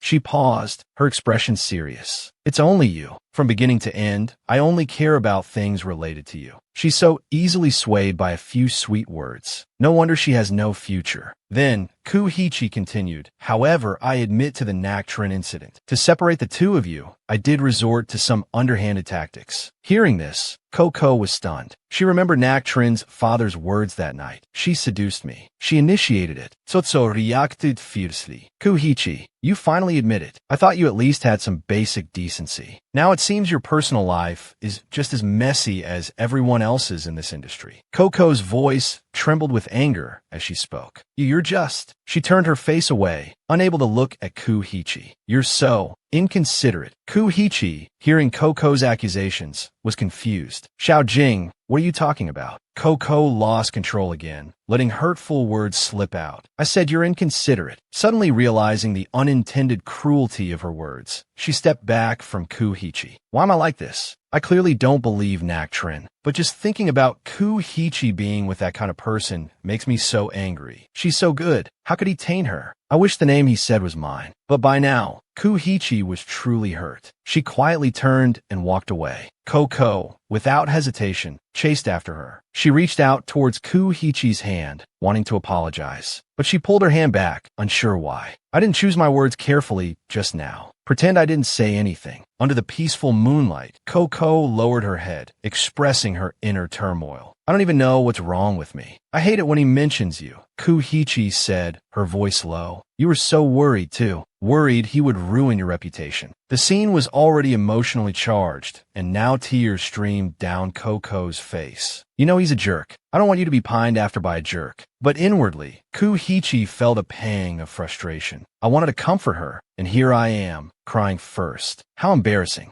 Kuhichi couldn't bear to see her beloved cry like this. She turned and gently wiped away Coco's tears. Don't cry, she soothed. I don't blame you. Kuhichi's forgiveness only made Coco feel more ashamed. The tears flowed even harder. Kuhichi cupped Coco's face in her hands, their noses almost touching. Xiao Jing, please stop crying. It hurts me to see you like this. Coco sobbed. I don't want to, but I can't stop. Kuhichi pulled Coco into a comforting embrace, gently rubbing her back. Then don't hold back, she murmured, her voice soft enough to turn the surrounding air a gentle violet. Cry. I'm here for you. The hug worked its magic. Bathed in moonlight, Coco whispered, thank you. I'm okay now. Watching Coco sniffle and wipe her eyes, Kuhichi couldn't help but frown slightly. This vulnerable sight made Kuhichi want to protect Coco forever. Her heart was completely captivated. Unable to resist, she leaned in and kissed Coco's soft lips. This time, Coco didn't pull away. She kissed back willingly. A moment later, Kuhichi placed her hands on Coco's shoulders, reassuring her. I don't know why you said those things about me, but nothing happened between Nactrin and me. I saw through him from the start. I was worried he would hurt you if he stayed with you. Plus, she continued, I really wanted to get close to you. That's why I separated you and Nactrin. I genuinely like you. That's why I did those things. Do you believe me? Coco's mind was filled with Kuhichi. Her voice was so warm. Even the moonlight seemed to soften for her. The night air wasn't so cold anymore. Seeing Coco's silence, Kuhichi withdrew her hands, feeling a pang of rejection. Coco startled, finally speaking, her heart pounded in her chest. Just then, someone called out from the distance, Xiao Ku. Xiao Ku, I've been looking all over for you. You're here. I saved you a piece of delicious cake. Come on. But Kuhichi was more concerned with Coco's state of mind. Seeing Coco's discomfort, she looked up and said, Go eat your cake. I'm going home. With that, she turned and walked away resolutely. Xiao Jing. Kuhichi called out. Coco stopped. Turning back, she replied, Someone's waiting for you. Go ahead. We could talk later. Kuhichi hesitated. But I don't want cake. I just want. But the words remained unspoken. She could only watch Coco's retreating figure. The next day, at Huaguo Entertainment, Zhao Lin's laughter echoed through the office. So, you chased after Xiao Jing, and the cake girl chased after you, and you both ended up at Xiao Jing's place. Kuhichi could only groan in response. She recalled how Coco had stormed off angrily the night before, leaving her and the cake girl outside. Zhao Lin nodded sympathetically. I don't blame Xiao Jing. Anyone would do the same. Kuhichi sighed. I don't blame her either.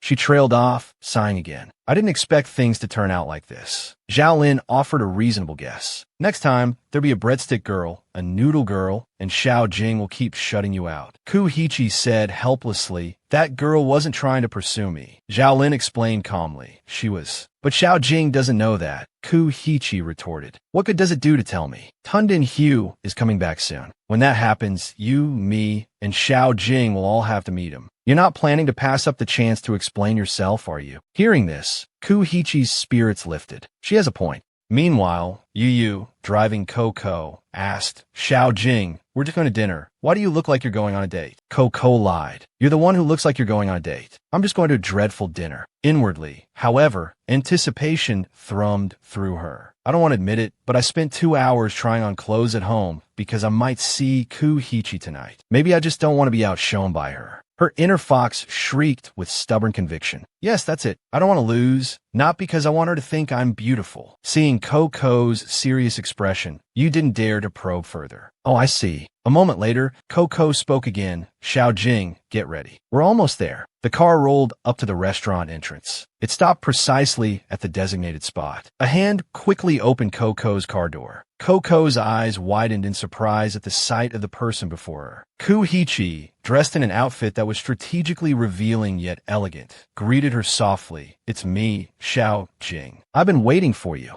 Coco's heart fluttered. Waiting for me? For what? Hampered by her long dress, she struggled to get out of the car. The gallant Ku Hichi extended a hand. Allow me. Coco, unable to resist, placed her hand in Ku Hichi's, secretly pleased. See, this is why the long dress was a good idea. Getting out of the car is difficult, but the scene was undeniably captivating, and Ku Hichi looked utterly charming. Coco couldn't help but stare. Oh, thank you. Ku Hichi, gazing at her, showered her with compliments. Xiao Jing, you look stunning tonight. Coco's inner fox jumped for joy, fireworks exploding in celebration. But outwardly, she maintained her composure. I was going to dress simply, but my assistant suggested I dress up a bit. It shows I take this dinner seriously, so Tundin Hu won't tease me. Yu, caught in the crossfire, looked bewildered. Did I say that? No, I didn't. It's so cold. I was worried Xiao Jing would be cold. Ku Hichi, giving Coco her full trust, replied, Oh, I see. That makes sense. She gently took Coco's hand. Shall we go in? Coco quickly pulled her hand back. No, thanks. What if another girl tries to give you cake? Ku Hichi, hearing this, immediately stopped. She watched anxiously as Coco, seemingly sulking, walked towards the entrance. Delay my cake time isn't good. Ku Hichi quickly explained, that girl just wanted to thank me, so she gave me a cake. She has a boyfriend. Hearing this key piece of information, Coco paused. Seeing her opportunity, Ku Hichi continued. She was in a film with me a while back. She was a bit slow on the uptake and got bullied by the crew, so I helped her. If it were you would have helped her too, right? After all, Xiao Jing is even kinder than I am. The elevator doors opened. So, clearly still not entirely satisfied, stepped inside. So, this time it was a misunderstanding. But what about next time? Will it be the same? Ku Hichi, you really have a problem handling relationships. Ku Hichi froze again.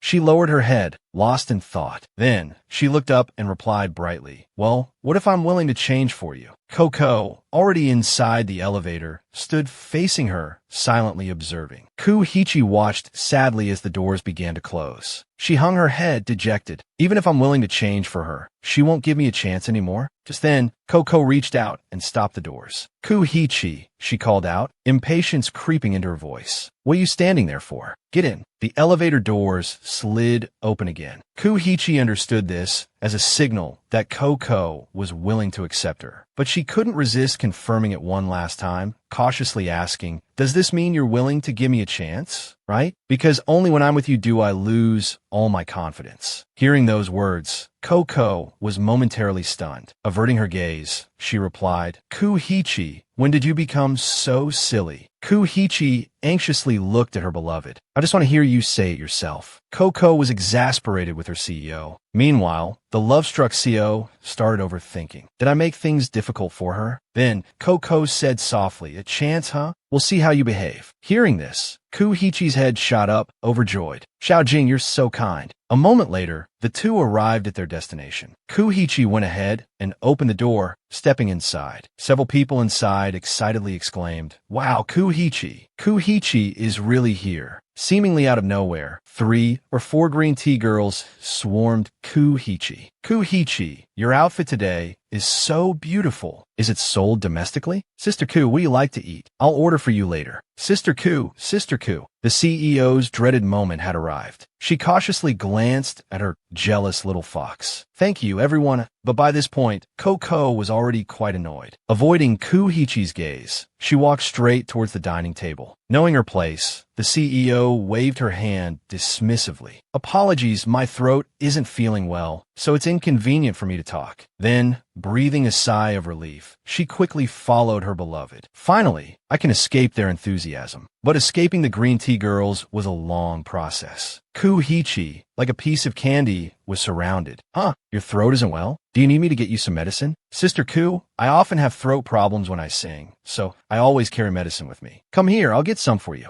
Coco, already sulking, refused to look their way. Suddenly, everyone's attention shifted to the door as someone announced, Chairman Tun has arrived. Zhao Lin from outside called out, Chairman Tun, please come in. Then she turned and looked at the other newcomer. Not Tan is here too. Everyone whispered amongst themselves upon seeing her. Isn't Not Tan a singer? She looks a lot like Xiao Jing. Hearing this, Coco curiously looked over. Seeing her, Coco agreed. She does look a bit like me when I first entered the industry. Zhao Lin spoke again. Let's go sit down first. Please, Chairman Tun. You sure know how to pick a seat. Right next to our co-company. Not Tom beside him took Tun Din Hu's hand. Chairman Tun, I want to sit next to you. Why don't you sit next to me and I'll sit here? He naturally couldn't refuse the beautiful woman's request. Not Tom thus ended up sitting next to Co-Company. Coco found this puzzling. This girl, watching them chat happily, Coco pondered. Why would she actively want to sit next to Tun Din Hu? He has a bad reputation in the industry. Unless absolutely necessary, no one would willingly get close to him. She doesn't seem like that kind of complicated person. Sensing Coco's gaze, she nervously glanced over, her expression tense. In a low voice, she said, CHCH Xiao Jing, my name is Natan. Seeing her hesitant demeanor, Coco's suspicions grew. She cheerfully greeted Natan in return. But suddenly, Natan trembled slightly. Could it be because Kuhichi arrived? Coco, still unaware, lifted the teapot, thinking I'll pour her a cup of hot tea to warm her up. But as she lifted the cup, her beloved had already offered Natan some tea, solicitously asking, It's cold outside. Why didn't you wear more? Natan accepted the tea, happily replying, It's okay, I'm used to it.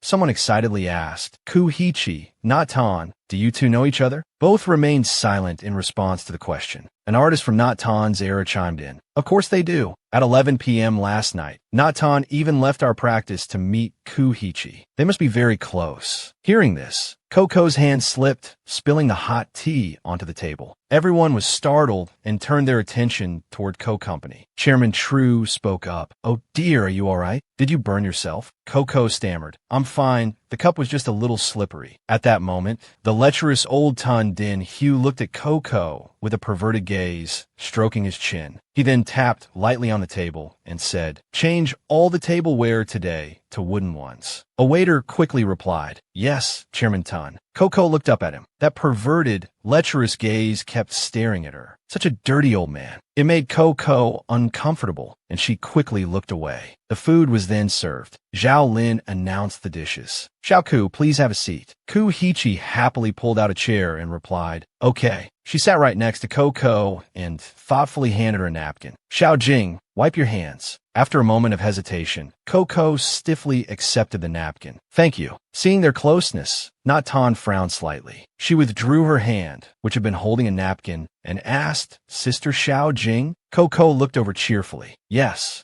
With a naive and shy look, Natan said, Sister Xiao Jing, when I was in art school, I really liked the films you starred in. I've always felt that you're very, very, very beautiful. Coco gave a model response. Thank you. But her little heart couldn't help but be suspicious. Although she was happy to be complimented, it felt a little strange that Natan praised someone who looked remarkably like her. As everyone was enjoying the meal, Zhao Lin suddenly spoke up. She stood up, raised her glass, and said, Let's toast Chairman Tun. Everyone raised their glasses to Chairman Tun. Coco also took a small sip. Tun Din Hu then spoke. Coco, looking at her with a sly, cunning expression. I want to have a drink with you. Coco felt a jolt of fear. But suddenly, Natan spoke up, rescuing her. Chairman Tun, may I offer you a toast first? Coco, puzzled, clutched her glass tightly. Why would she actively help me avoid a toast? We clearly don't know each other. Tun Din Hugh continued to try and offer Coco a drink, but Natan intercepted each attempt. After a while, Natan, swaying slightly, stood up. Coco, concerned, helped steady her. Are you all right? Do you need me to pour you a glass of water?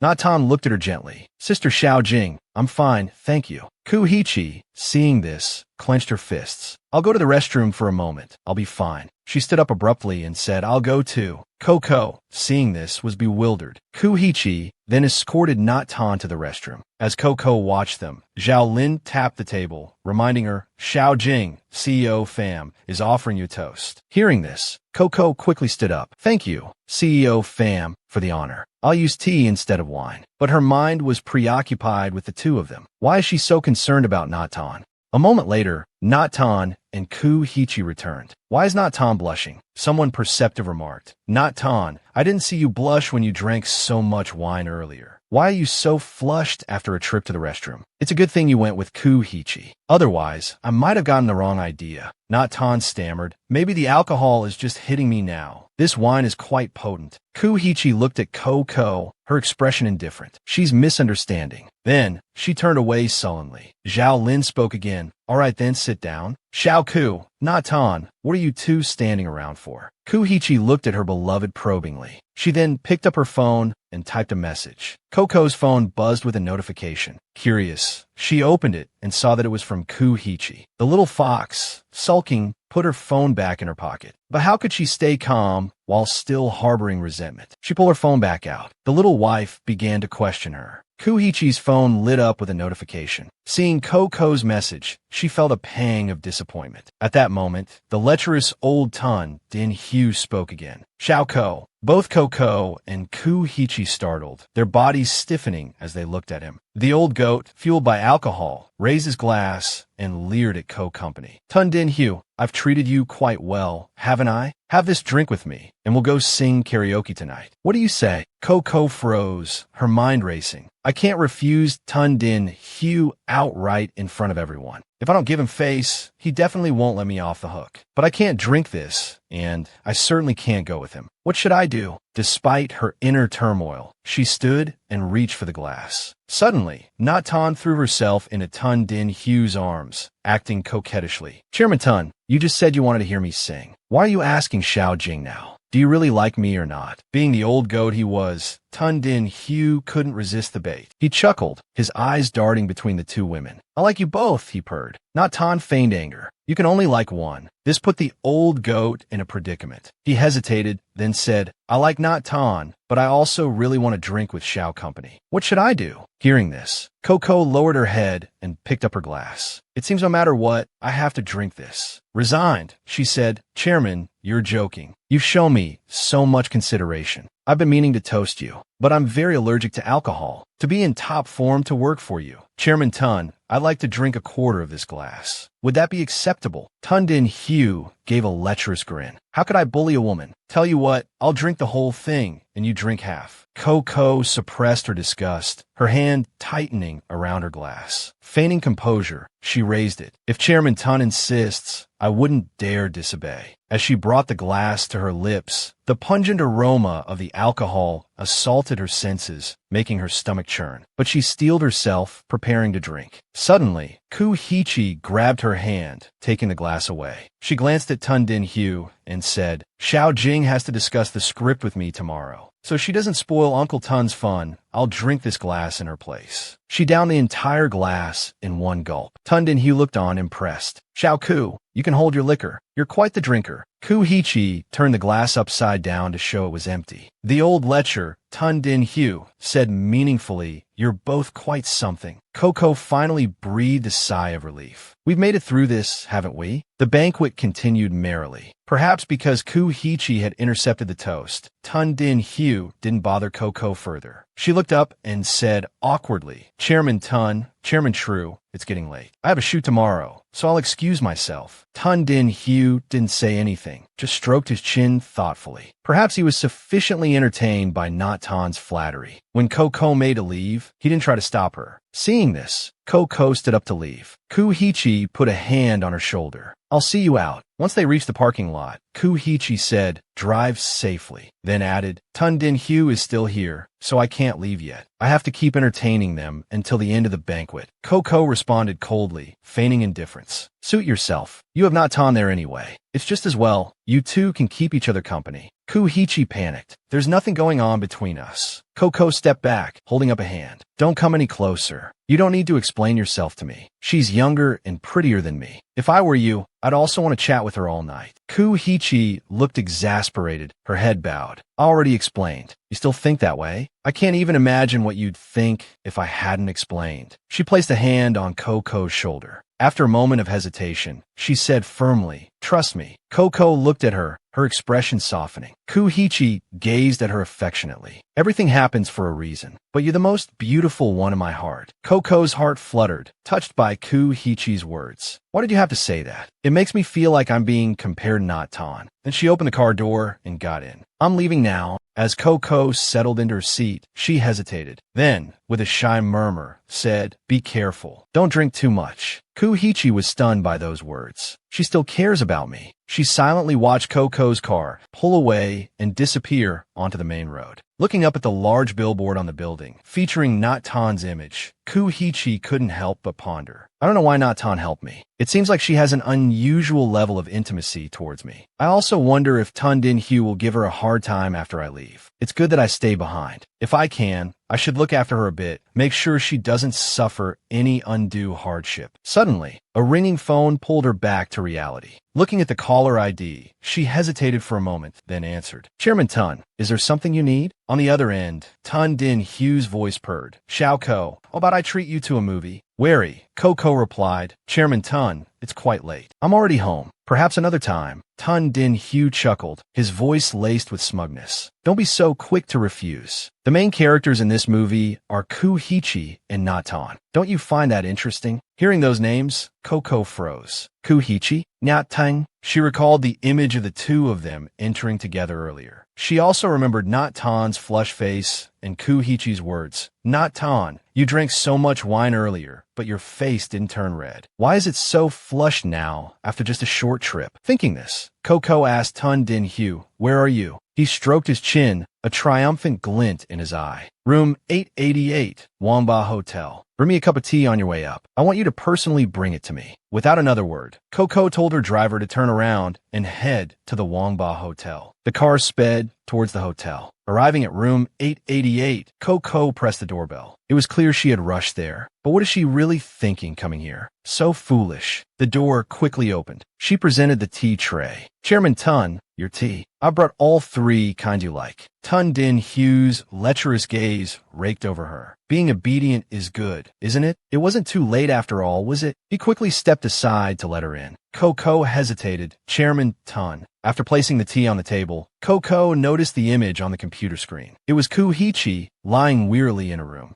Seeing this, Coco turned back to Tun Din Hugh, a frown creasing her brow. The shameless old man spoke. Xiao Ko, after you left, Kuhichi drank quite a bit, all to give me face. But I'm still not satisfied. She kept stopping me from finding you. So Tso's front deepened. Chairman Tun, what are you trying to do? Tun Din Hugh pointed at the screen. Look who's come to visit. He continued. Kuhichi thinks she's clever, holding some leverage over me, trying to influence me. But Tun Din Hugh, won't be tied down by anyone. Coco turned back, her voice rising slightly. Chairman Tun, Kuhichi and I are close friends. Perhaps she just hoped I'd focus more on work. If I've offended you because of this, I apologize on her behalf. Tun Din Hugh scoffed. Close friends. I've been in the entertainment industry for a long time. Nothing gets past me. How about we make a deal? Not Tan, and you are quite alike. The wine Kuhichi just drank was drugged. If she doesn't do anything to Not Tan later, I'll let them both go without a word. But if she does do anything to Not Tan, I'll give you a video enough to destroy her career. And your payment for this, you stay with me for 3 months. How about it? Unable to bear Tun Din Hugh's shamelessness any longer, Coco exclaimed. You planned this all along. Your goal wasn't to make me drink, but to get her drunk. He simply smirked. Now that we've come this far, aren't those questions a bit redundant? Coco anxiously turned back to the screen. Natan stood stiffly, staring at Kuhichi. Tun Din Hyu, losing patience, pulled out his phone and dialed. I'm not a very patient man. I'm telling you, if you don't do as I say, all our negotiations are off. After hearing Tun Din Hyu's ultimatum, Natan approached Kuhichi and softly called her name. In her dazed state, Kuhichi mumbled Xiao Jing. Hearing this, Coco, watching from outside the room, bit her lip hard. She knew that once these events unfolded, there would be no turning back. Turning away, she covered her face and cried out, "Turn it off. I don't want to watch anymore." Tun Din Hyu, stroking his chin with a smirk, said, "So, you agree to stay with me for 3 months then?" Even if it meant missing out on the best opportunities, Coco wouldn't cross her own boundaries. This was the principle she had held onto since entering the entertainment industry. She might not always win, but she wouldn't lose herself. Impatient, Tun Din Hyu snapped, "Kuhichi, why aren't you saying anything? I don't have the patience to drag this out with you." The situation now involved another person. If the video fell into Tun Din Hyu's hands, everything Kuhichi had worked so hard to build would be destroyed. Coco's hands trembled. She's done so much for me. Regardless of her reasons, Coco couldn't stand by while Kuhichi was being threatened. Tears welling up, she began,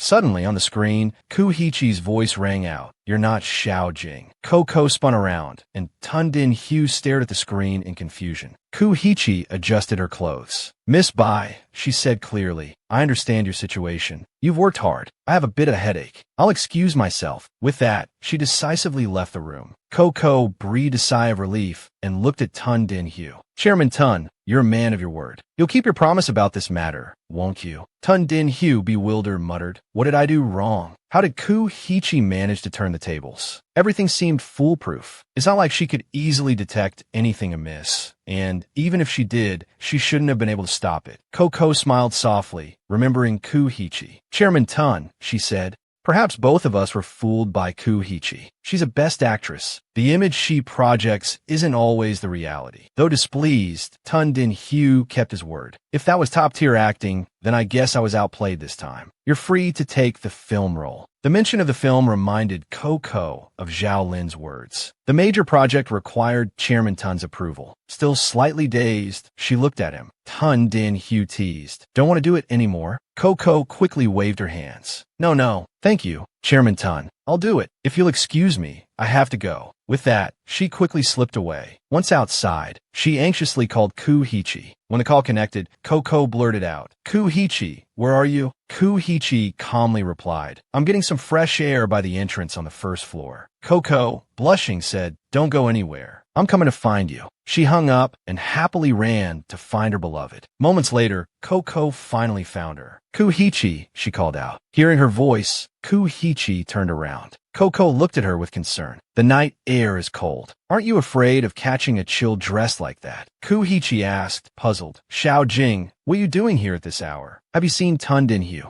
Sotso nodded. "Yes, I just left him. Hey, let me go." Kuhichi continued. "So you just saw me and by Natan in the surveillance video?" Coco furrowed her brow. "How do you know all this?" Kuhichi stepped closer. "I guessed it when I saw you here. If I had done something to Bai Natan just now, you would have another unforgivable reason to reject me, wouldn't you?" Coco, flustered, took a step back and nervously scratched her cheek, trying to change the subject. "How did you know that Bai Natan wasn't me?" Kuhichi responded cryptically, "I'm not telling you." Coco looked up at her beloved. "So, you weren't really at fault? You were just putting on an act for that old fox?" Kuhichi massaged her temples, looking uncomfortable. "Whatever. Xiao Jing, take me home. I feel dizzy," Kuhichi murmured. Coco immediately understood. Although Kuhichi was smiling, the expression held a deep weariness. Coco took off her coat and replied, "Okay." Kuhichi, now docile, leaned into Coco's solicitous care. "You're drunk," Coco said. "Let me help you."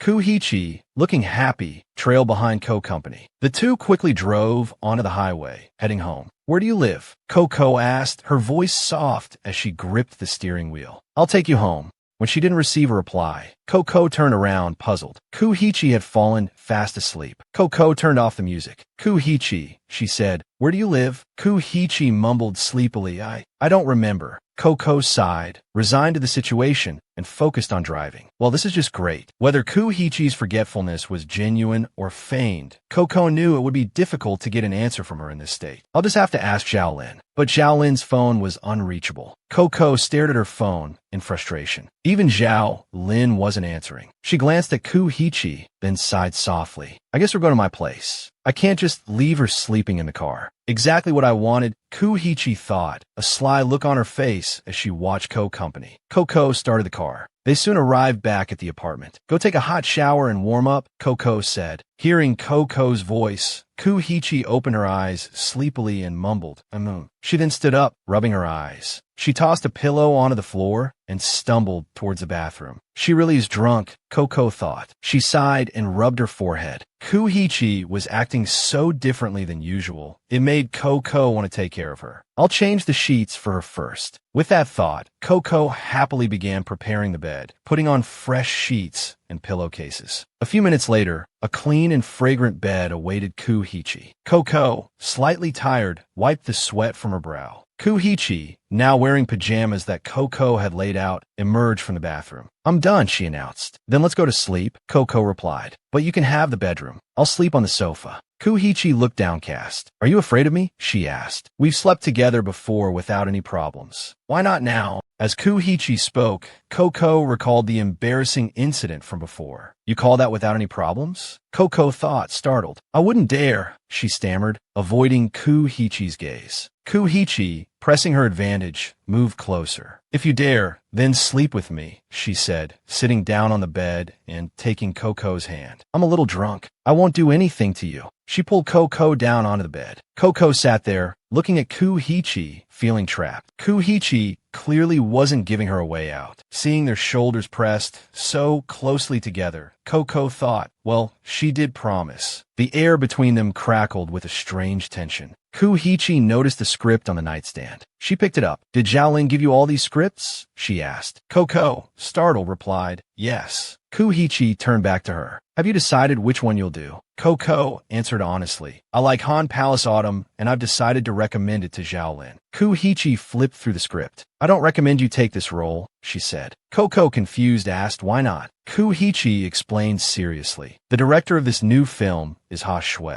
She has a good eye for visuals, but her storytelling abilities are lacking. Working with her will limit an actor's performance. Plus, the plot of this script is weak. I'm worried the final product will be nothing more than a visually appealing music video. Noticing Coco's expression, Kuhichi asked, what's wrong? Coco narrowed her eyes, her voice laced with suspicion. You're much more coherent than you were a few minutes ago. Kuhichi froze, then placed the script back on the nightstand. She began to feign exhaustion and discomfort. Then, she gently leaned against Coco, acting coquettishly. I'm so dizzy, she murmured. At that moment, Kuhichi caught a familiar feminine scent, neither cloyingly sweet nor overpowering. It was light and delicate, like a fine piece of art, its elegance and subtle richness unfolding the closer one got. It was clearly just Coco's scent, yet Kuhichi suddenly wanted to pull away. A moment later, her face flushed crimson as she tried to create some distance. Stop fooling around, she mumbled, though she comfortably nuzzled her head into the crook of Coco's neck. Was I fooling around? Coco asked, exasperated, unsure what to say. She looked at the alluring Kuhichi before her. Why did I choose such a revealing nightgown for her? Sotso screamed internally. Meanwhile, Kuhichi, noticing Coco's unusual reaction, couldn't help but tease her further. Looking at Coco's adorably flushed face, Kuhichi found it irresistible to continue her playful torment. You seem a little shy, she purred. As she spoke, Kuhichi touched Coco's ear, making her jump. The way you look right now. Kuhichi trailed off, a dreamy look in her eyes. It really makes me. She then gently nibbled on Coco's earlobe. Unable to control her desire for intimacy, she leaned in closer. Feeling Kuhichi's warm breath, Coco startled and turned to look at her. What followed needs no explanation. Kuhichi had her fill once again, and Coco didn't resist, quietly enjoying the moment. Kuhichi took the lead, gently pushing Coco down. All Coco could do was lie there and savor the experience. She unconsciously let out a soft moan as the world around her grew hazy. A strange sensation coursed through her body. Is this pain?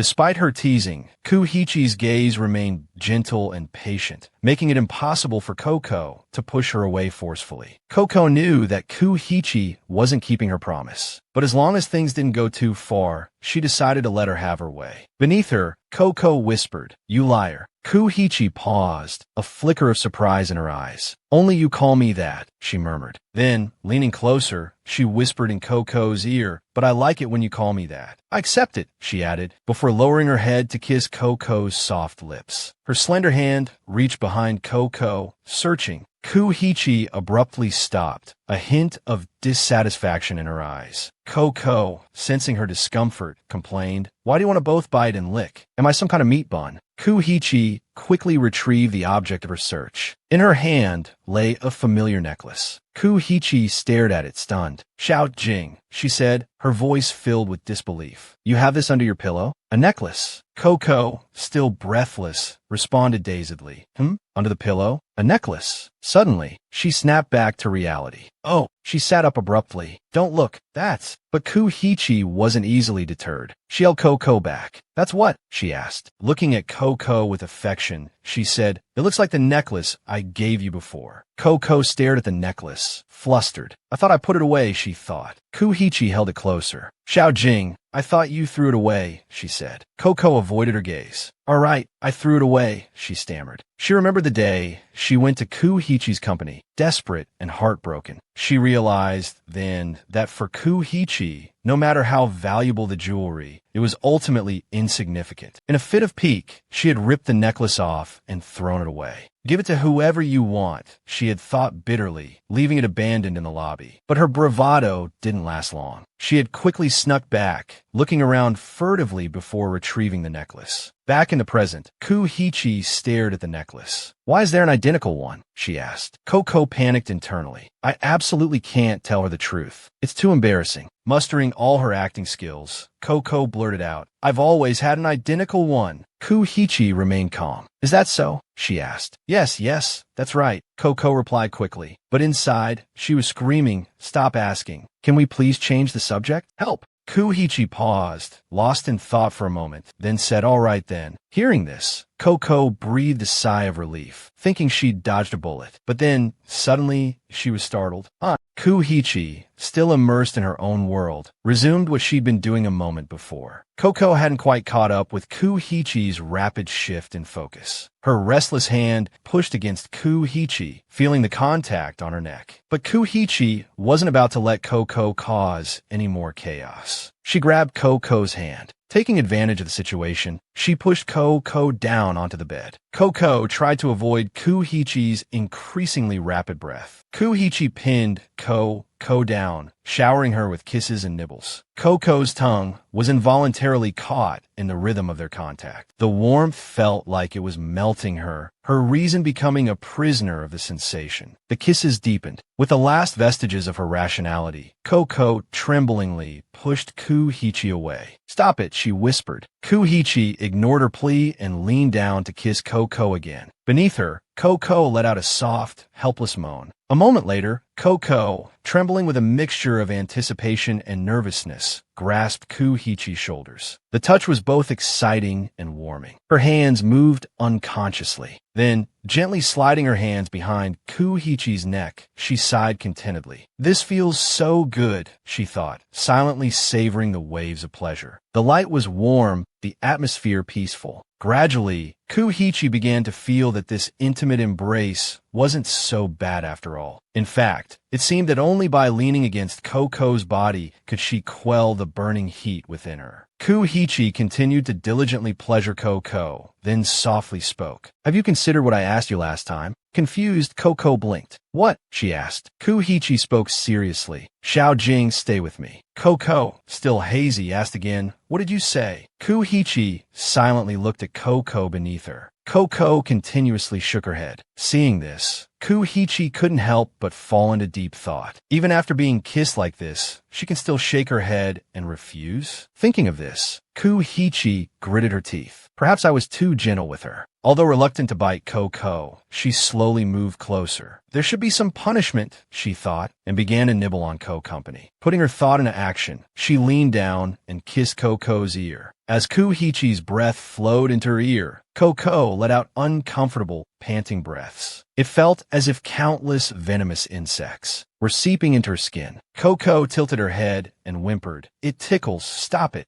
Kuhichi paused, looking at the results of her efforts beneath her with a loving gaze. Though usually rejected, she now felt that even Koko's refusals were pleasant to hear. This also encourages me, she thought, to want to bring you to experience even more overwhelming pleasure. Koko, immersed in pleasure, shuddered slightly. Kuhichi whispered in her ear, "Be good, don't move." Sozo obediently replied, Having said that, she secretly sulked, thinking this tone is so annoying. I'm not a kindergartner. Seeing Koko's dazed and pouting expression, Kuhichi gave her a sly glance, then slowly moved downwards. Koko unconsciously let out a soft moan. "You're so mean," she whispered, her voice thick with desire. Koko's legs trembled and stretched out. Then she pushed Kuhichi away. Kuhichi obediently moved back, seductively calling out, "Xiao Jing." A little mean, perhaps because I like you too much, Kuhichi thought. Koko, still lost in the afterglow, didn't fully grasp the teasing words. Our CEO was also at a loss with this innocent little thing. She then softly asked, "Do you like me like this?" Koko, her breathing still uneven, avoided Kuhichi's gaze and replied, "No, I hate you." Kuhichi gently brushed Koko's hair aside and said, "But I like you very much." Her eyes looked deeply into Koko's. "I understand your past, and I understand you.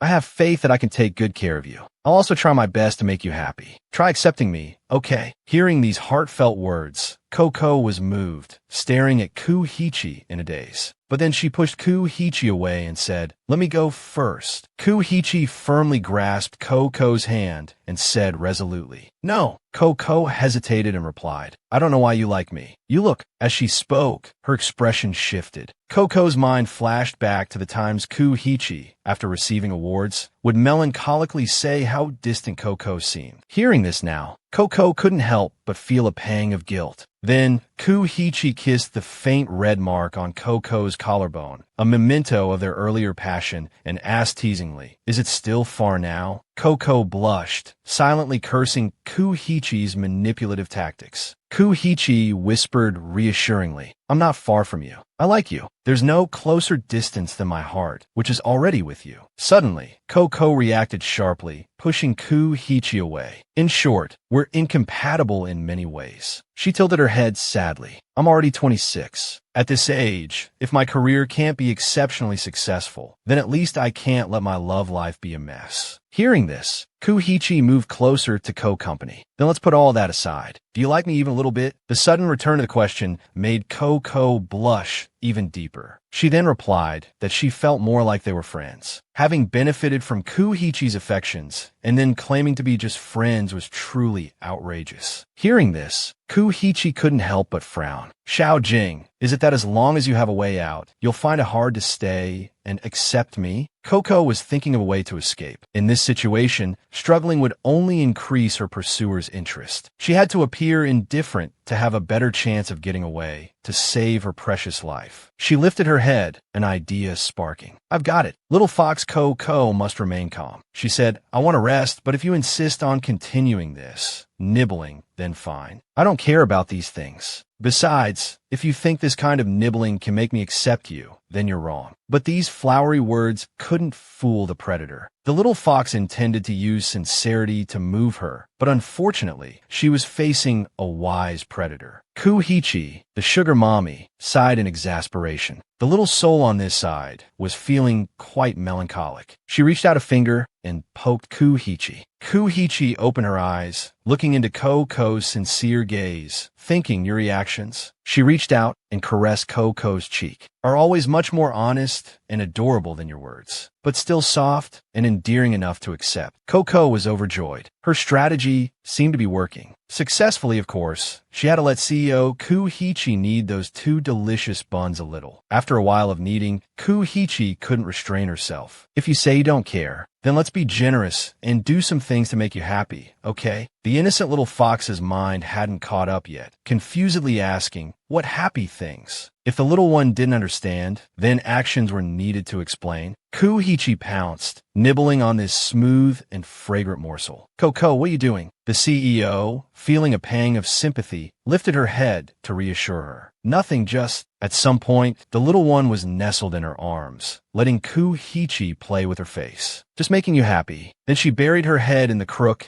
of Coco's neck.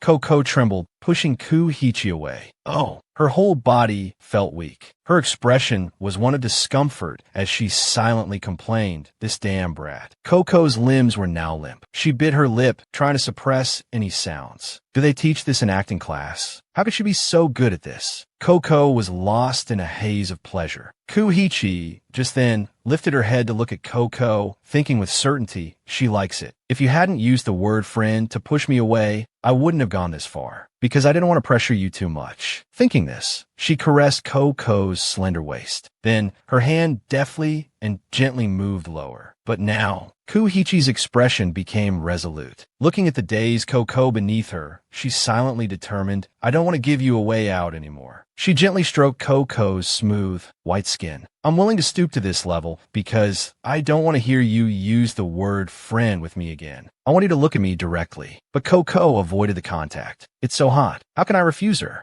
Seeing this, Kuhichi soothed her gently. Be good. I told you not to squirm. The stubborn little fox glared and said, I hate you. Kuhichi simply leaned in and whispered, You hate me? Why do you hate me? Coco, mesmerized by the soft caress of Kuhichi's hand, murmured, Itchy. Brushing Coco's hair aside, Kuhichi softly echoed, Itchy. Her touch light and teasing, she whispered, Is it still itchy like this? Tears welling in her eyes, Coco stammered, You jerk? I hate you. Kuhichi looked at her affectionately. You hate me that much? Then let's do a little more. With that, she pulled down Coco's strap, her voice seductive. Let's do things that make you hate me even more, shall we? This time, we'll go all the way.